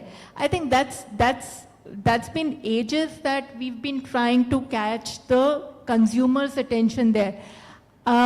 Today, the technology is going to be very quick. With AI, you can probably, introduce certain prompts and see the kind of end you want to see of an ad which is coming in. I think that's the kind of personalization we will walk through. So these all things are possible now, and hence I say next 2-3 years are going to be a beautiful landscape with the people, and the way the technology will be coming and going very quickly, because people are now very experimental. They are trying to take out, and anything which is staying and catching our attention span is going to stay. Otherwise, everything will become the way metaverse vanished. So that's where it is. So it is quick attention span, and it's quick, and anything which will catch us will stay. That's where it is. Interesting. Cool. So I think as we are moving more towards the end of it, there are 4 or 5 obvious themes, that have come out. Especially for mobile video in 2024, there is channel where we are running, there is content, there is personalization, there is analytics, there is engagement. Across these 5 make or break a video. So just wanted to understand each of your takes. In 2024, what do you think is going to overtake? Which is going to be the overwhelming theme? Channel, content, personalization, analytics, or engagement? सभी कुछ है यार मैं content बना के चलाऊंगा कहाँ पे Like 2023, lot of it was content driven, like lot of influence. I think context would be the right word, as Santosh rightly said, because content is king, context is queen, so we are all going after the queen. And I think personalization का सबसे बड़ा point context ही है. Just because I like Taylor Swift doesn't mean you start sending me what Taylor Swift sends, right? So there we are at the mercy of the platform, let's be honest. Personalization सिर्फ first name, last name और last transaction को related नहीं है. Personalization is also in what context I'm doing. Like for example, let's say there is a moment marketing trend happening. How you try to hijack that trend, still stay relevant, and probably give your communication to the relevant so-called cohorts, right? That is where you win. So for, जैसे कि Fevikwik does it brilliantly, I don't know who the agency is, but they do it brilliantly. कोई भी moment marketing चीज आती है, and whatever content they create, it just sticks with most of their cohorts, right? It fortunately, one size fits all works for them, but for some other brands, like it varies category to category, it might be different, right? Gen Z will see a car ad very differently than probably the millennials. We obviously go after the, we are still stuck in Maruti का जो legendary Ladakh वाला ad है. We are still probably fixated with that. We want the car to look beautiful, but ultimately we want that. But the Gen Z probably or Zillennials would want to see themselves probably driving themselves to Ladakh and not asking the question, where is the service center? So that's where context is the ultimate probably metric which we will, or marketers should probably go after. ऐसा मेरा सोचना है, बाकी तो बिल्कुल, absolutely. That's good. I just want to add one just point with the context, because he answered beautifully on that. Where we are talking about AI a lot and all, I would see 2024 year of AI, which doesn't mean artificial intelligence, it means augmented intelligence. And that will be the year, because first we need to cross the channel of augmented data points, and then we shift towards the artificial aspect of it. So that.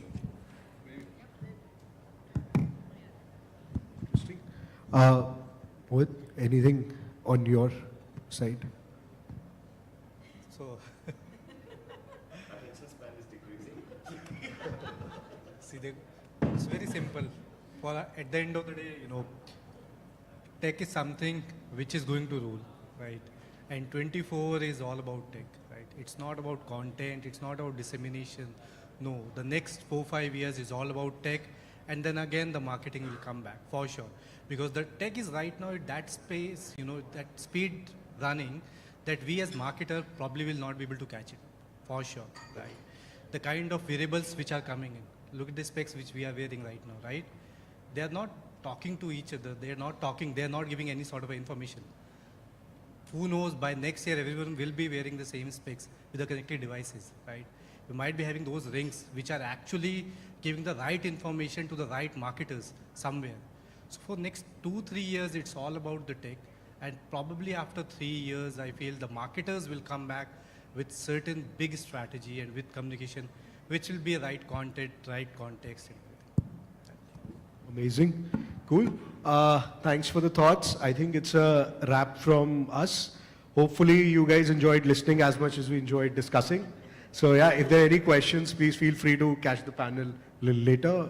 I don't know where you'll find all 5 of them together again, but yeah, this is the space. Thank you. Thanks a lot.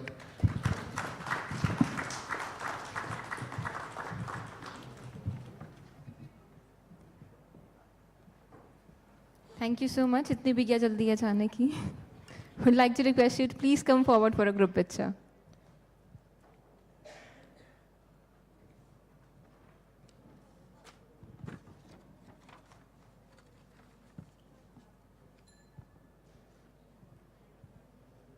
And then we have token of appreciation for all of you. Would like to request you to please accept a small token of gratitude on behalf of team.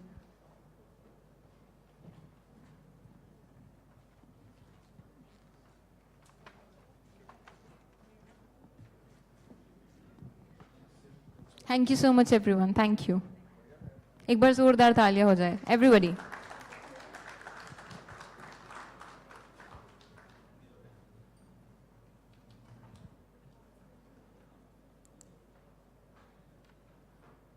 All right, ladies and gentlemen, with that we are all set for the last panel discussion of this evening, and then we would be all set for awards.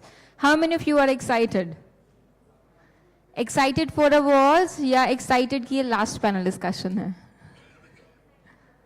Excited for awards? And ready for the last panel discussion? All right, you guys are really good, trust me. With that, ladies and gentlemen, moving towards the last panel discussion, and the topic is elevating engagement, exploring innovative mobile advertising solutions and their advantages over traditional channels.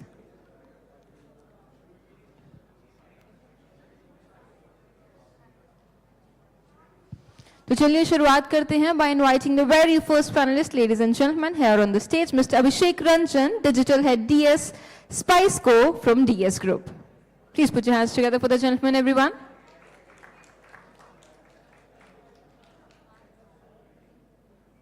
Well, next I would like to do the honor to invite Mr. Divakar Vikram, Senior Brand Manager from Pernod Ricard.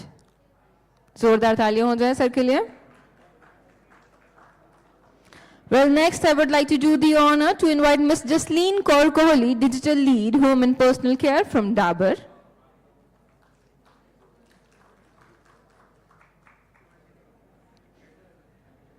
Well, now I would like to request Mr. Shashi Shekhar Mukherjee, Head of Digital Marketing, Reckitt, to please join us here on stage.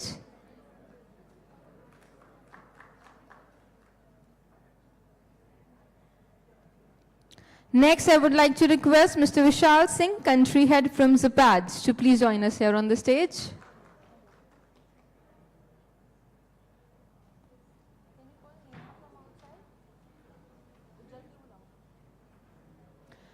I believe people are already on their way, so they'll take another minute to join us on the stage.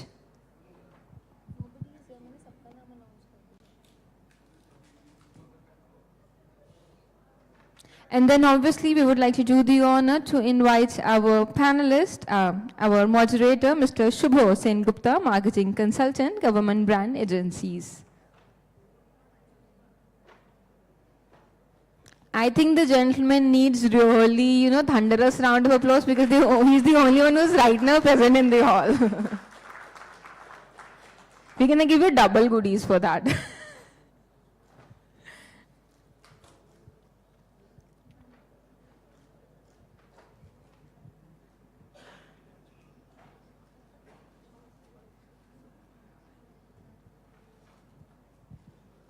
So meanwhile, they'll be coming here. तो sir थोड़ी सी बातें आपसे ही कर लेते हैं.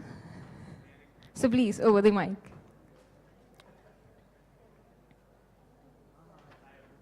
So while they are coming here, I think we should start, some basic highlights on the topic that you would like to share, anecdotes with everybody who are present here. Everyone here is quite, senior. I would not like to start. I would like to wait for my colleagues also to join on the stage, and then maybe we can also give that people a break. There was a very exhaustive panel that Okay, so basically आप ये कहना चाहते हो कि अगर किसी को अपना WhatsApp चेक करना है, किसी का reply करना है, you have 2 minutes to do that, right?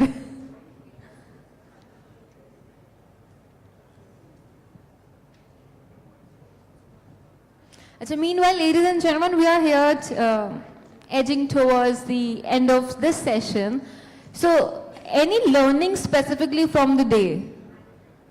Most of you are here since the morning. So, any learning that you would like to share to all the wonderful people who are present here? Because I believe, communication is the best way to share the knowledge.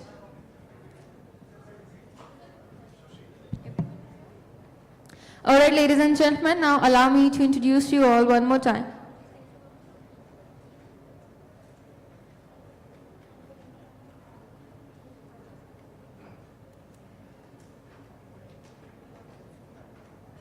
All right, ladies and gentlemen, allow me to invite Mr. Abhishek Ranjan, Digital Head DS Spiceco, from DS Group, to please join us here on the stage. आप सभी की जोरदार तालियों के बीच में.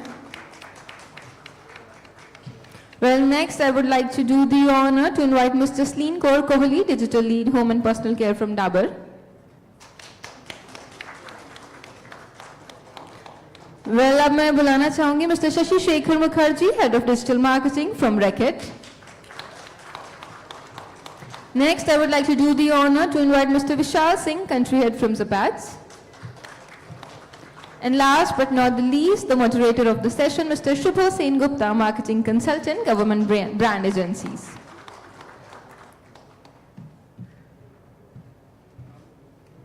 With that, would like to request you, Mr. Sen Gupta, to please do the honor by commencing the session. Can you hear me at the back? You can? All right, great. So thank you very much. And this is Abhishek, Divakar, Jasleen, Shashi, Vishal. Some I know from a long time back, and someone you have just met. We were just having a very interesting conversation upstairs. I'll just take it forward, actually, So my name is Shubha Sengupta.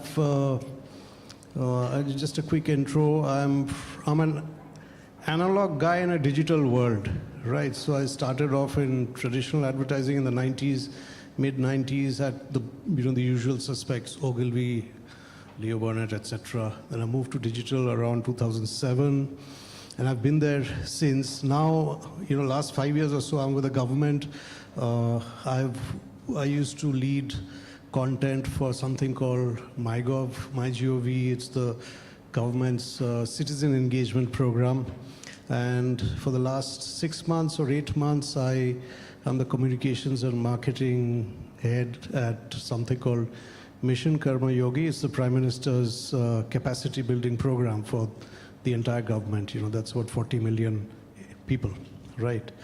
So that's what I do. But, I'm privileged to, in my long and, slightly uneventful career to meet a lot of very interesting people. Okay, some of you are in the audience, some of you are here with me. And I love, kind of chatting with them, getting, little things. And though my background is originally content, I've worked across categories. I've worked in, government, of course, and, for-profits, non-profits, etc., digital, television, radio, all categories. In fact, I'm writing a book which should be out hopefully next year, if I can finish, okay. So it'll be about half about cycling, because that's my first love, all right, okay. Yes, of course, okay. So anyway, so that's me, and great pleasure to introduce you to you. And I worked on some of the brands my, co-panelists are, currently working on. Jasleen, for example, is from Dabur, and I was just telling her a little while ago about what is the brand? Gulavari, right? So I mean, it's a brand I couldn't work very well on because I didn't understand the consumer. I was telling you, but now I get it, you know. And Dabur understands the consumer so well, right? Okay, it's no longer SCCB, small town, which it was 20 years back when I was working on it. Now it's, you know, mobile, as you know, our thing is, right? And Shashi is my ex-colleague from Rediff, right? It's been a while, right? Shashi still looks very young. He's lost a little bit of hair, but he's still as young at heart at least, and he's doing very well. He was with Nestle at some point. Not Nestle.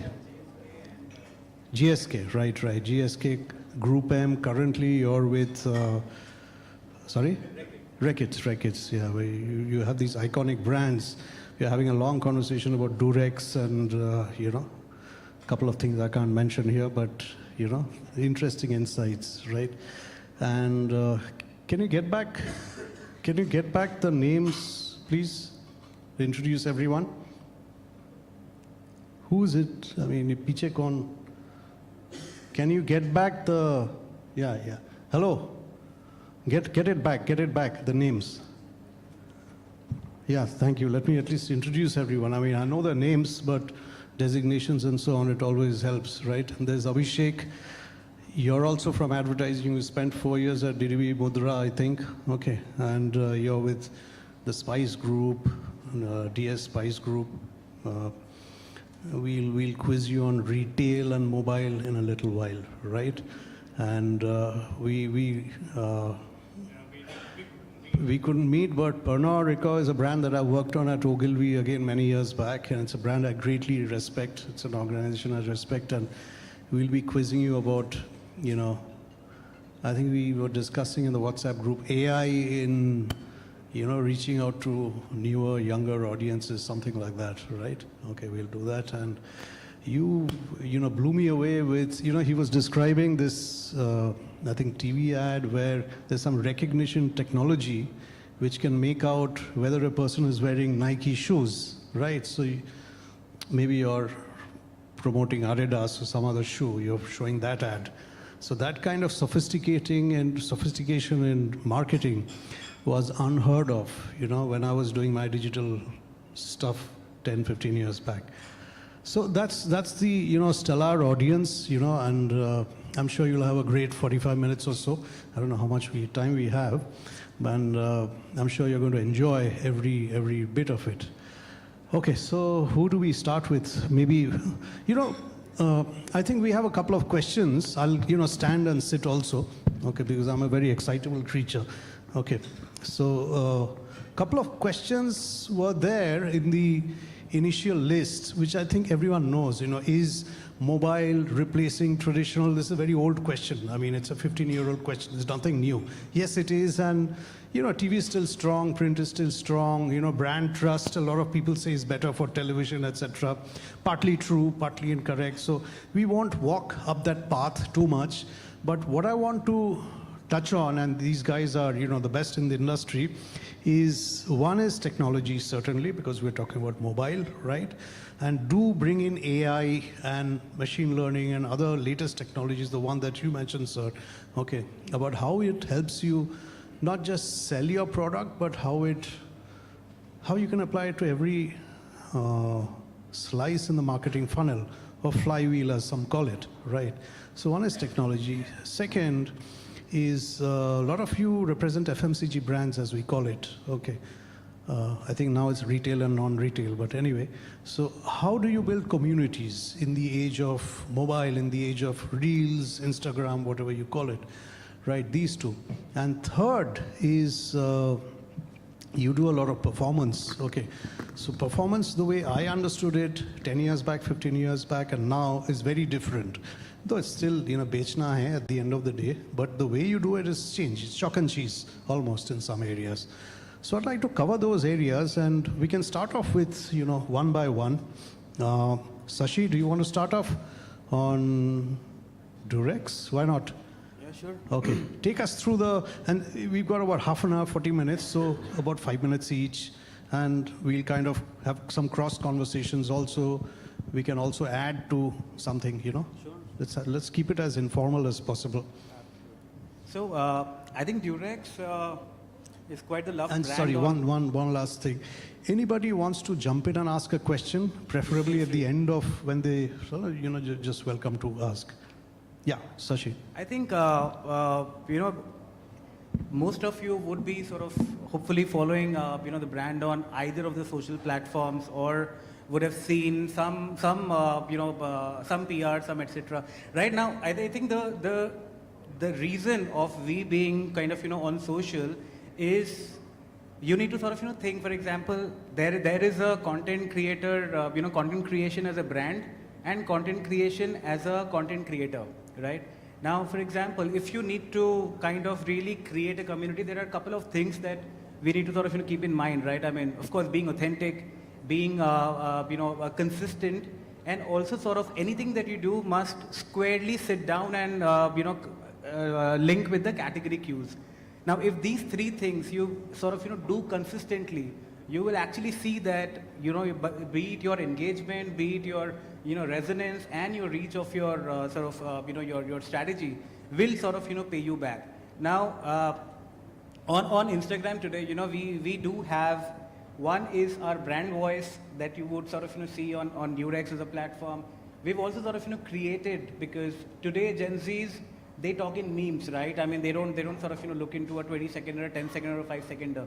So we also sort of, you know, run, for example, an unofficial kind of a fan account page, which is Thank You Durex. I'm not sure how much of you guys are aware of, but you must sort of, you know, look into it. The kind of engagement, the kind of conversations, they are so authentic, and, you know, like we do sort of present ourselves during fluid moments and fixed moments, right? I mean, there are advertising on digital is mostly pushed, but we do get DMs when there's an event. So for example, the Pantone color of the year got announced day before yesterday, right? It's peach fuzz.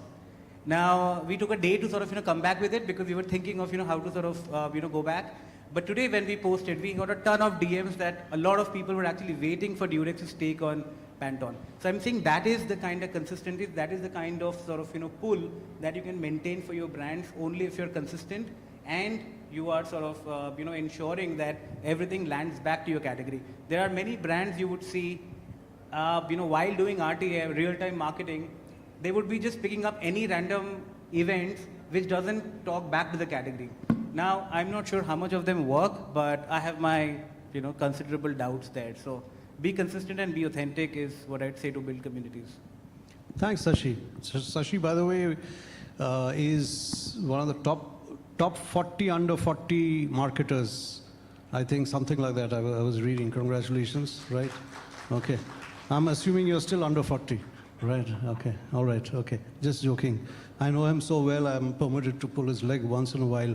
So, Diwakar, Pernod, I mean, lots of AI personalization. In fact, earlier today, the Prime Minister inaugurated a, you know, global AI summit at in New Delhi, and he was talking about how AI is going to change, he didn't use the word marketing, but he's going to change the way, you know, we buy, we think, we do business, etc. So what is your take on, I mean, your experience in how Pernod uses AI? Yeah. I mean, this is a broad question. Yeah. So, you know, just keeping my answer to how tech helps us elevate engagement in a mobile context. So first of all, we come from, Pernod India is an alcobev company, alcoholic beverages. We are one of the leading or the leading alcobev manufacturers in the country. We have many brands like Royal Stag, Imperial Blue, Hunt Pipers, Ballantines, Shivers, Blenders Pride, etc. But the core issue there is we are not allowed to advertise and we can only do through what we call extension or surrogate marketing. So in order to really push the lever or in terms of equity for any particular brand, you need to provide a very high level of engagement and emotional connect. Just by constantly relying on video advertising or you know certain other experiences if you can do that, it's great. Physical experiences, activations, but there is a limit to how many people you can reach through physical activations and physical experiences. What has technology, and especially, and not just AI, there are other as well, metaverse, predictive, and a lot of those technologies was touched base with the previous panel, have allowed us to have that higher level of engagement, provide an immersive experience with a little bit sense of personalization that especially the younger audiences really crave these days. So I'll give a few examples of what we have been able to do in our brand Imperial Blue, which is very famous for its humorous take on things, men will be men, etc. We did use predictive voice technology to give a very humorous festive greeting, which you can generate, your and go and generate. We got lakhs of entries on that tremendous UGC, and but that's and the previous panel also touched base on is tech is nice, but tech should be done with an objective. Objective for us remains always provide a high level of engagement and emotional connect, and also relevant to the brand world that a particular brand has. So while I gave the example of Imperial Blue, another of our brand, Blenders Pride, created metaverse, and it was not just Blenders Pride does a fashion tour. So they took the fashion tour is a very exclusive event. It happens in a couple of cities. It can be attended by only a couple thousand people. Some of the top fashion designers go there. So they thought about how they can broad base the experience. So they created the metaverse where people can actually wear, fashion designers like Gaurav Gupta created digital dresses which people can wear and basically showcase high fashion, bring high fashion to the masses. That was the thought. And for Roy Stag, recently we did a very big campaign, named Large Hamara Hai. That campaign, and Roystag is one of the partners associate partners to International Cricket Council, ICC. So we always, our endeavor is to provide, utilize the passion pillar of cricket to provide a more immersive experience to cricket fans across the country, billions of cricket fans across the country. This year what we did was using the power of AI, you can be part of a film with Rohit Sharma, Surya Kumar Yadav, Jasprit Bumrah, and also the World Cup trophy. So through the power of AI, your face gets slapped there. There are a couple of fans. You can be part of the whole film. So that was beautiful technology, and Roy Stag's motto is living at large. So we provided a full experience there that lucky few can get to actually witness India play in the World Cup at various venues. But those of you who still couldn't get a ticket, they can still get a very big live at large experiences by featuring with these celebrated cricketers in the World Cup trophy using the power of technology or AI. So that was the thought. That's my sense, elevating engagement as the topic says it, but in the context of the brand. Yeah. Thanks. Jasleen, very quickly about Be the Gulabi Girl. Okay, if you can tell us. I'm especially curious about how you take very, what should I say, brands for traditional audiences, quote unquote traditional audiences, at least that's what it was when I worked on Dawat 20 years back. Okay, they were known as SECB, they were known as smaller towns, smaller cities, etc. And then boom, suddenly there's a smartphone which is, faster than the first rockets that went to the moon. So how do these two, how do you bridge these two? How do you connect these two for, call it awareness, call it sales, call it retail presence or whatever? Please. Sure. So like we were discussing this earlier. So one is that, Gulabari Rosewater as portfolio, wherein UP, Bihar, Jharkhand, these are still the geos which are contributing to about 40% of business. And I 40% of what business? The Gulabari business? Yes, yeah, the contribution to the brand. So keeping those in mind, there are platforms which are being chosen, like, Josh is something which we had chosen. And while we are talking about SEC, BC sort of audience, as a brand we have also forayed into things like face mist or toners or ingredients which are more like niacinamide, hyaluronic acid, vitamin C, which new age audience connects with. So on one hand, we have the pure gulabari kind of portfolio, which still is about mixing it with a face pack or using it along with some face scrub. But at the same time, we never should be forgetting the TG, which is we're starting early. We want those people to start using gulabari very soon, which is as teenagers.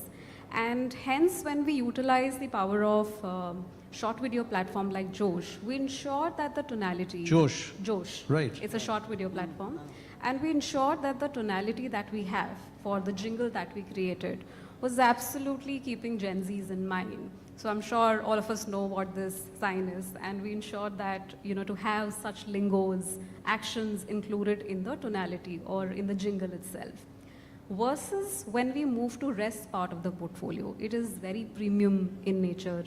And if we don't foray into that, then I think, like we discussed, it will be like, okay, maybe I used it 10 years back, and now, or, my mom used it 10 years back, and this brand is not for me. So we don't want to just stay there, and hence, as, Dabur, we are foraying into new age formats. And that's the key, how we are staying relevant. Yeah, I'll slip in a quick question before we move to Vishal, which is, the creator economy, you've heard of it, I mean, millions and millions of dollars that are young teenagers who are making lakhs and lakhs every month. And so, how is Dabur riding this creative economy? Whether you call it Josh, whether you call it Instagram, whatever. What are you doing there? There are two very interesting cases. So taking on from the Durex example, one brand which I definitely want to touch upon is Hajmola. Hajmola. Yes. So that's the Chatkara taste of India. And that's one brand where we don't have to try hard at all. Instead of asking creators or instead of asking audiences to create content, they're the ones, who are picking up all these fluid moments and sending all the memes, reels, and content to us.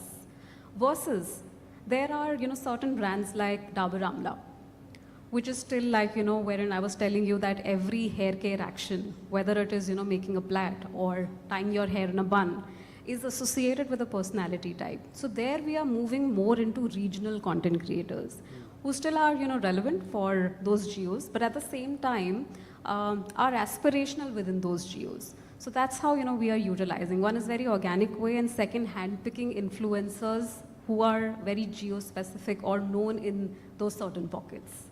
Okay, thank you. Vishal, you founded Zapads when, about 10 years back? It's a 18-year-old. Sorry? It's a 18-plus-year-old. 18 plus, okay. So you've seen the entire digital cycle. Tell us a little bit about the magic which you were describing a little earlier. All these new softwares, reading, visuals.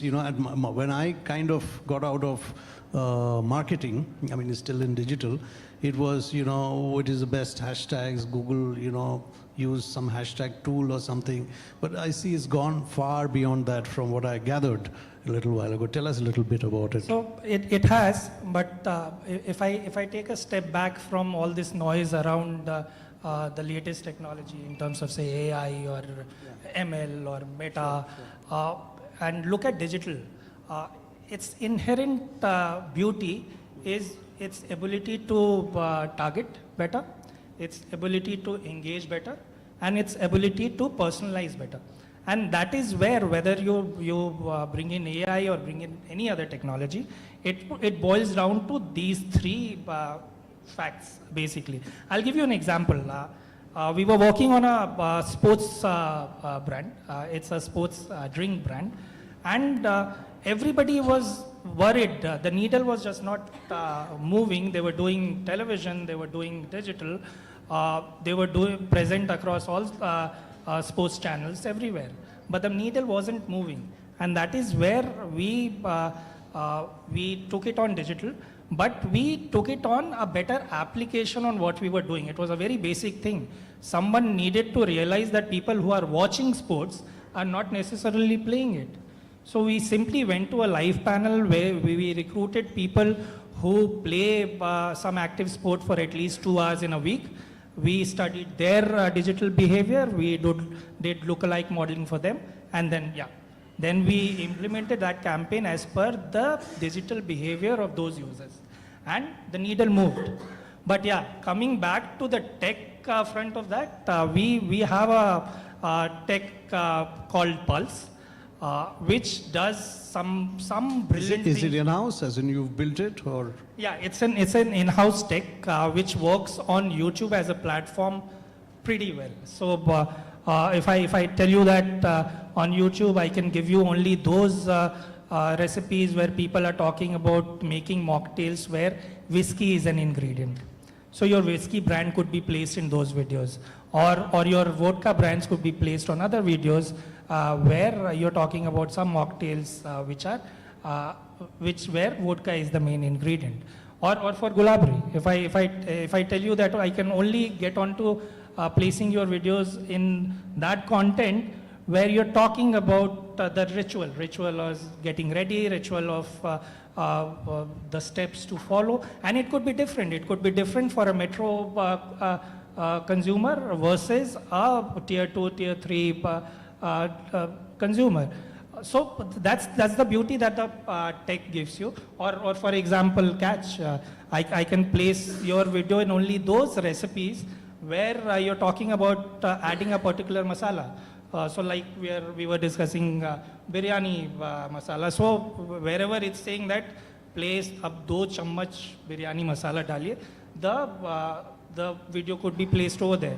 So basically you are making your marketing budgets work harder and delivering exactly through the objective that you have. It's done by tech now. It was done earlier manually. Few brands have tested it manually.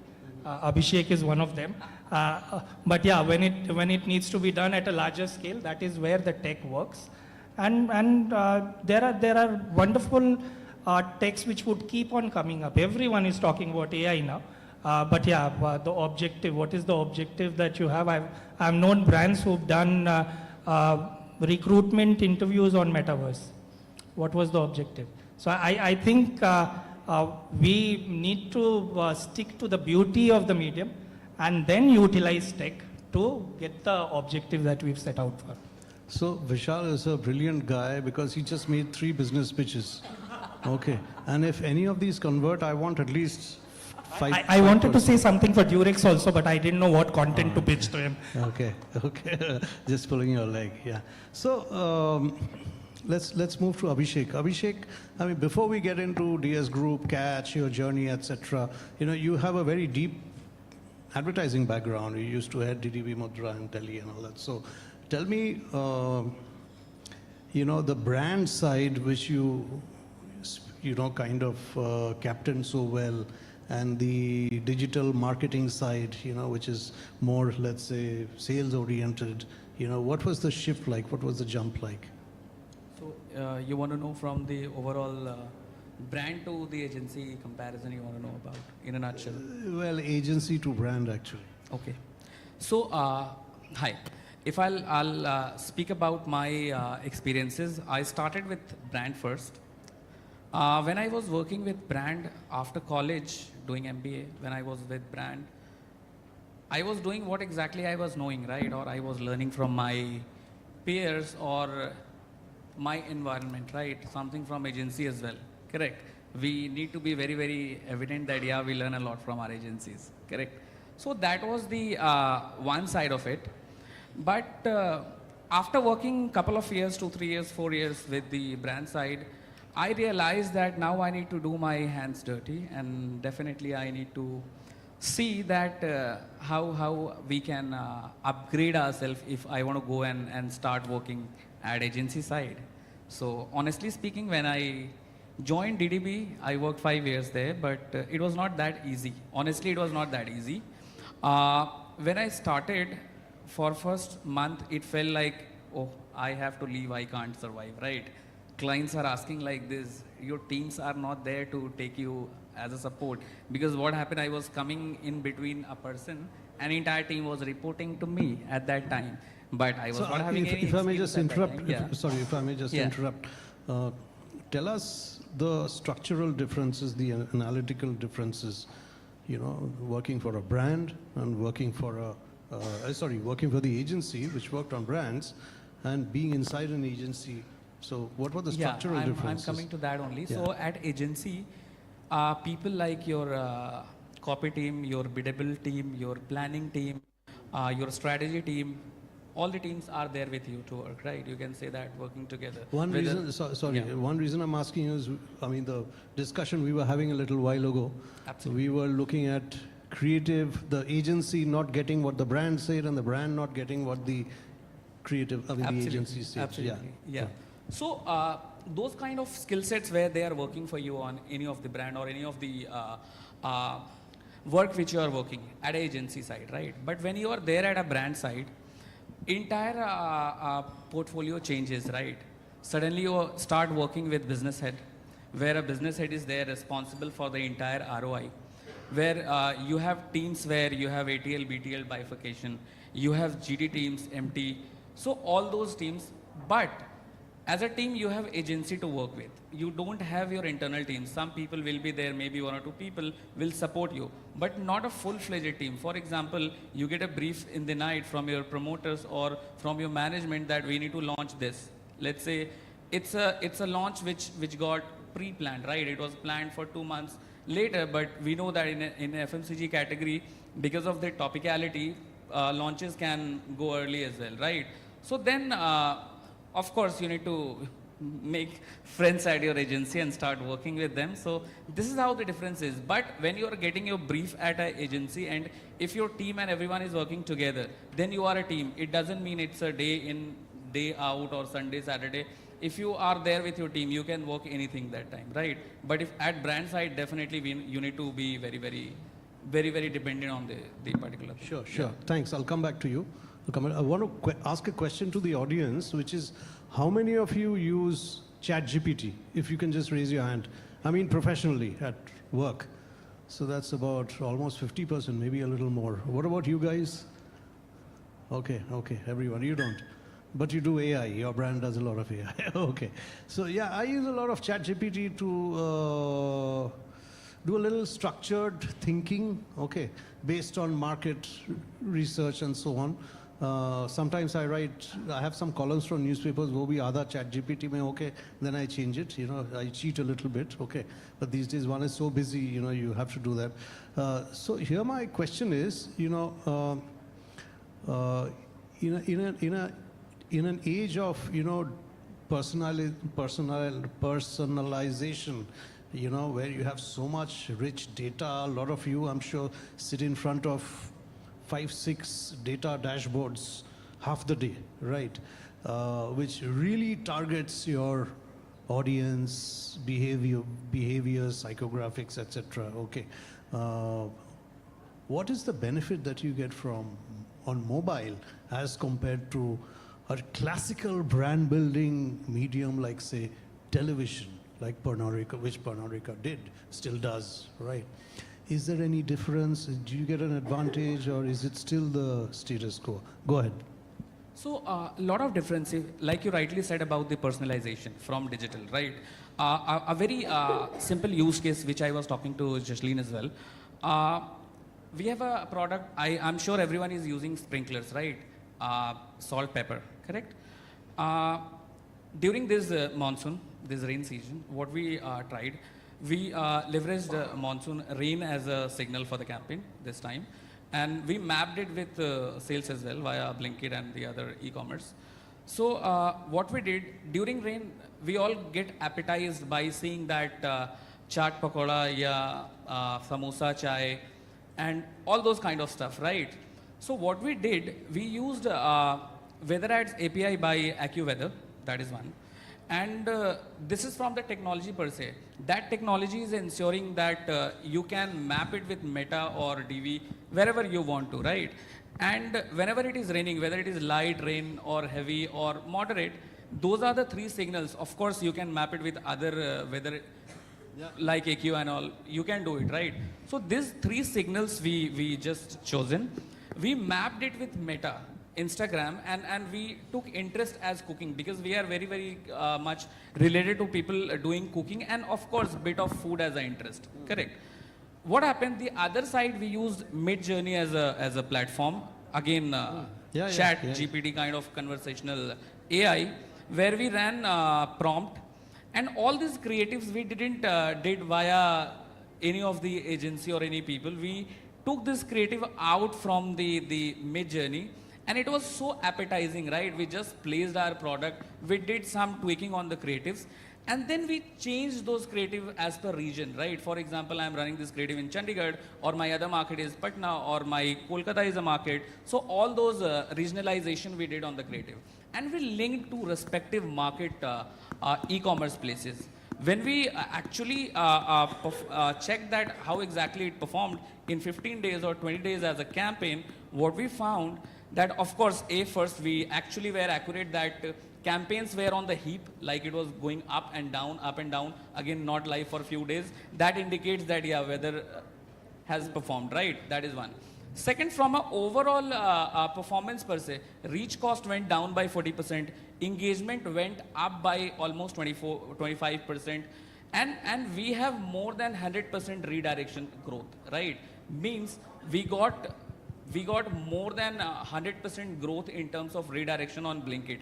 And we've actually mapped sales from our Blinkit, and we found that we have a growth of certain percentage on the numbers which we catered during that month. So this is how the personalization we can go from a digital per se. Okay. Yeah. Vishal, what are the hottest platforms for digital marketing? I mean, I heard the word Blinkit 3 times. Actually, Blinkit used to be on my 4th or 5th screen around COVID. Now it's on the first screen. Because, our maid, she calls me, she WhatsApps me 3-4 times a day. Maybe it's her, I don't know. Anyway, so, and she types in Bengali, but in English font, Dada, catch, whatever, something. And I say, okay. And I go to Blinkit and, bam, it's done, right? So, what are the hot new platforms in your, and also if you can do a little bit of future gazing. Okay. COVID has done certain things to us. It's kind of changed our behavior.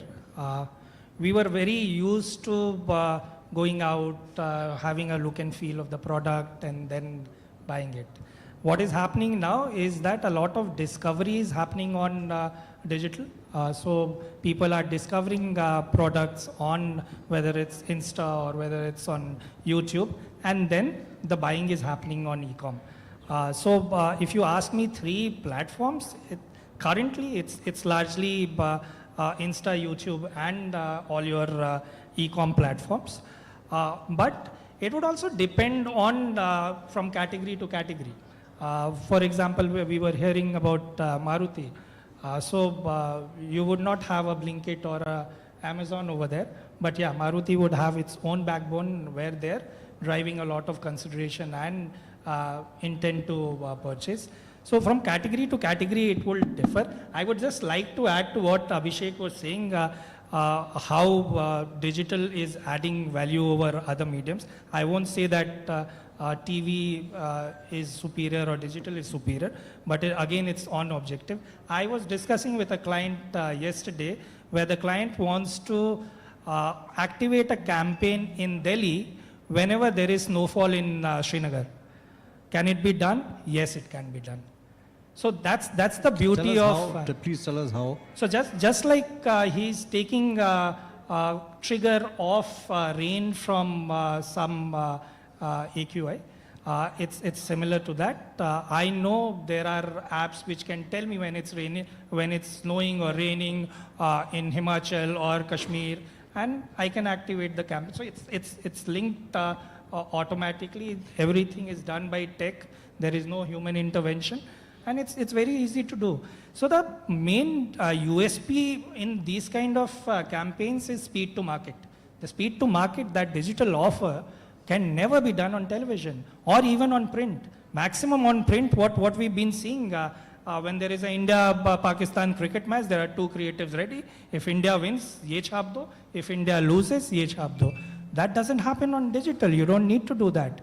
Virat Kohli is batting, he's batting on 40. I can activate a campaign the moment he crossed 40, saying that Virat is about to score a half century. Have you made your team? Is he there in your team?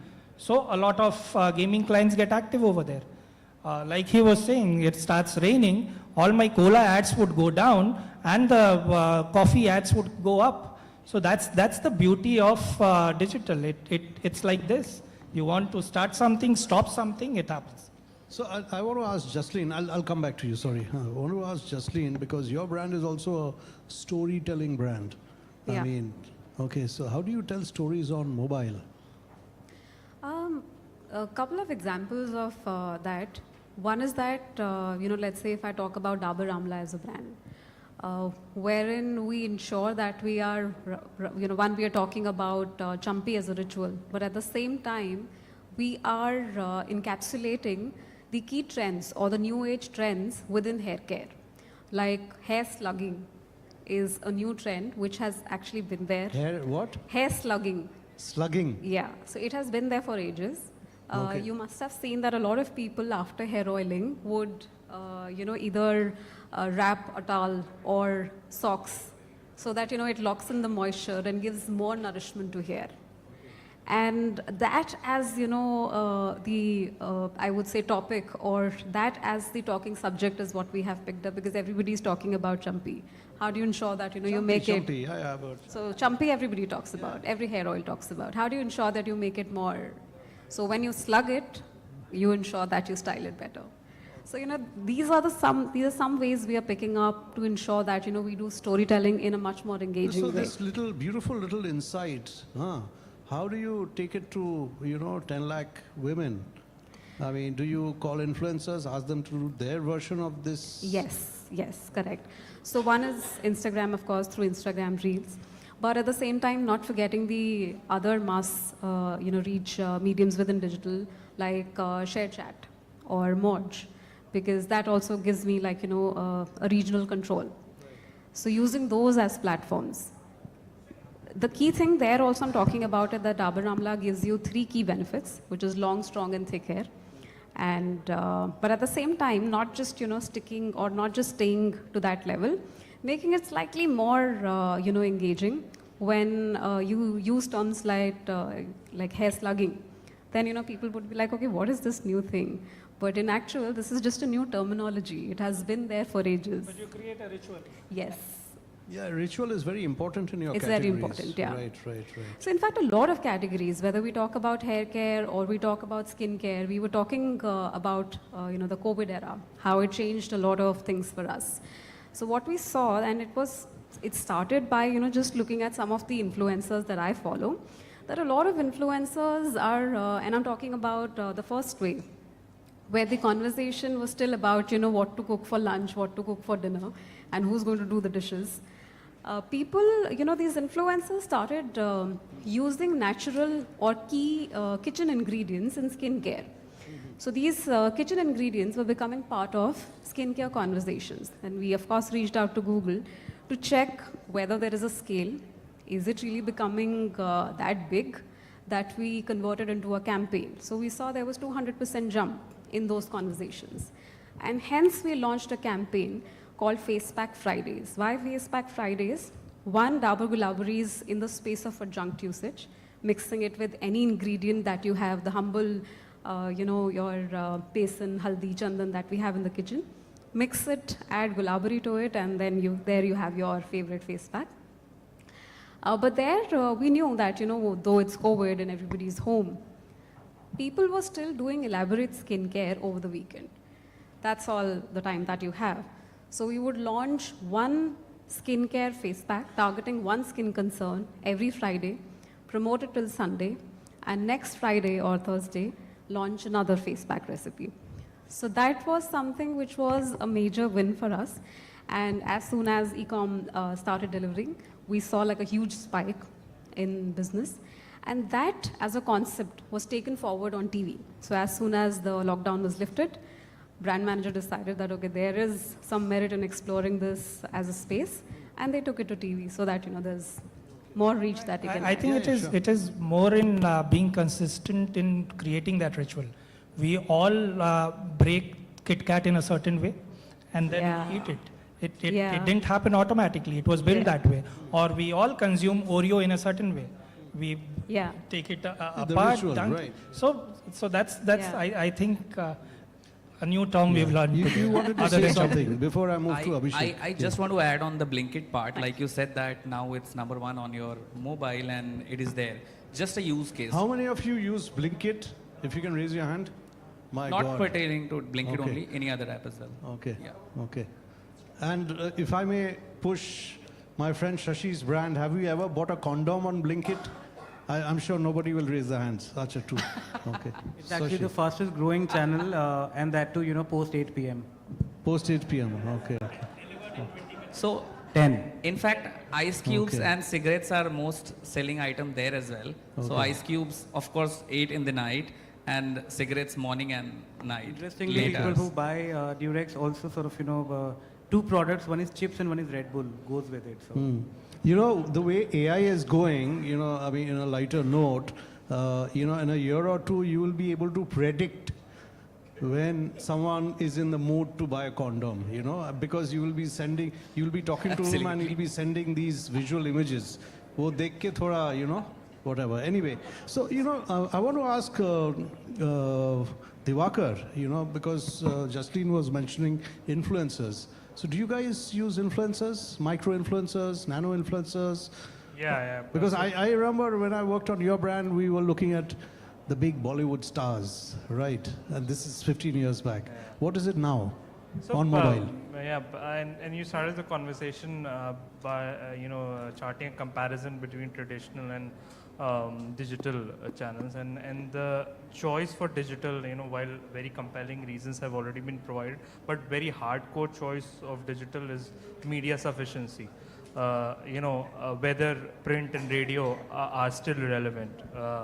What impact does outdoor actually deliver? All of these metrics, we have data for them now. There's huge amount of tech also that provides us for these traditional platforms.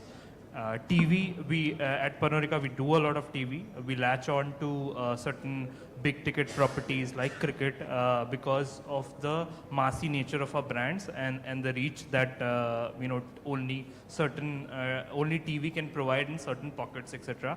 But just from a hardcore number perspective, that so and so excess million consumers, hypothetical consumers we have, only say 30% or 40% are there on print. They say 70-80% are on TV, but 90 to 95% of these consumers are there on digital. That's the hardcore math behind and the logic behind using digital. And with regards to influences also, it's quite simple logic. We can keep using the big ticket stars or heroes and celebrities. They have and the previous panel talked a lot about 3-second span of users. You're automatically inclined to watch a visual or a video more if there's a big star on the face of it, but that does not guarantee that you will receive the message, receive the brand, or understand the communication. You will see it, maybe you'll see it for 7-10 seconds, maybe full thing, but that does not. But what influencers have provided and continue to provide is listening. When influencers say the same thing, their audience, to a large extent, listen to it, listen to what they are saying and react to it, and might also do. Certain percentage might also take the call to action that the influencer is advocating. So this realism and if I may just jump in, do you use influencers? Does Pernod Ricard use influencers? Yeah, definitely to a large extent, and of course, we can't advertise alcohol. It's also done in a extension base, whether leveraging the passion points of our consumers, but that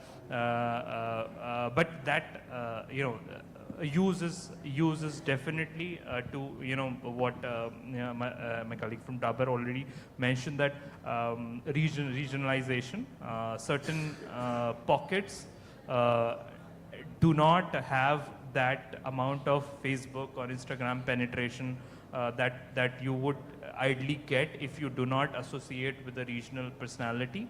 And then second, relevance and connect that comes because of the use of influencers.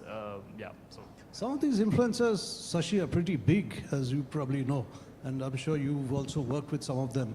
You know, I mean, you know, sometimes in the government you think everyone owes you a favor, so I call up influencers, and you know, they say, you know, desh ke liye karo kuch, and most people would come. But you know, about 2 weeks back, I was trying to invite someone, I won't tell you his name, for a small talk, because I'm in the learning business in a sense, you know, training and all that. See, I mean, physically he'll come and address some very senior IS people and all that. She said 1 crore, right? Okay, I don't care whether you need me for 5 minutes or 5 hours, 1 crore. I don't care if you're the government or private sector, whatever. So the point I'm making is, some of these influencers are platforms, right? I mean, Beer Biceps and Bhuvan Bam, and there's this mobile guy, I can't remember, 25 or 30 million TechCrunch, 30 million or 25 million followers, right? And these are all made on mobile influencers, and they make lakhs and lakhs, millions of dollars actually, right? So say something about So I think not necessarily connected with your brand, but what do you think? Yeah. I think very quickly. Ori, yeah. So I think very quickly, you rightly said that, you know, influencer is actually a new medium now. At least how we at Reckitt kind of, you know, look at it is that over the last 5 years that, you know, we have been able to, sorry. Yeah, we are up. Anyway, so I think over the past 5 years, what we've been able to do is that we've created a internal benchmarking of, say, a cost per reach, a cost per like, a cost per view, etc., right? So, and we look at it from a 3 perspective. We look at reach, relevance, and resonance. So it need not only be a reach thing, but also relevance and this thing, and that is how, even at the way we sort of, you know, crack these deals with these influencers are from that media metric. So that kind of, you know, gives you a benchmarking. It helps you sort of, you know, have a sustained kind of a presence, because it's not that, you know, somebody today decides that, okay, this is not working. See, that is a medium. Medium will always work, but it's that, you know, how are you planning it? I think that's totally the difference. Yeah, sure. Okay, was that Bell asking us to wrap up or something? Okay, Yeah. so I'll, you know, open the, you know, questions from the audience. If you want to ask these, you know, my friends, any questions, please go ahead. Can someone give him the mic? We'll do this for a couple of minutes and we'll wrap up. Hi, this is Kinjan Shah representing Digital Vigyapan. It's an ad agency. We are based in Mumbai. So I had a question regarding influencers bit. When we talk about macro influencers or micro influencers, so what would you recommend? Because there has been a conflict about either we go with big influencers, then they charge higher, or we go with multiple small influencers. So have you all experienced this thing? Which one brings a better impact? Or how do you please? I think it depends on your category, your audience, your budget, your region. I mean, if you want to. But it's a very KPI-driven and budget-driven conversation. But in general, if you want to showcase your video message, macros do a better job. And if you want more interactions and sort of, you know, engagement, sharing, call to action to happen, then micros do a better job. So it's just a KPI-driven conversation, but ideally in a holistic plan, you have both. And just to add, I think you take celebs when there's a big announcement, because that will only give you reach but no engagement.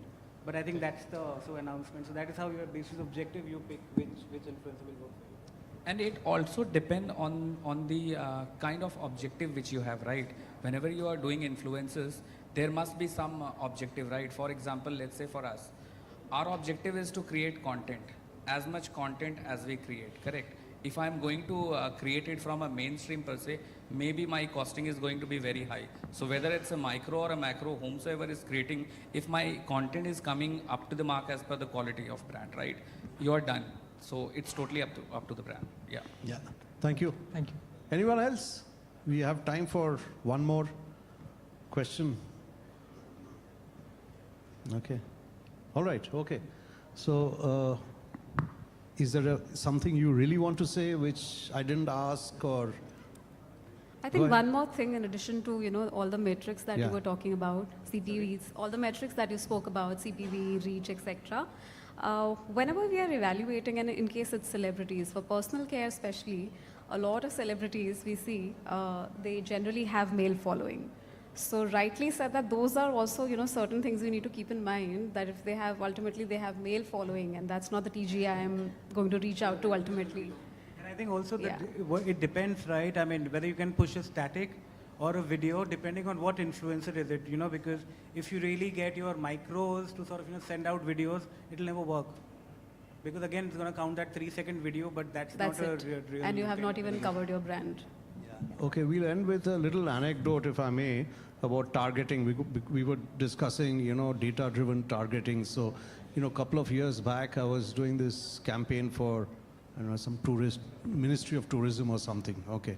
So, and there were many plans that we were presenting to, the Joint Secretary, Minister, etc.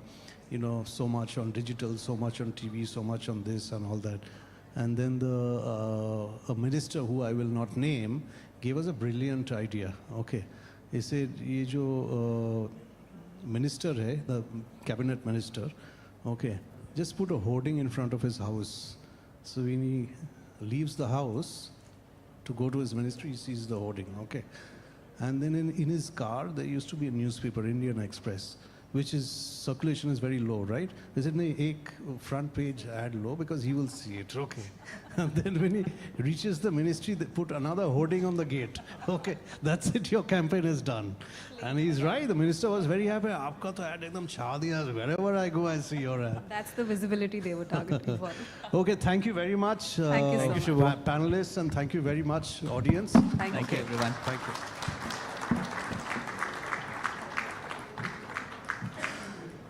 Thank you so much, sir. Thank you so much, everybody. That was quite a session.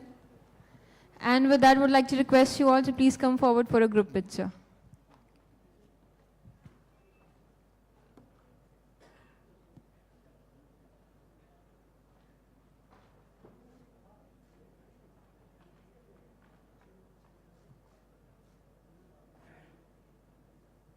With that, we have a token of appreciation that we would like to present to all of you. Can we proceed? Thank you so much. Come on, everybody. Come on, let's clap together for all the wonderful people standing here on the stage.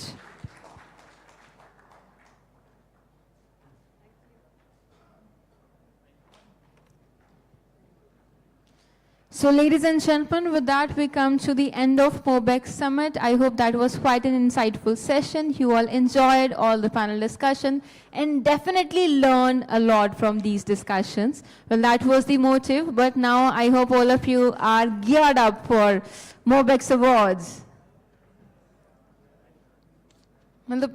Come on, some exciting reply would be, appreciated. Excited? Oh my God, itni zyada excitement. Why don't you all take 10 minutes break, let's just, gather up all the energy, thodi si baate kar le, and then we all will assemble back here in next 10 to 15 minutes so that we can begin with Mobexx Awards with a lot more energy. All right. Meanwhile, it's me, Anchor Akanksha Taneja, signing out from the summit. See you in next 15 minutes. Thank you so much.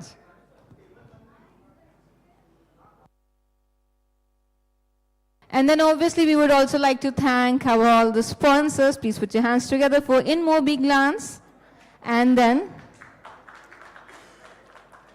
Mobexx Summit Awards, which is powered by Shoe Glue, Growth Partner Mob Avenue, Associate Partner Dangle Ads, our digital media partner, been there, done that. And apart from that, our gifting partner, Recode and French Essence. Thank you so much. Can we have all the AVs displayed for next 15 minutes?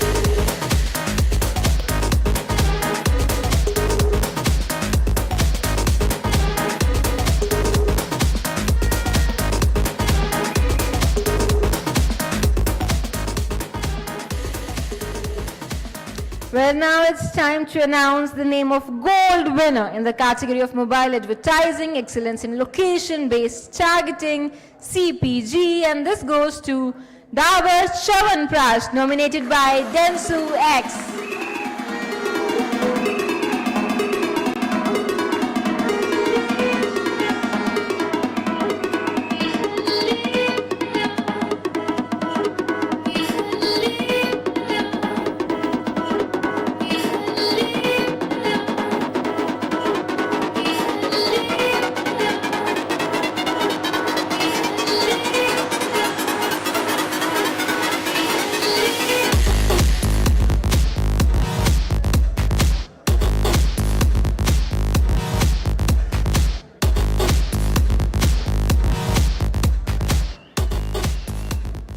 Congratulations with that, ladies and gentlemen. Moving towards the next category, that is silver winner in the category of mobile advertising excellence in rich media campaign automobile goes to Kia India, nominated by InOcean Worldwide Communication.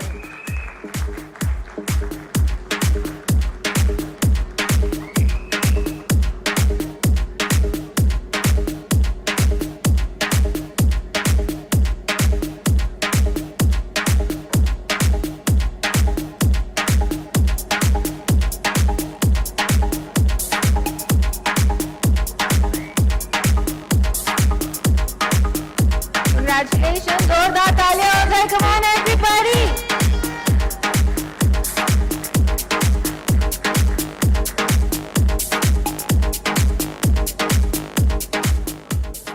With that, we come to announce the name of gold winner in the category of mobile advertising excellence in rich media campaign automobile, and this goes to Honda, nominated by Zapads Media.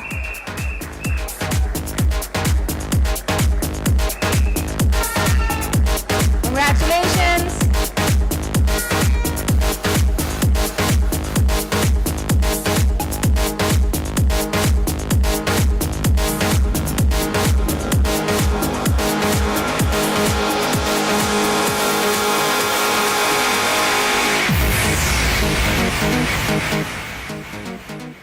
And with that, we would like to thank our presenters as well. Thank you so much. Zordar taaliyan ho jaye inke liye. Come on, everybody.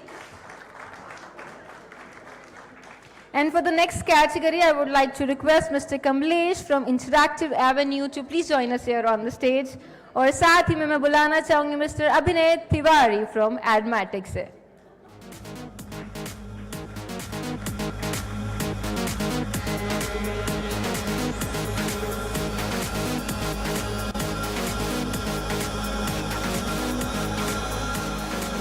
So the next category is gold winner in the category of mobile advertising excellence in social media campaign apparel goes to Buddha Jeans Company, nominated by Bang in the Middle. And then I can see this set of people who are just not applauding for each other. Come on everybody, put your hands together.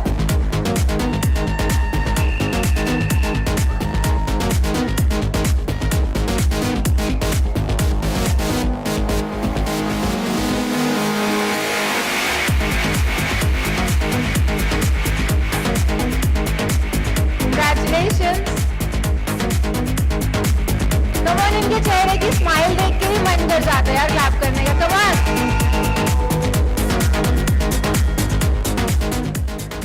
Well, the gold winner in the category of mobile advertising excellence in use of video consumer electronic goes to Dolby India, nominated by Tonic Worldwide.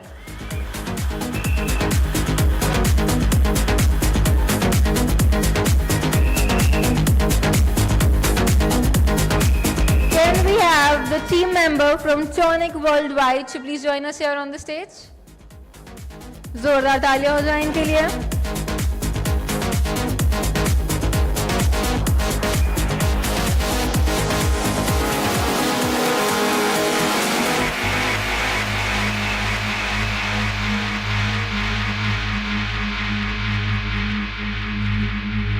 Feel like I wanna be inside of you when the sun goes down. as long as I'm gonna be around you. Thank you so much and congratulations. With that, the gold winner in the category of mobile advertising excellence in user acquisition goes to Angel One, nominated by Vivi.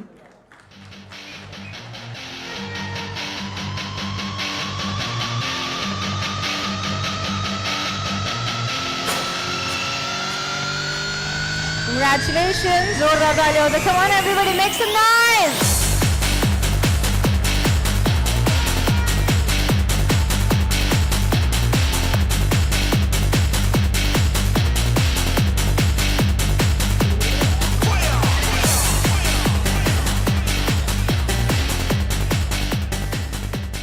Well, the next gold winner in the category of mobile advertising excellence in in-app advertising campaign global goes to Bleebly, nominated by Zapads Media.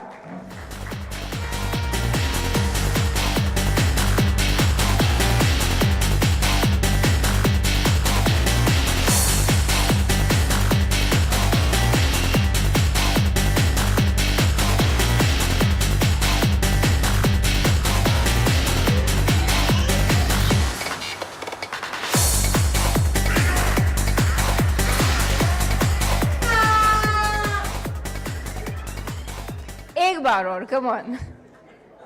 खत्म.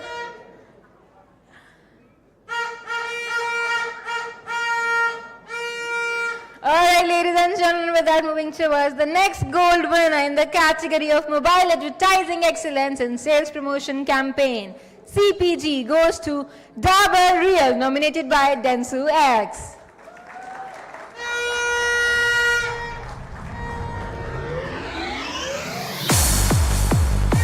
Congratulations.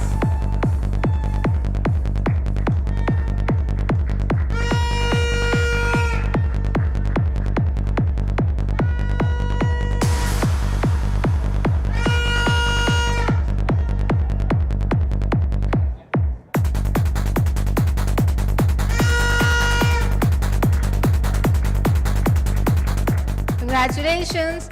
Well, the next gold winner in the category of mobile advertising excellence in location-based targeting healthcare goes to Narayana Health, nominated by Adomantra.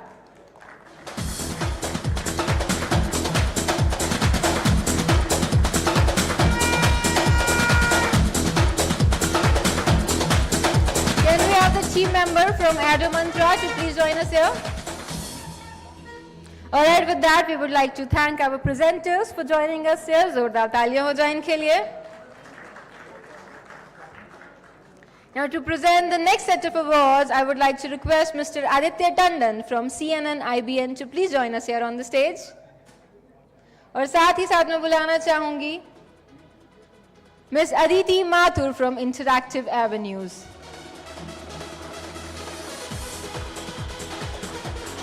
Now I would like to request Mr. Nikhil from Media Smart to please join us here as well to present the awards. जोरदार तालियां हो जाए दोनों के लिए. Come on everybody.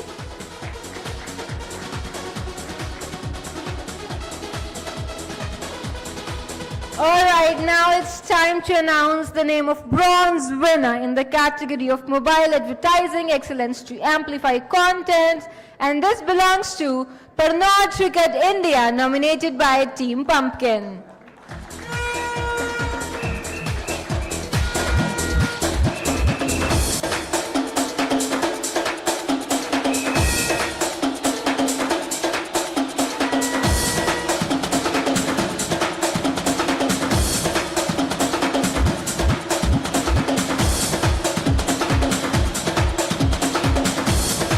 Congratulations. एक बार शोर बनता है. Come on everyone.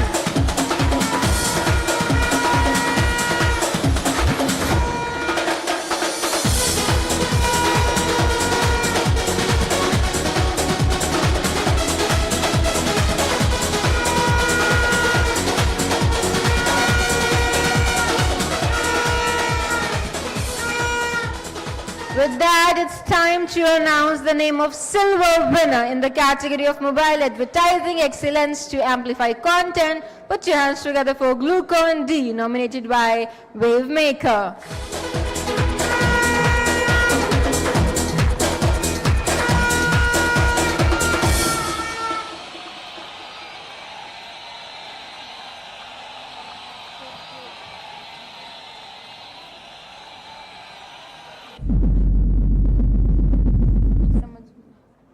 Congratulations. Well, now it's time.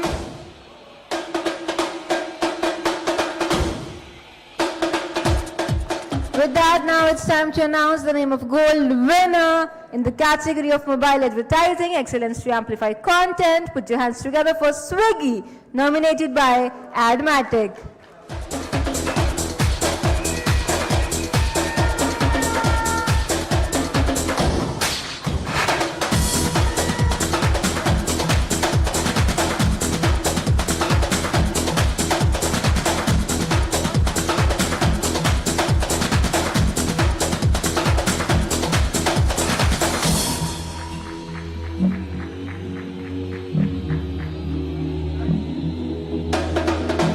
Thank you so much. With that, we would like to thank our presenters for joining us here. एक बार जोरदार तालियां हो जाए इनके लिए. Thank you so much. And now to present the next set of awards, I would like to request Mr. Alok Garg from BC Webwise to please join us here on the stage. आप सभी की जोरदार तालियों के साथ.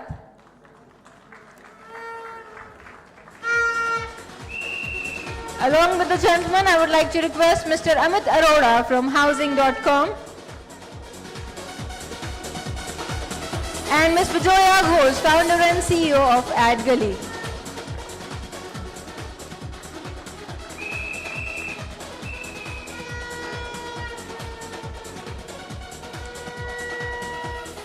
All right, ladies and gentlemen, with that, it's time to proceed towards another bronze winner in the category of mobile advertising, excellence in sales promotion campaign, travel and tourism.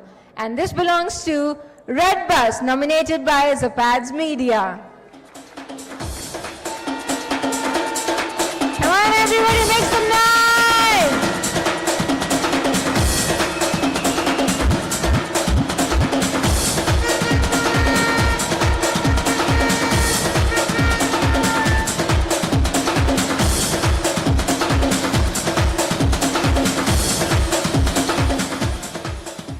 Congratulations. With that, it's time to announce the name of silver winner in the same category, which is Indigo, nominated by Vivi.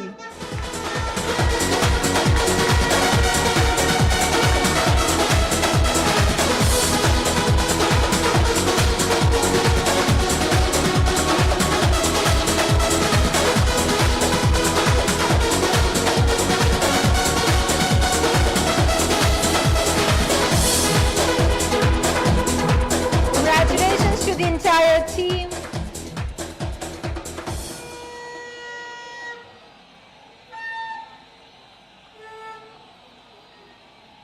Come on, go for it. एक-एक करके सभी.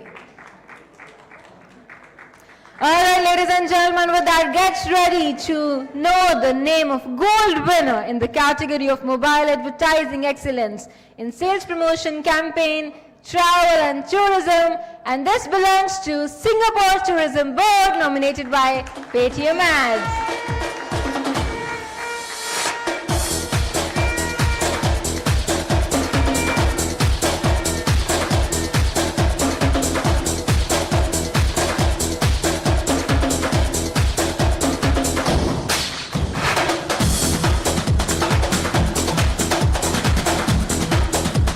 Congratulations.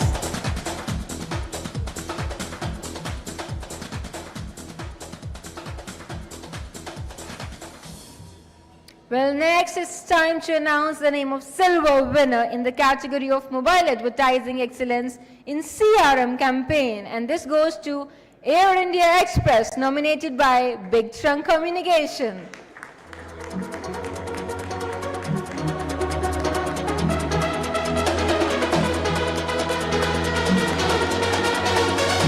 Come on, everyone.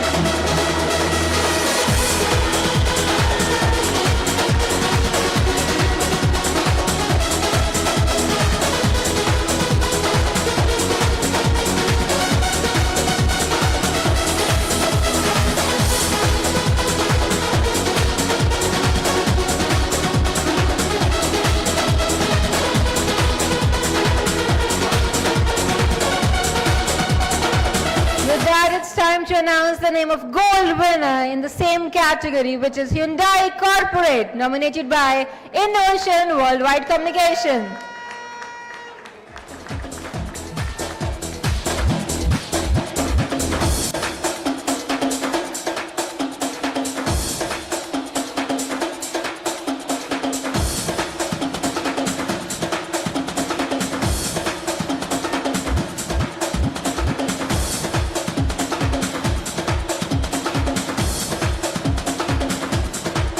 Come on guys, जोरदार तालियां बनती है साथ साथ, everyone. Well, next now it's time to announce the name of gold winner in the category of best mobile app in social media, and this goes to. Any guesses? It's a gold winner in the category of best mobile app in social media, and this goes to Neutralite, nominated by Tonic Worldwide. Inside of you, when the sun goes down, as long as I'm gonna be Congratulations. Come on everybody, make some noise.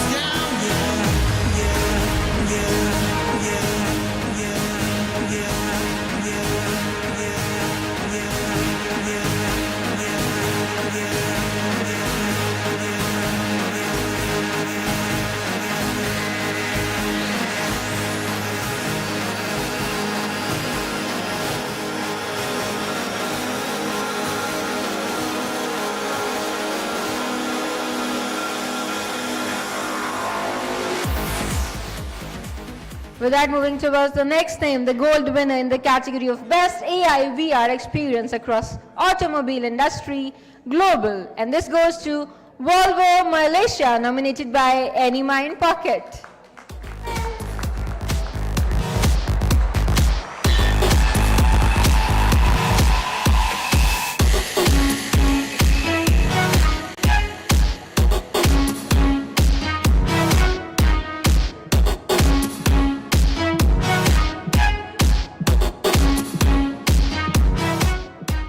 With that, it's time to announce the name of gold winner in the category of Best Mobile App for Health and Fitness. And this goes to Age Easy by Antara, nominated by Fractal Inc. Design Studio. बहुत सारा शोर चाहिए. Come on everybody, put your hands together.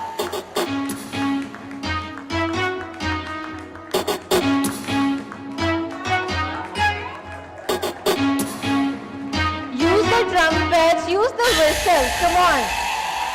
How many of you have whistles? Come on, whistles. Everybody, it's the simplest thing.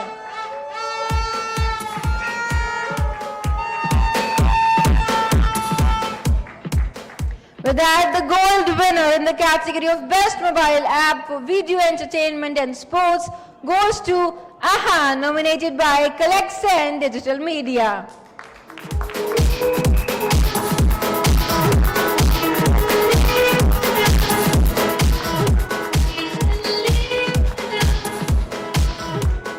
Well, the next gold winner in the category of Mobile Advertising Excellence in Rich Media Campaign, BFSI, goes to Kotak 811, nominated by M-Canvas Advertising.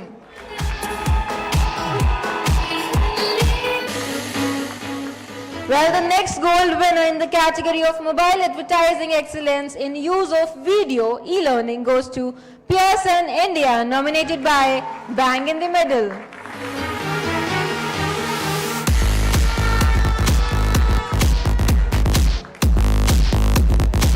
Congratulations, guys.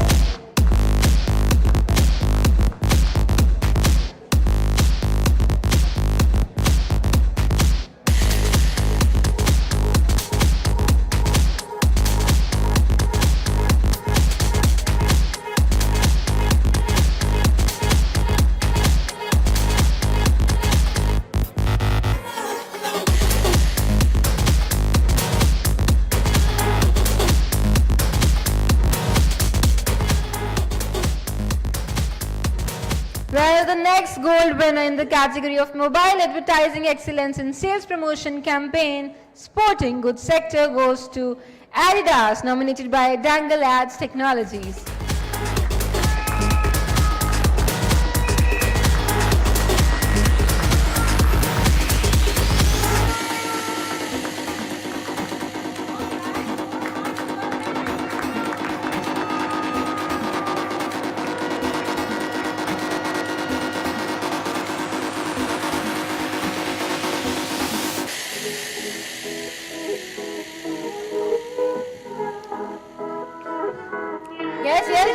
Come on, everybody.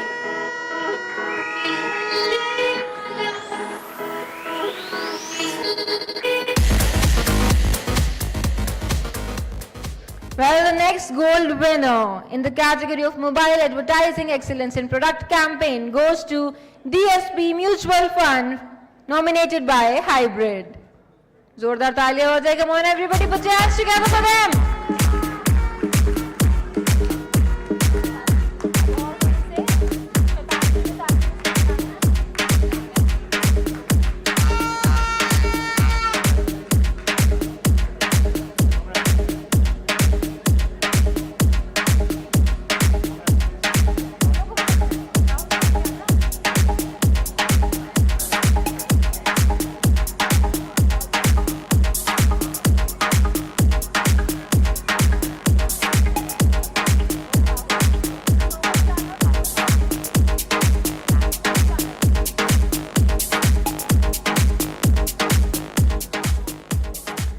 Thank you so much. With that, we would like to thank our presenters as well. Thank you so much. Zordar taaliyan ho jaye. Come on, everyone. And now to present the next set of awards, I would like to request Mr. Ajay Maharaja from Fortis to please join us here on the stage. और साथ में मैं बुलाना चाहूंगी Mr. Rahul from Kit Global. जोरदार तालियां हो जाए इनके लिए. Come on, everybody.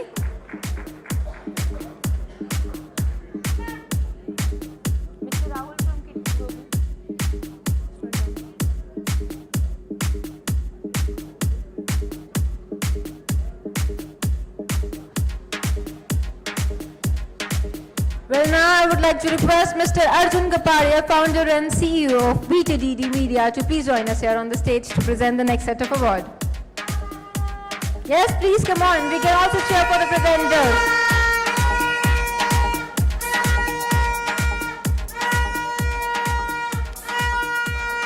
Looks like a पैसे देकर आए हो इनको. All right. All right, ladies and gentlemen, with that, we are all set for the next gold winner in the category of mobile advertising excellence in social media campaign e-commerce goes to Flipkart, nominated by Meme Chat.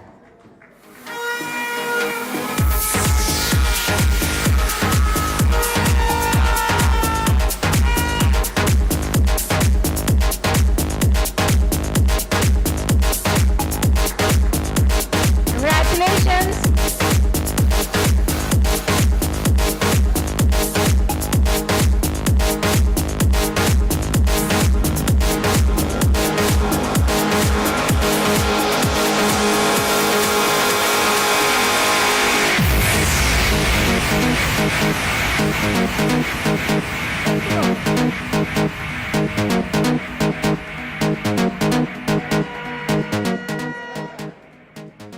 Well, now, the next is gold winner in the category of mobile advertising excellence in rich media campaign consumer electronic goes to Asus, nominated by InMobi.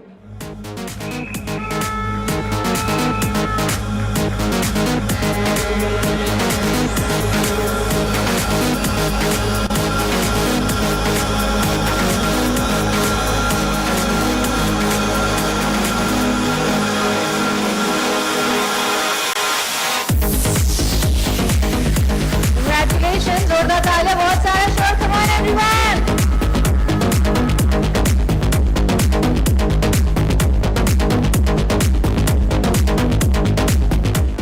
And now it's time to announce the name of gold winner in the category of mobile advertising excellence in rich media campaign global, which goes to Amazon Prime Video, nominated by Ad Scholars.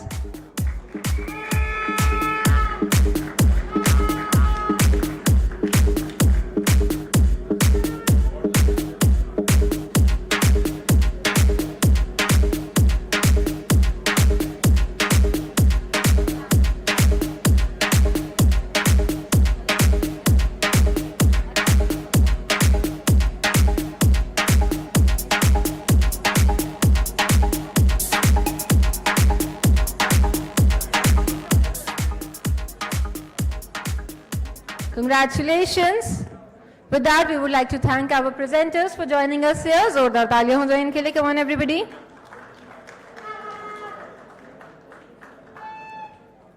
Well, now I would like to request Mr. Chirag Jagwani from Fixed Derma to please join us here to present the award. साथ में मैं बुलाना चाहूंगी Mr. Shatanshu from Pernod Ricard India and Mr. Sushant Chopra from Hybrid.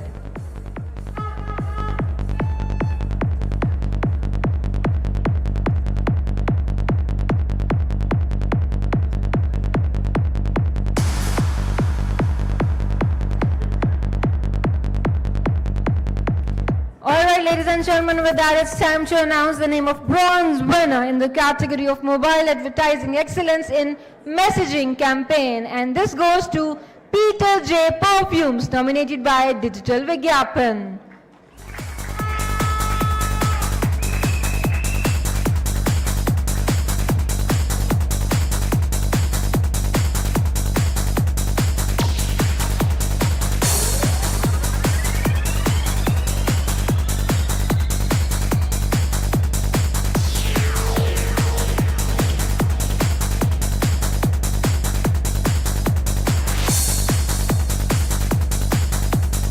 Well, now it's time to announce the name of silver winner in the category of mobile advertising excellence in messaging campaign, which goes to Swiggy, nominated by Admatic.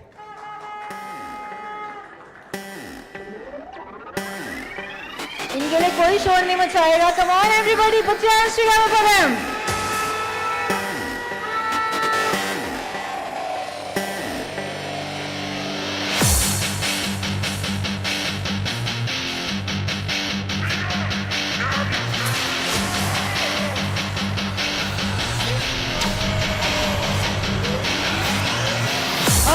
Ladies and gentlemen, with that we're all set to know the name of gold winner in the same category, which is Catch, nominated by Grapes Digital. Sure, alright, come on, it's the gold winner!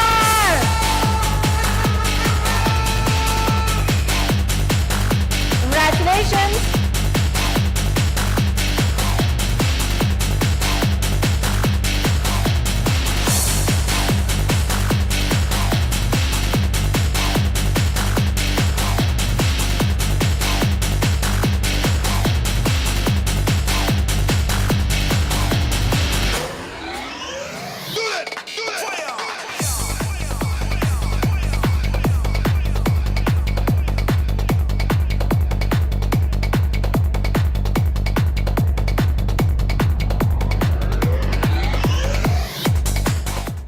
Congratulations. इसी के साथ आगे बढ़ते हैं. Now it's time to announce the name of bronze winner in the category of mobile advertising excellence in brand campaign, consumer electronics, and this goes to Samsung, nominated by Integral Ad Science.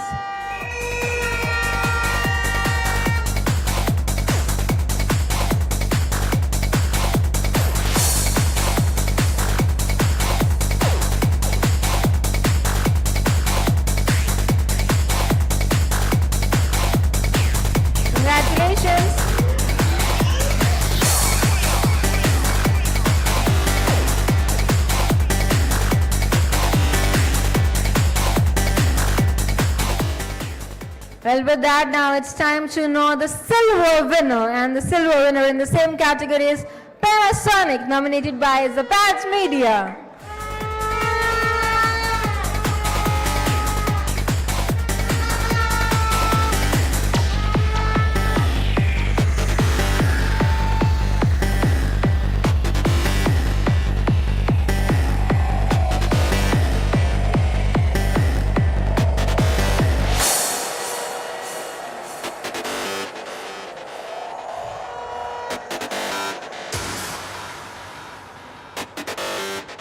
Alright, ladies and gentlemen, now it's time to know the gold winner in the same category, that is Motorola, nominated by BTDT Media and Circle Markham. Come on, make some noise, everyone!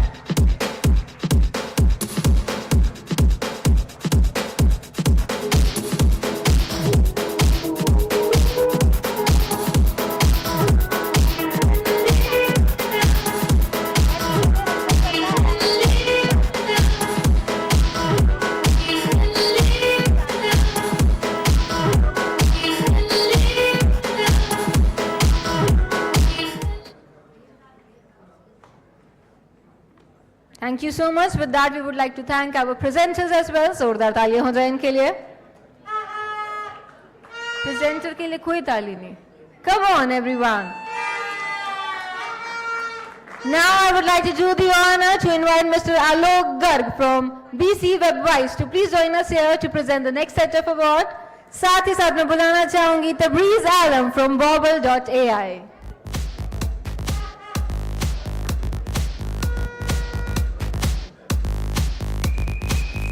Tebreez Alam, bobble.ai.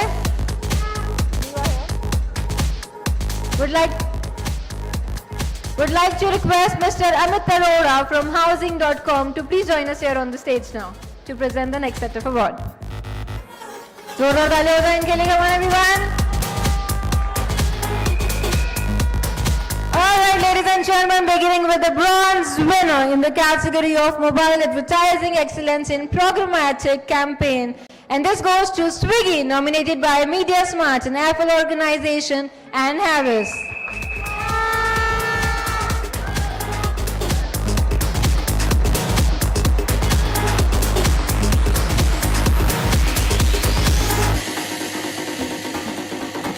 Come on guys, put your hands together for them, everyone.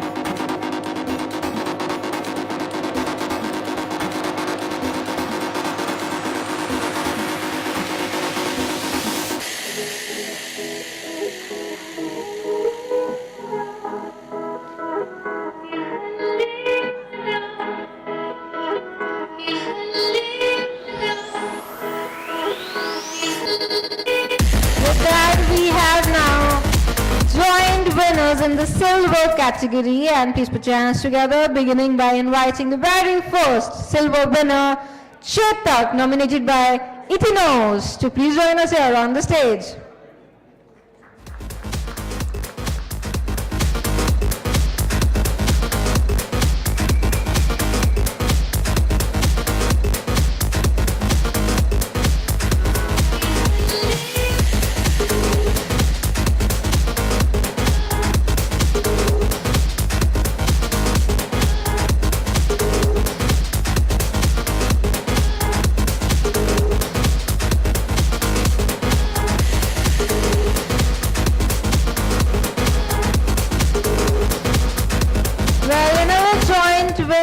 I should say another joint silver winner is Kotak 811, nominated by Mob Avenue.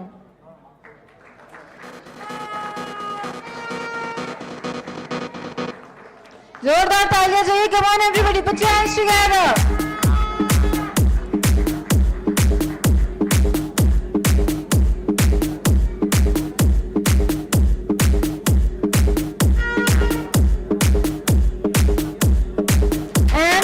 Ladies and gentlemen, now is the time to announce the name of gold winner. And the gold winner is Nerolac, nominated by Inmobi.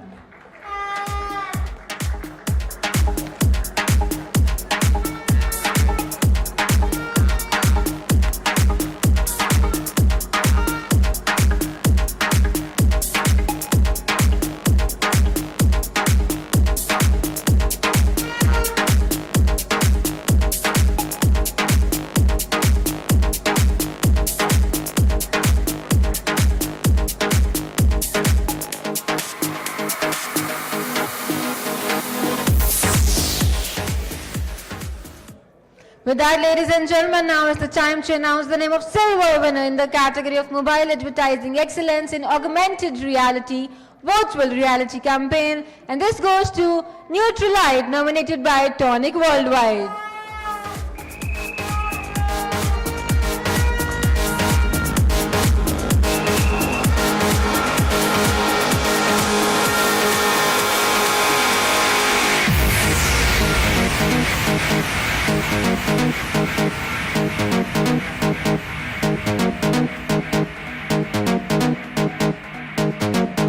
Congratulations.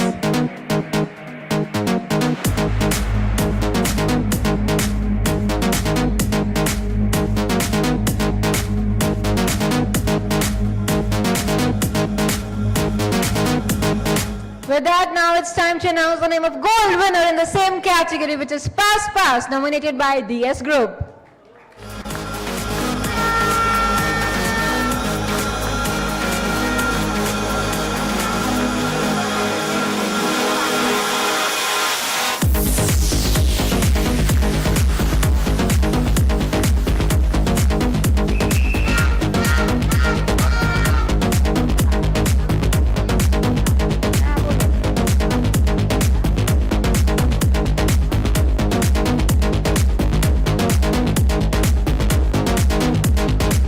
Congratulations. With that, we would like to thank our presenters for joining us here on the stage. Zordar taaliyan ho jaye inke liye.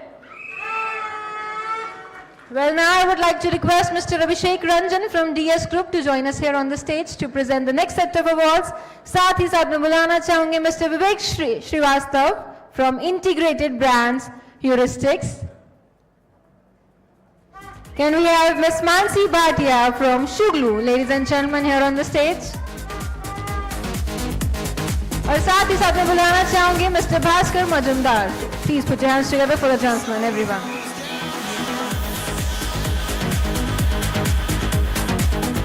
All right, ladies and gentlemen, let's continue with silver winner in the category of mobile advertising excellence in in-app advertising campaign, CPG, and this goes to Dabar Chyawanprash, nominated by Dentsu X.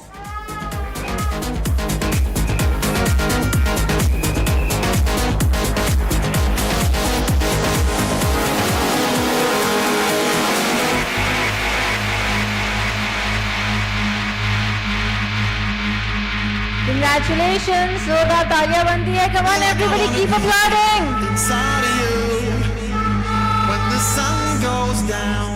With that, it's time to announce the name of gold winner in the same category, that is Iron Ice Cream, nominated by Any Mind Sport Kids. Zordar taaliyan ho jaye unke liye, come on.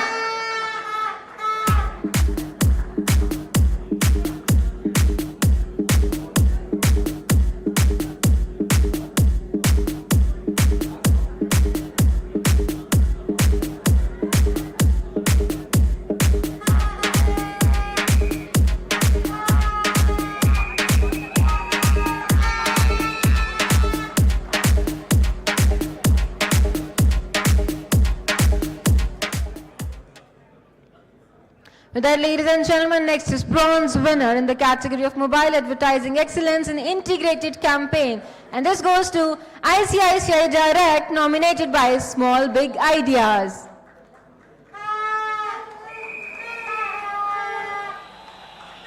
Well, then we have joint silver winner, ladies and gentlemen. Let's just begin by inviting Kotak Mutual Fund, nominated by Ethinos.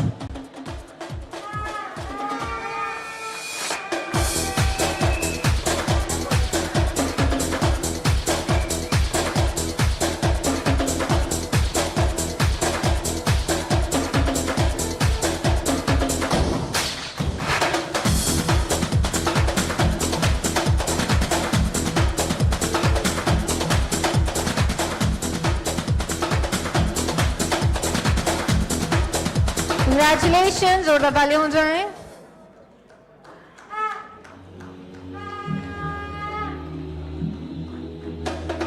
Well, the next joint silver winner is Rummy Times, nominated by Admatic. Put your hands together for them.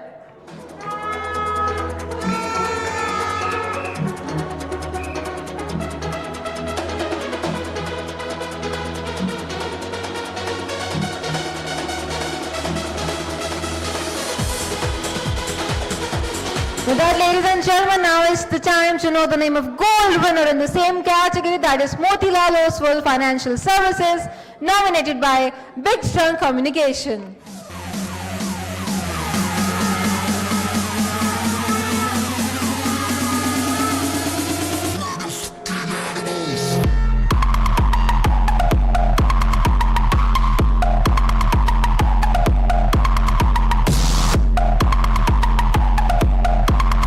Congratulations to the team Big Strong Communication.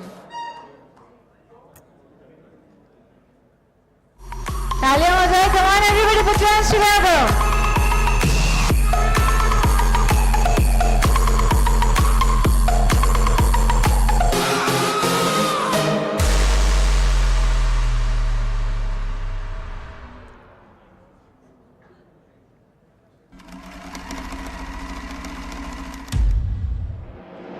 can take a picture. Tab tak, come on everybody, take your position at least.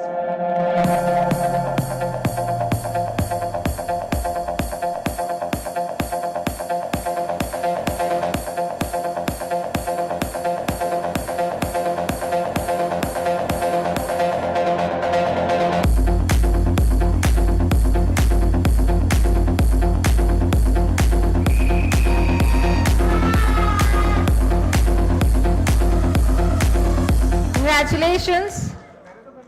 With that, ladies and gentlemen, moving towards the next name, gold winner in the category of mobile advertising excellence and integrated campaign global goes to, any guesses? It goes to Michael, nominated by Zapads Media.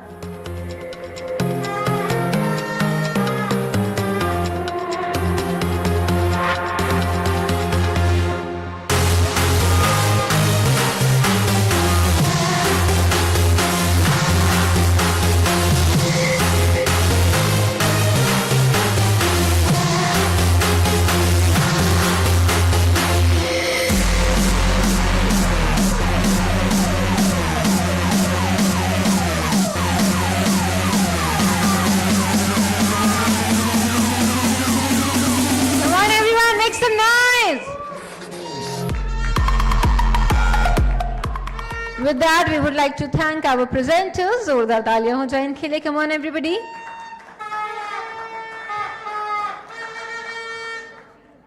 और इसी के साथ अब मैं request करना चाहूंगी मृणाल डे से from MobiKwik to please join us here on the stage. साथ ही साथ मैं बुलाना चाहूंगी mister Amit Arora from REA India.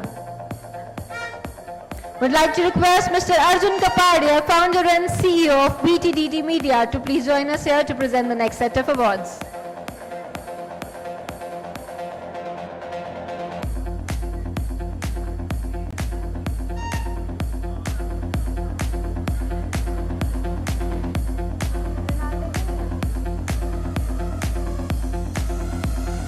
With that, would like to request Mr. Ajay Maharaja from Fortis to please join us here on the stage. और साथ ही साथ में मैं बुलाना चाहूंगी Mr. Abhijit Banerjee from Shuglu to please join us here on the stage to present the next set of awards.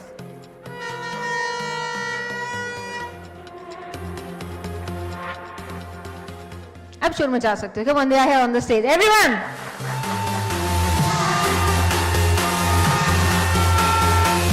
Here we are ready to announce the name of bronze winner in the category of mobile advertising excellence in launch campaign, which goes to Buddha Jeans Company, nominated by Bang in the Middle.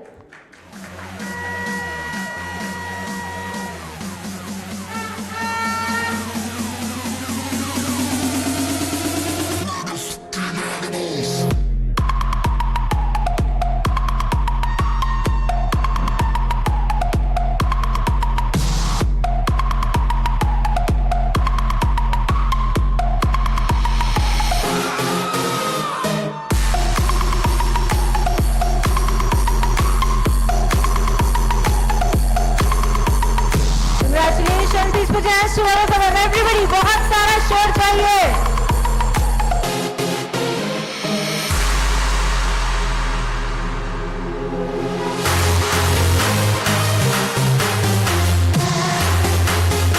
And then we again have joint silver winner. Let's begin by inviting Herbal Charcoal, nominated by Densu X.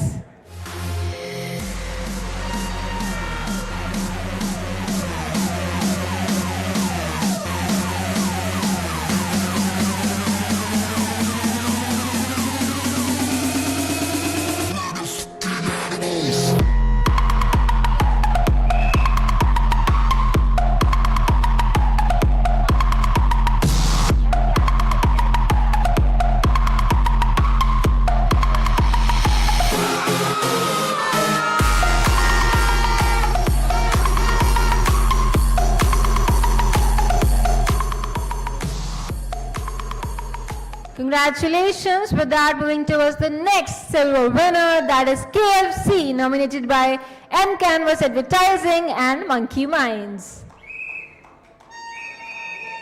Come on everybody, put your hands together for them. बहुत सारा शोर चाहिए.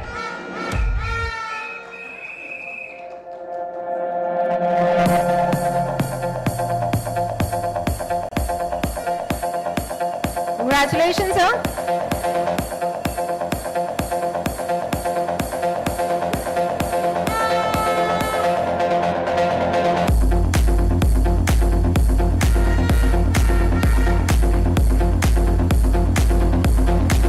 And with that, now it's time to announce the name of gold winner, that is American Tourister, nominated by Media Smart, an Apple organization, and Big Trend Communication.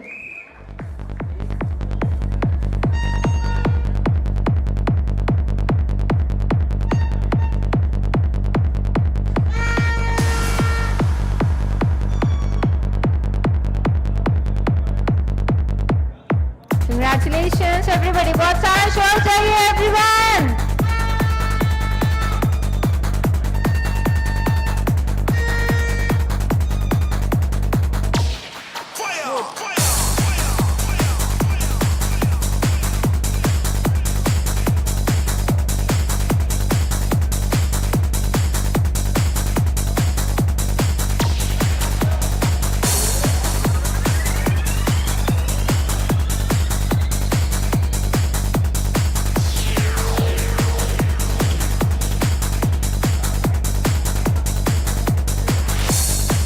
Congratulations. With that, it's time to announce the name of gold winner in the category of mobile advertising excellence in launch campaign global. And this goes to Naitsu, nominated by Zapads Media. Jordar taaliyan, come on everybody!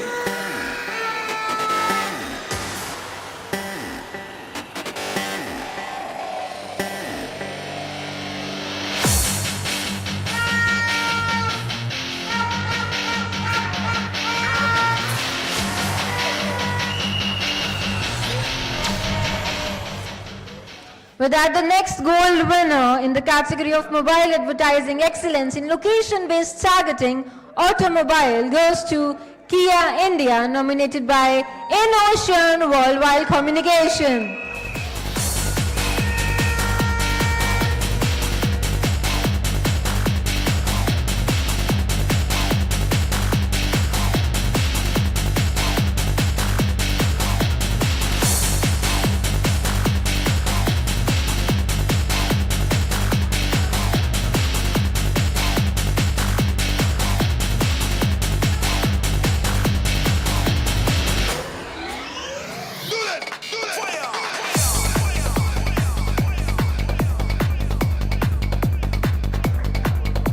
Come on everybody, make some noise! With that, the next gold winner in the category of mobile advertising excellence in rich media campaign retail goes to Chroma, nominated by Anymind Pocket.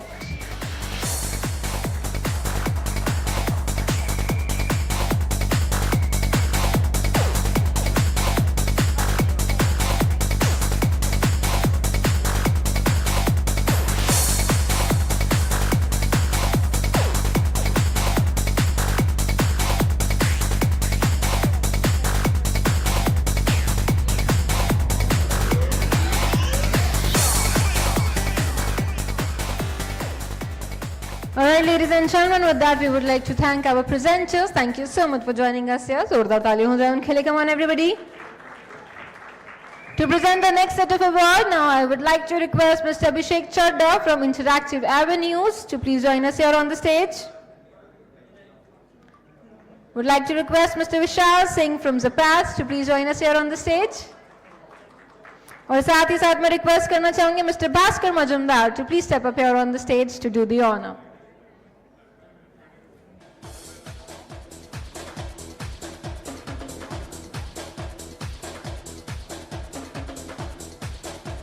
With that, let's just announce the name of gold winner in the category of best mobile app for travel and leisure, and this goes to Indigo, nominated by ARM Worldwide.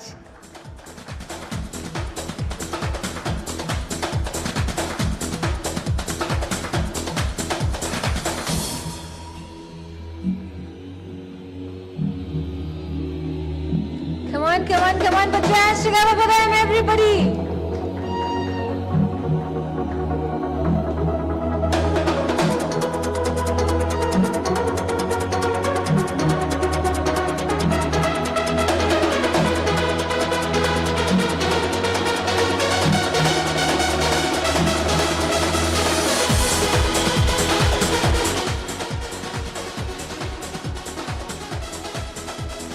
Well, the next gold winner in the category of Best Mobile App for Stock Market is Grow, nominated by Mob Avenue.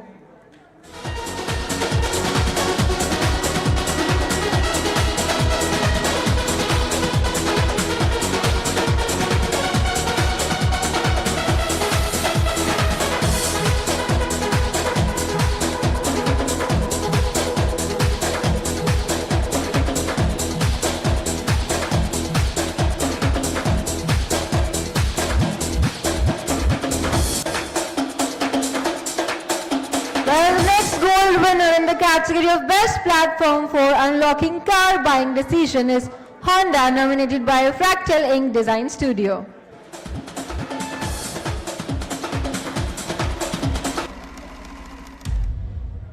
Come on, put your hands together for them, everybody!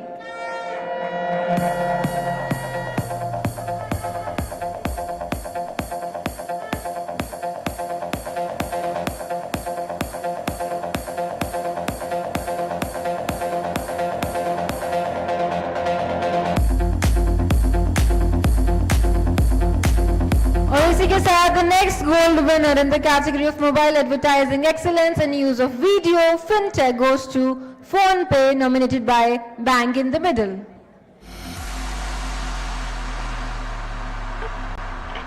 कोई शोर नहीं मचाएगा इनके लिए.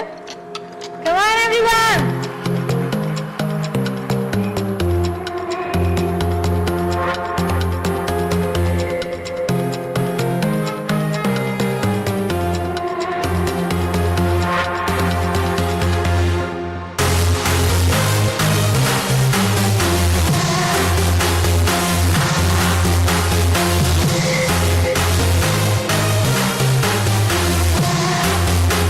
As the next gold winner in the category of mobile advertising excellence in sales promotion campaign global goes to Swiggy, nominated by Admatic.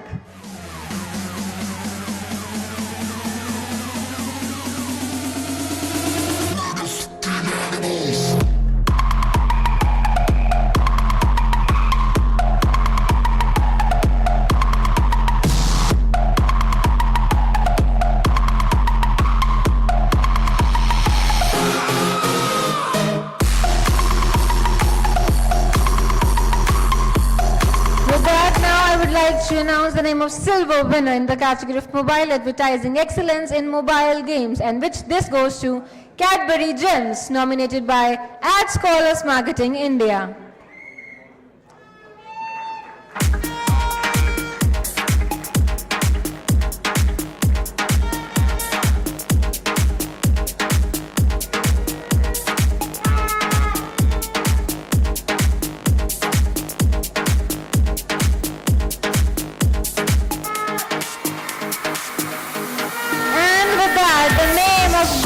Winner in the same category is Chroma, nominated by Anima in Pocket.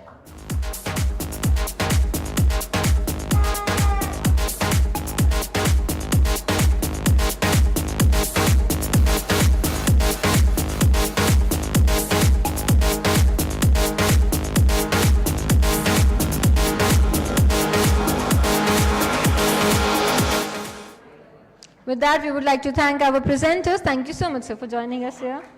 जोरदार तालियां हो जाएं sir के लिए. With that, now I would like to request Mr. Kshitij Dogra to please join us here on the stage to present next set of awards. साथ ही साथ मैं request करना चाहूंगी Miss Nidhi Dangle to please join us here on the stage. और साथ में मैं बुलाना चाहूंगी Mr. Tilak to please join us here on the stage.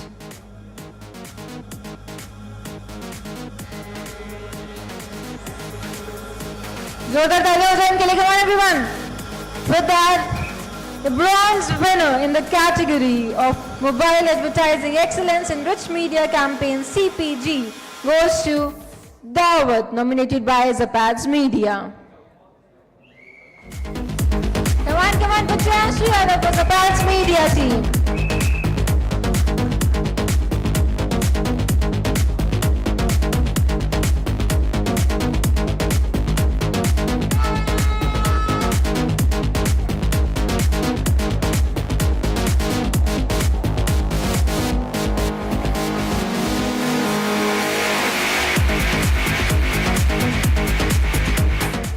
With that, the silver winner is Thumbs Up Charge, nominated by Any Mind. Come on, put your hands together for them.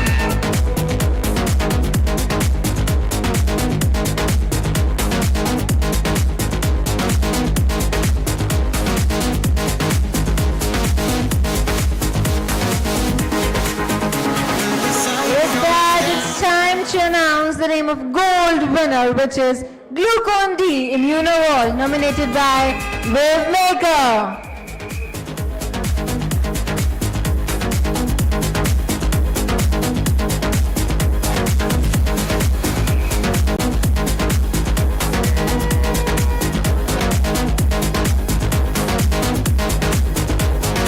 Congratulations. इसी के साथ बढ़ते हैं silver winner in the category of mobile advertising excellence in search campaign, which goes to True Balance, nominated by ARM Worldwide. Inside of you when the sun goes down, as long as I'm gonna be around you. Come on, put your hands together for them, everyone. मैं क्या सीटी ही बजा दो.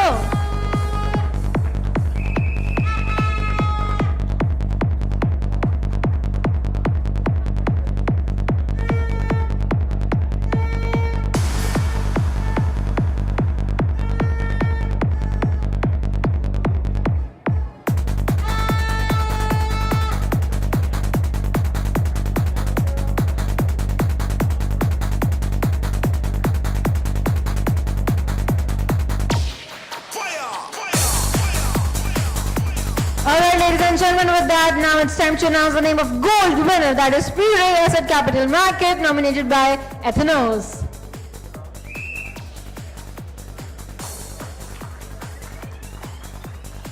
कोई शोर नहीं मचाएगा इनके लिए? Come on!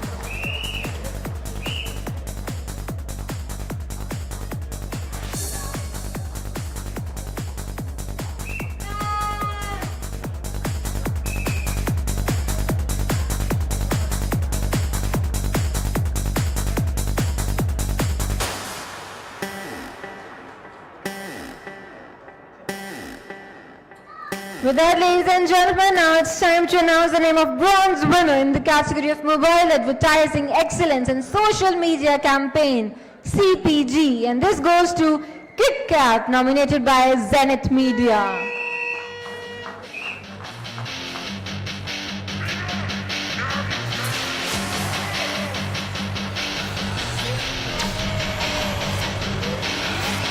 With that, now is the time to announce the name of silver winner, that is Chingus, nominated by DS Group.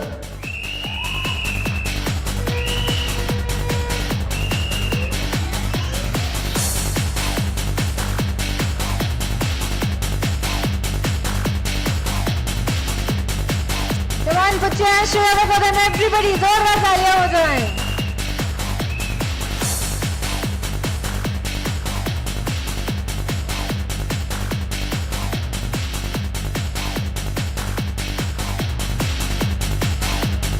With that, we come to announce the name of gold winner, which is Dabur Amla Hair Oil, nominated by Dentsu X.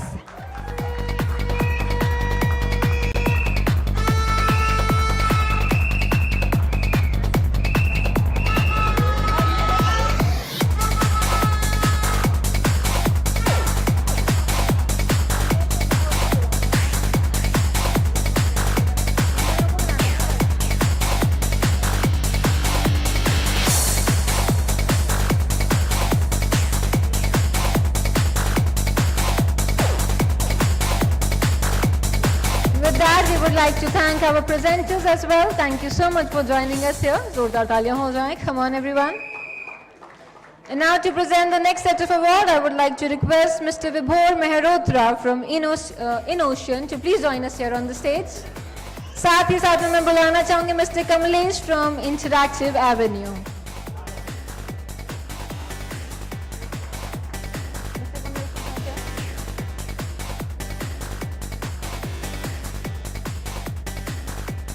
तो चलिए बढ़ते हैं bronze winner in the category of mobile advertising excellence in use of video CPG and this goes to PepsiCo nominated by M Canvas Advertising.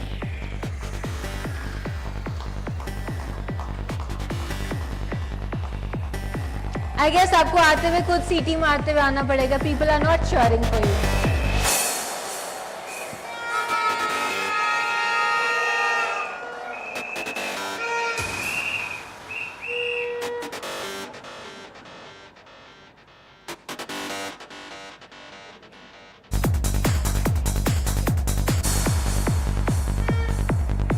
With that, now it's time to announce the name of silver winner in the same category, that is Kesh King Oil via Imami Group, nominated by Zapads Media.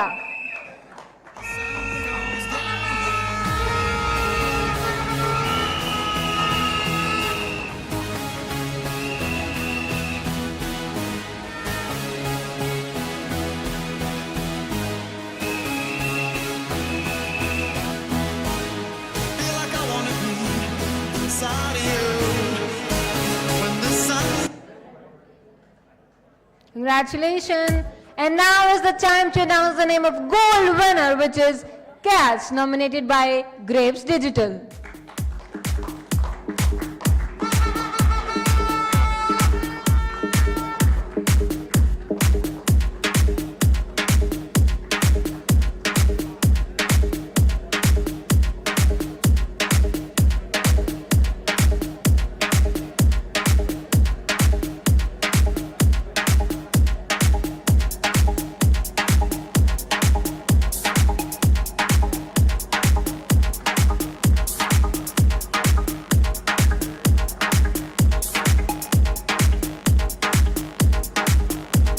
With that, ladies and gentlemen, now it's time to announce the name of gold winner in the category of mobile advertising excellence in use of video global. And this goes to Master Philippines, nominated by Any Mind Pocket.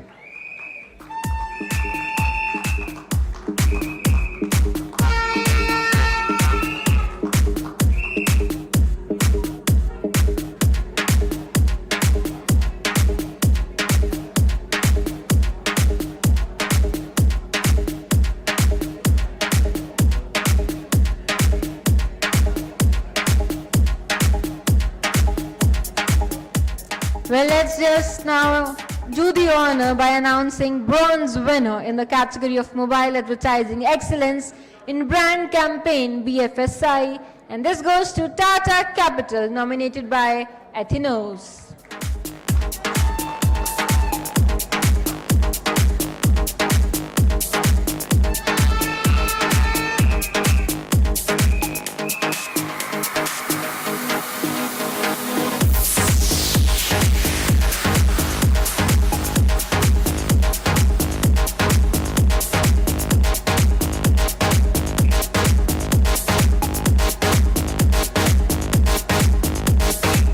Well, now is the time to know the name of silver winner, which is Bank of India, nominated by Big Trunk Communication.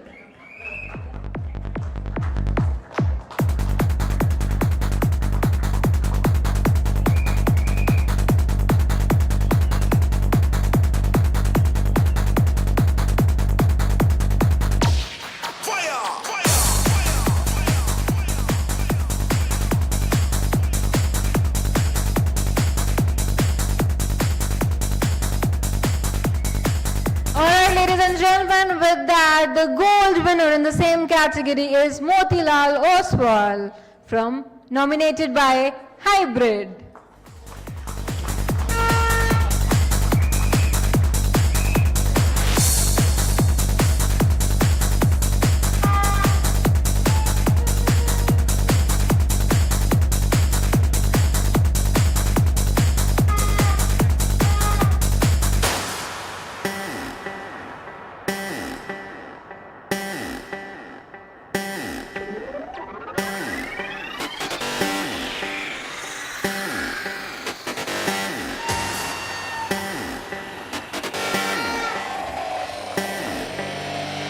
With that, ladies and gentlemen, now it's time to know the name of gold winner in the category of Best Mobile Wallet, and this is Mobexx, nominated by App Labs Media.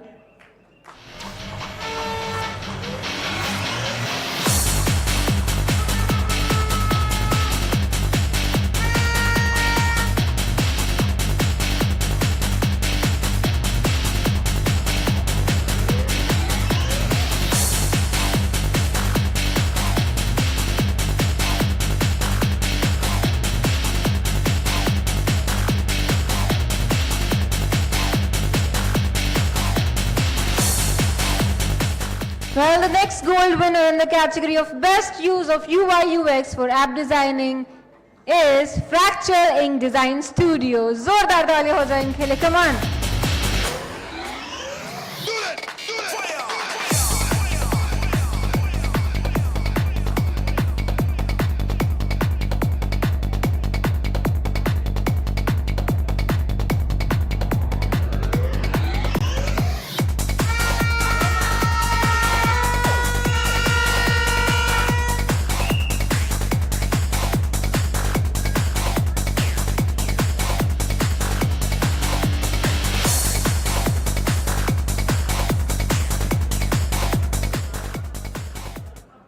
With that, we would like to thank our presenters as well. जोरदार तालियां हो जाए इनके लिए.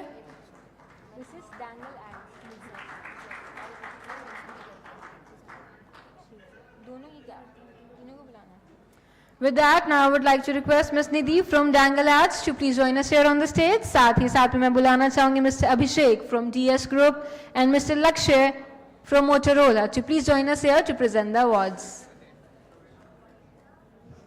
जोरदार तालियां हो जाए इनके लिए. Come on, everybody. Looks like सबकी energy down हो चुकी है. Come on, everybody. It's actually good for your health as well. Alright, ladies and gentlemen, the next gold winner in the category of Best Mobile App for Video Entertainment and Sports Global goes to Myco, nominated by Zapads Media.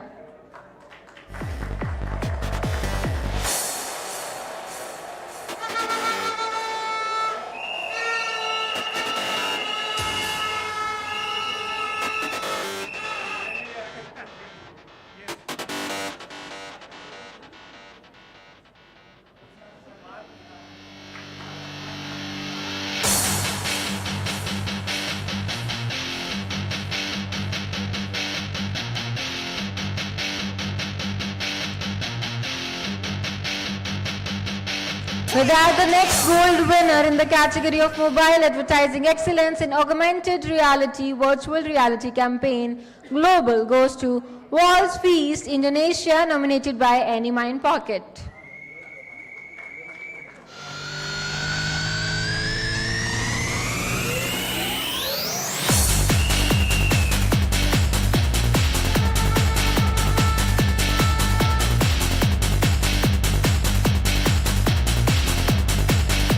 Come on, everyone, make some noise.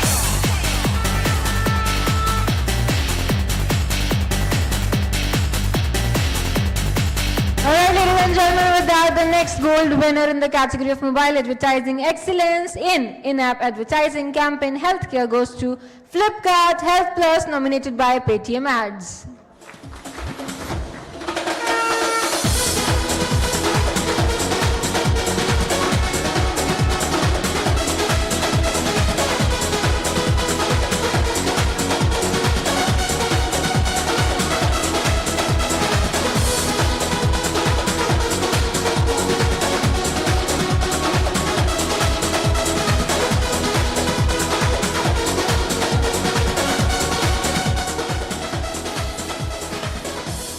Congratulations, but that now is the time to invite the name of bronze winner in the category of Mobile Advertising Excellence in Native Advertising Campaign, and this goes to PaySense, nominated by Admatic.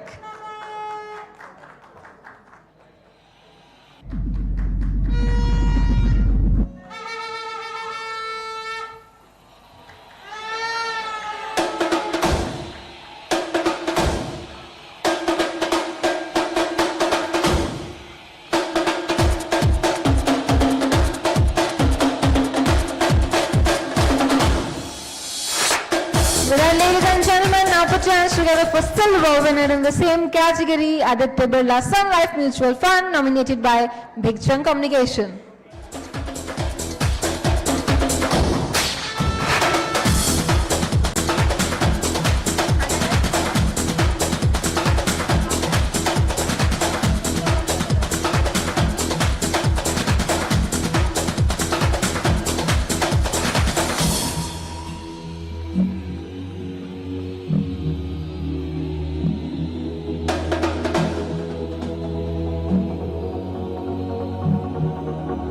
Congratulations. With that, now is the time to know the name of gold winner in the same category, that is Airtel, nominated by Paytm Ads.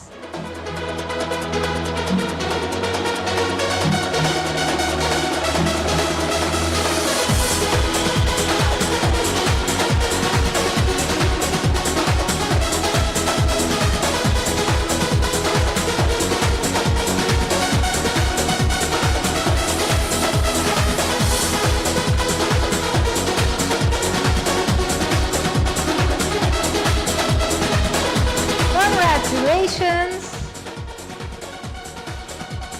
With that, ladies and gentlemen, अब जितने भी awards बाकी हैं, these all are very special awards. तो जो very special awards होते हैं, I think उनके लिए एक बार शोर बनता है with every person. Come on, everyone, everyone.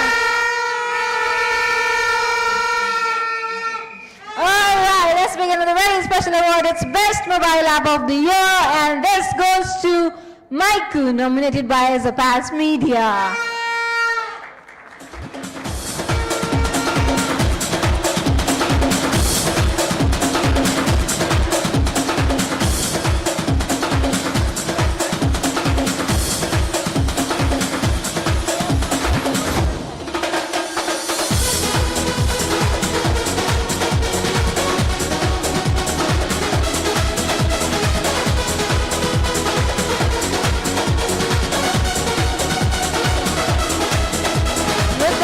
like to thank our presenters for joining us here. Zordar taaliyan ho jaye. Come on, everybody. Well, इसी के साथ मैं रिक्वेस्ट करना चाहूंगी mister Tabrez Alam to please step up here on the stage. साथ ही साथ में मैं बुलाना चाहूंगी मीडिया स्मार्ट से mister Nikhil Kumar and Ms. Bijoya Ghosh. Would like to request you all to please join us here on the stage to present very special awards. Zordar taaliyan ho jaye इनके लिए. Come on.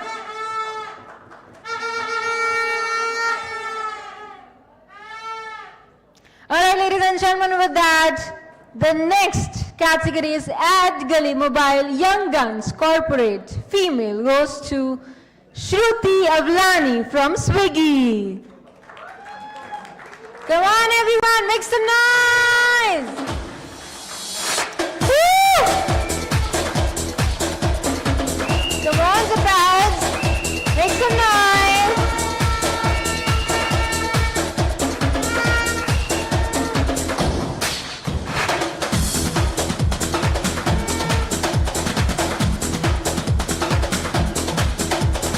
Well, now the next category is Ad Gully Mobile Young Guns Corporate Male goes to Divakar Bojak from Swiggy.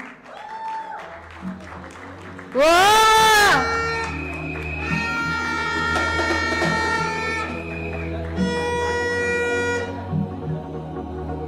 Congratulations.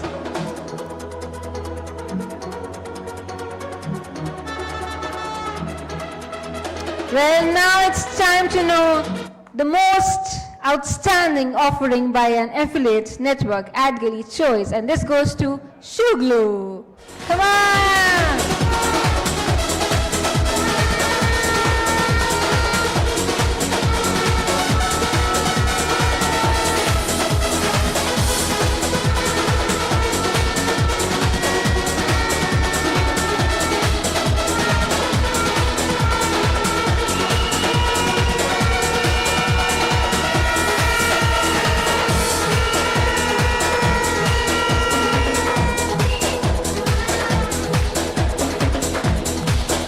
The next award is Most Outstanding Offering by an Affiliate Network, and this goes to Admatic.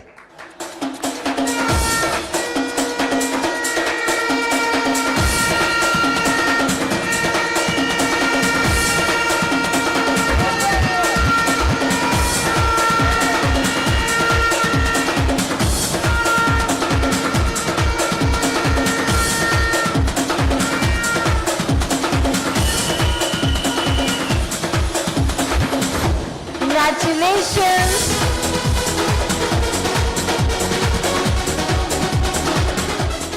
With that, the next gold winner in the category of Programmatic Mobile Campaign of the Year goes to Red Bus, nominated by Zapads Media.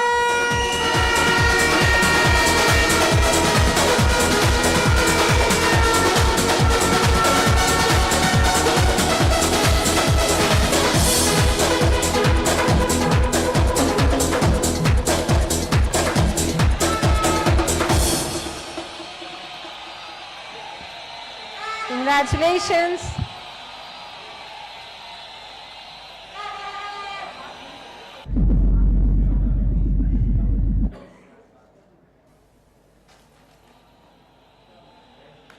Congratulations. With that, ladies and gentlemen, next gold winner in category of most outstanding programmatic platform for mobile advertising goes to Media Smart.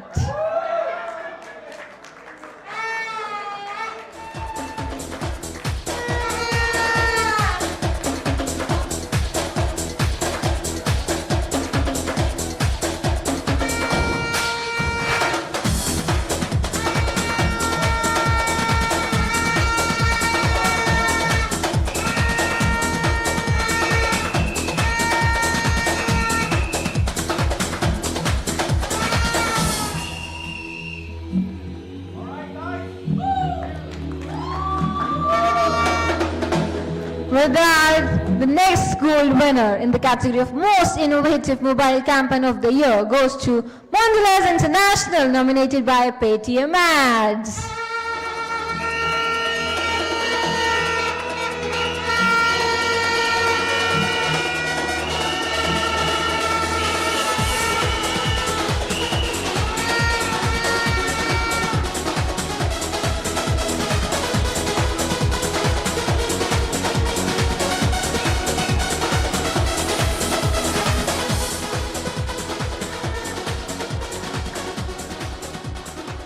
Next, Paytm Ads.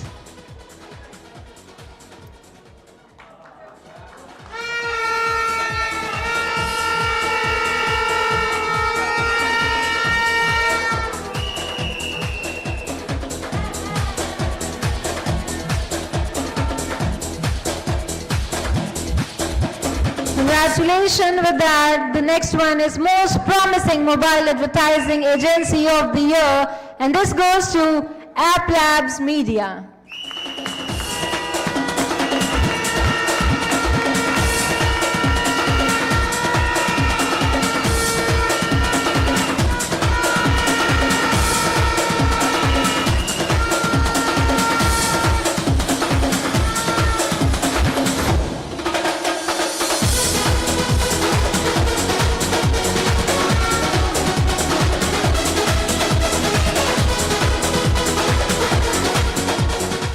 Alright, with that we come to last two awards. तो ज़्यादा नहीं, बहुत ज़्यादा शोर चाहिए इनके लिए. Are you all ready? So put your hands together for Creative Agency of the Year, and this goes to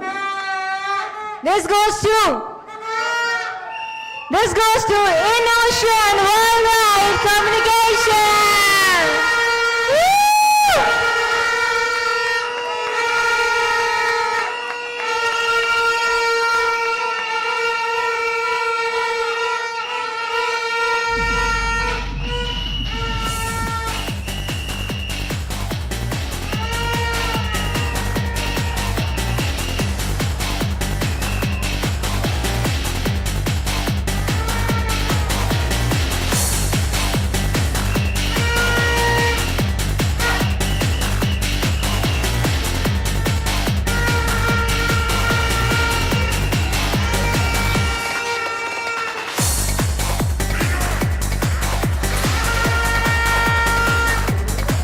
With that, ladies and gentlemen, now is the time to announce, last but not the least, put your hands together for Mobile Media Agency of the Year. And this goes to, louder, this goes to Zapads Media.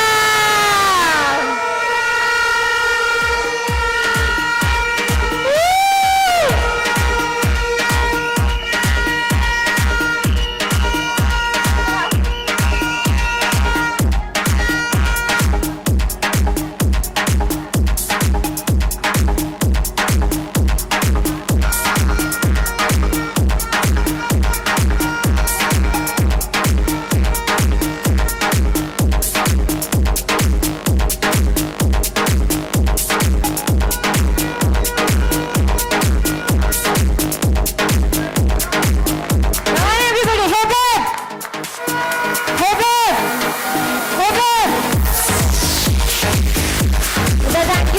to all the lovely presenters. Thank you so much everyone for joining us here. Thank you, ma'am. Thank you. All right, ladies and gentlemen. With that, we would like to share the gratitude with all of you. एक बार थोड़ा extra शोर हो जाए for the team. शुगलू and सरताज जो बहुत देर से सबके लिए शोर मचा रहे हैं.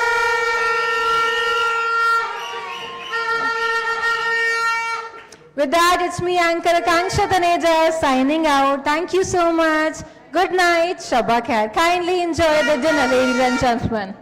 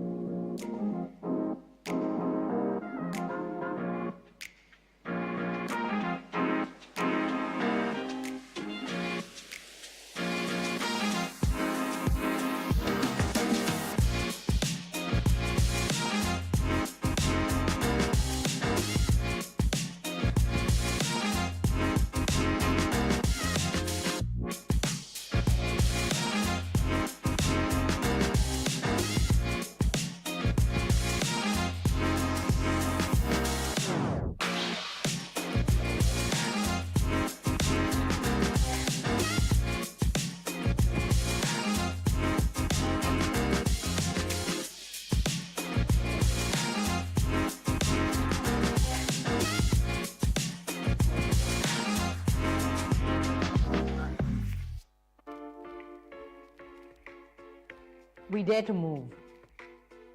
We never fail to impress. We dare the world. Challenge us. We, the Recode women, are bold and badass. Every day is a fashion show. Be the showstopper you are.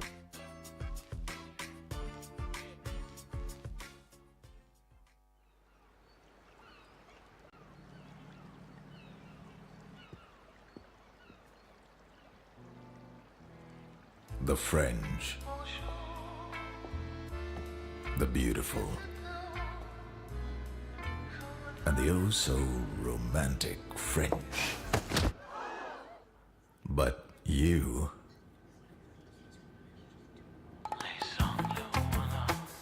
The French. Their charisma knows no bounds.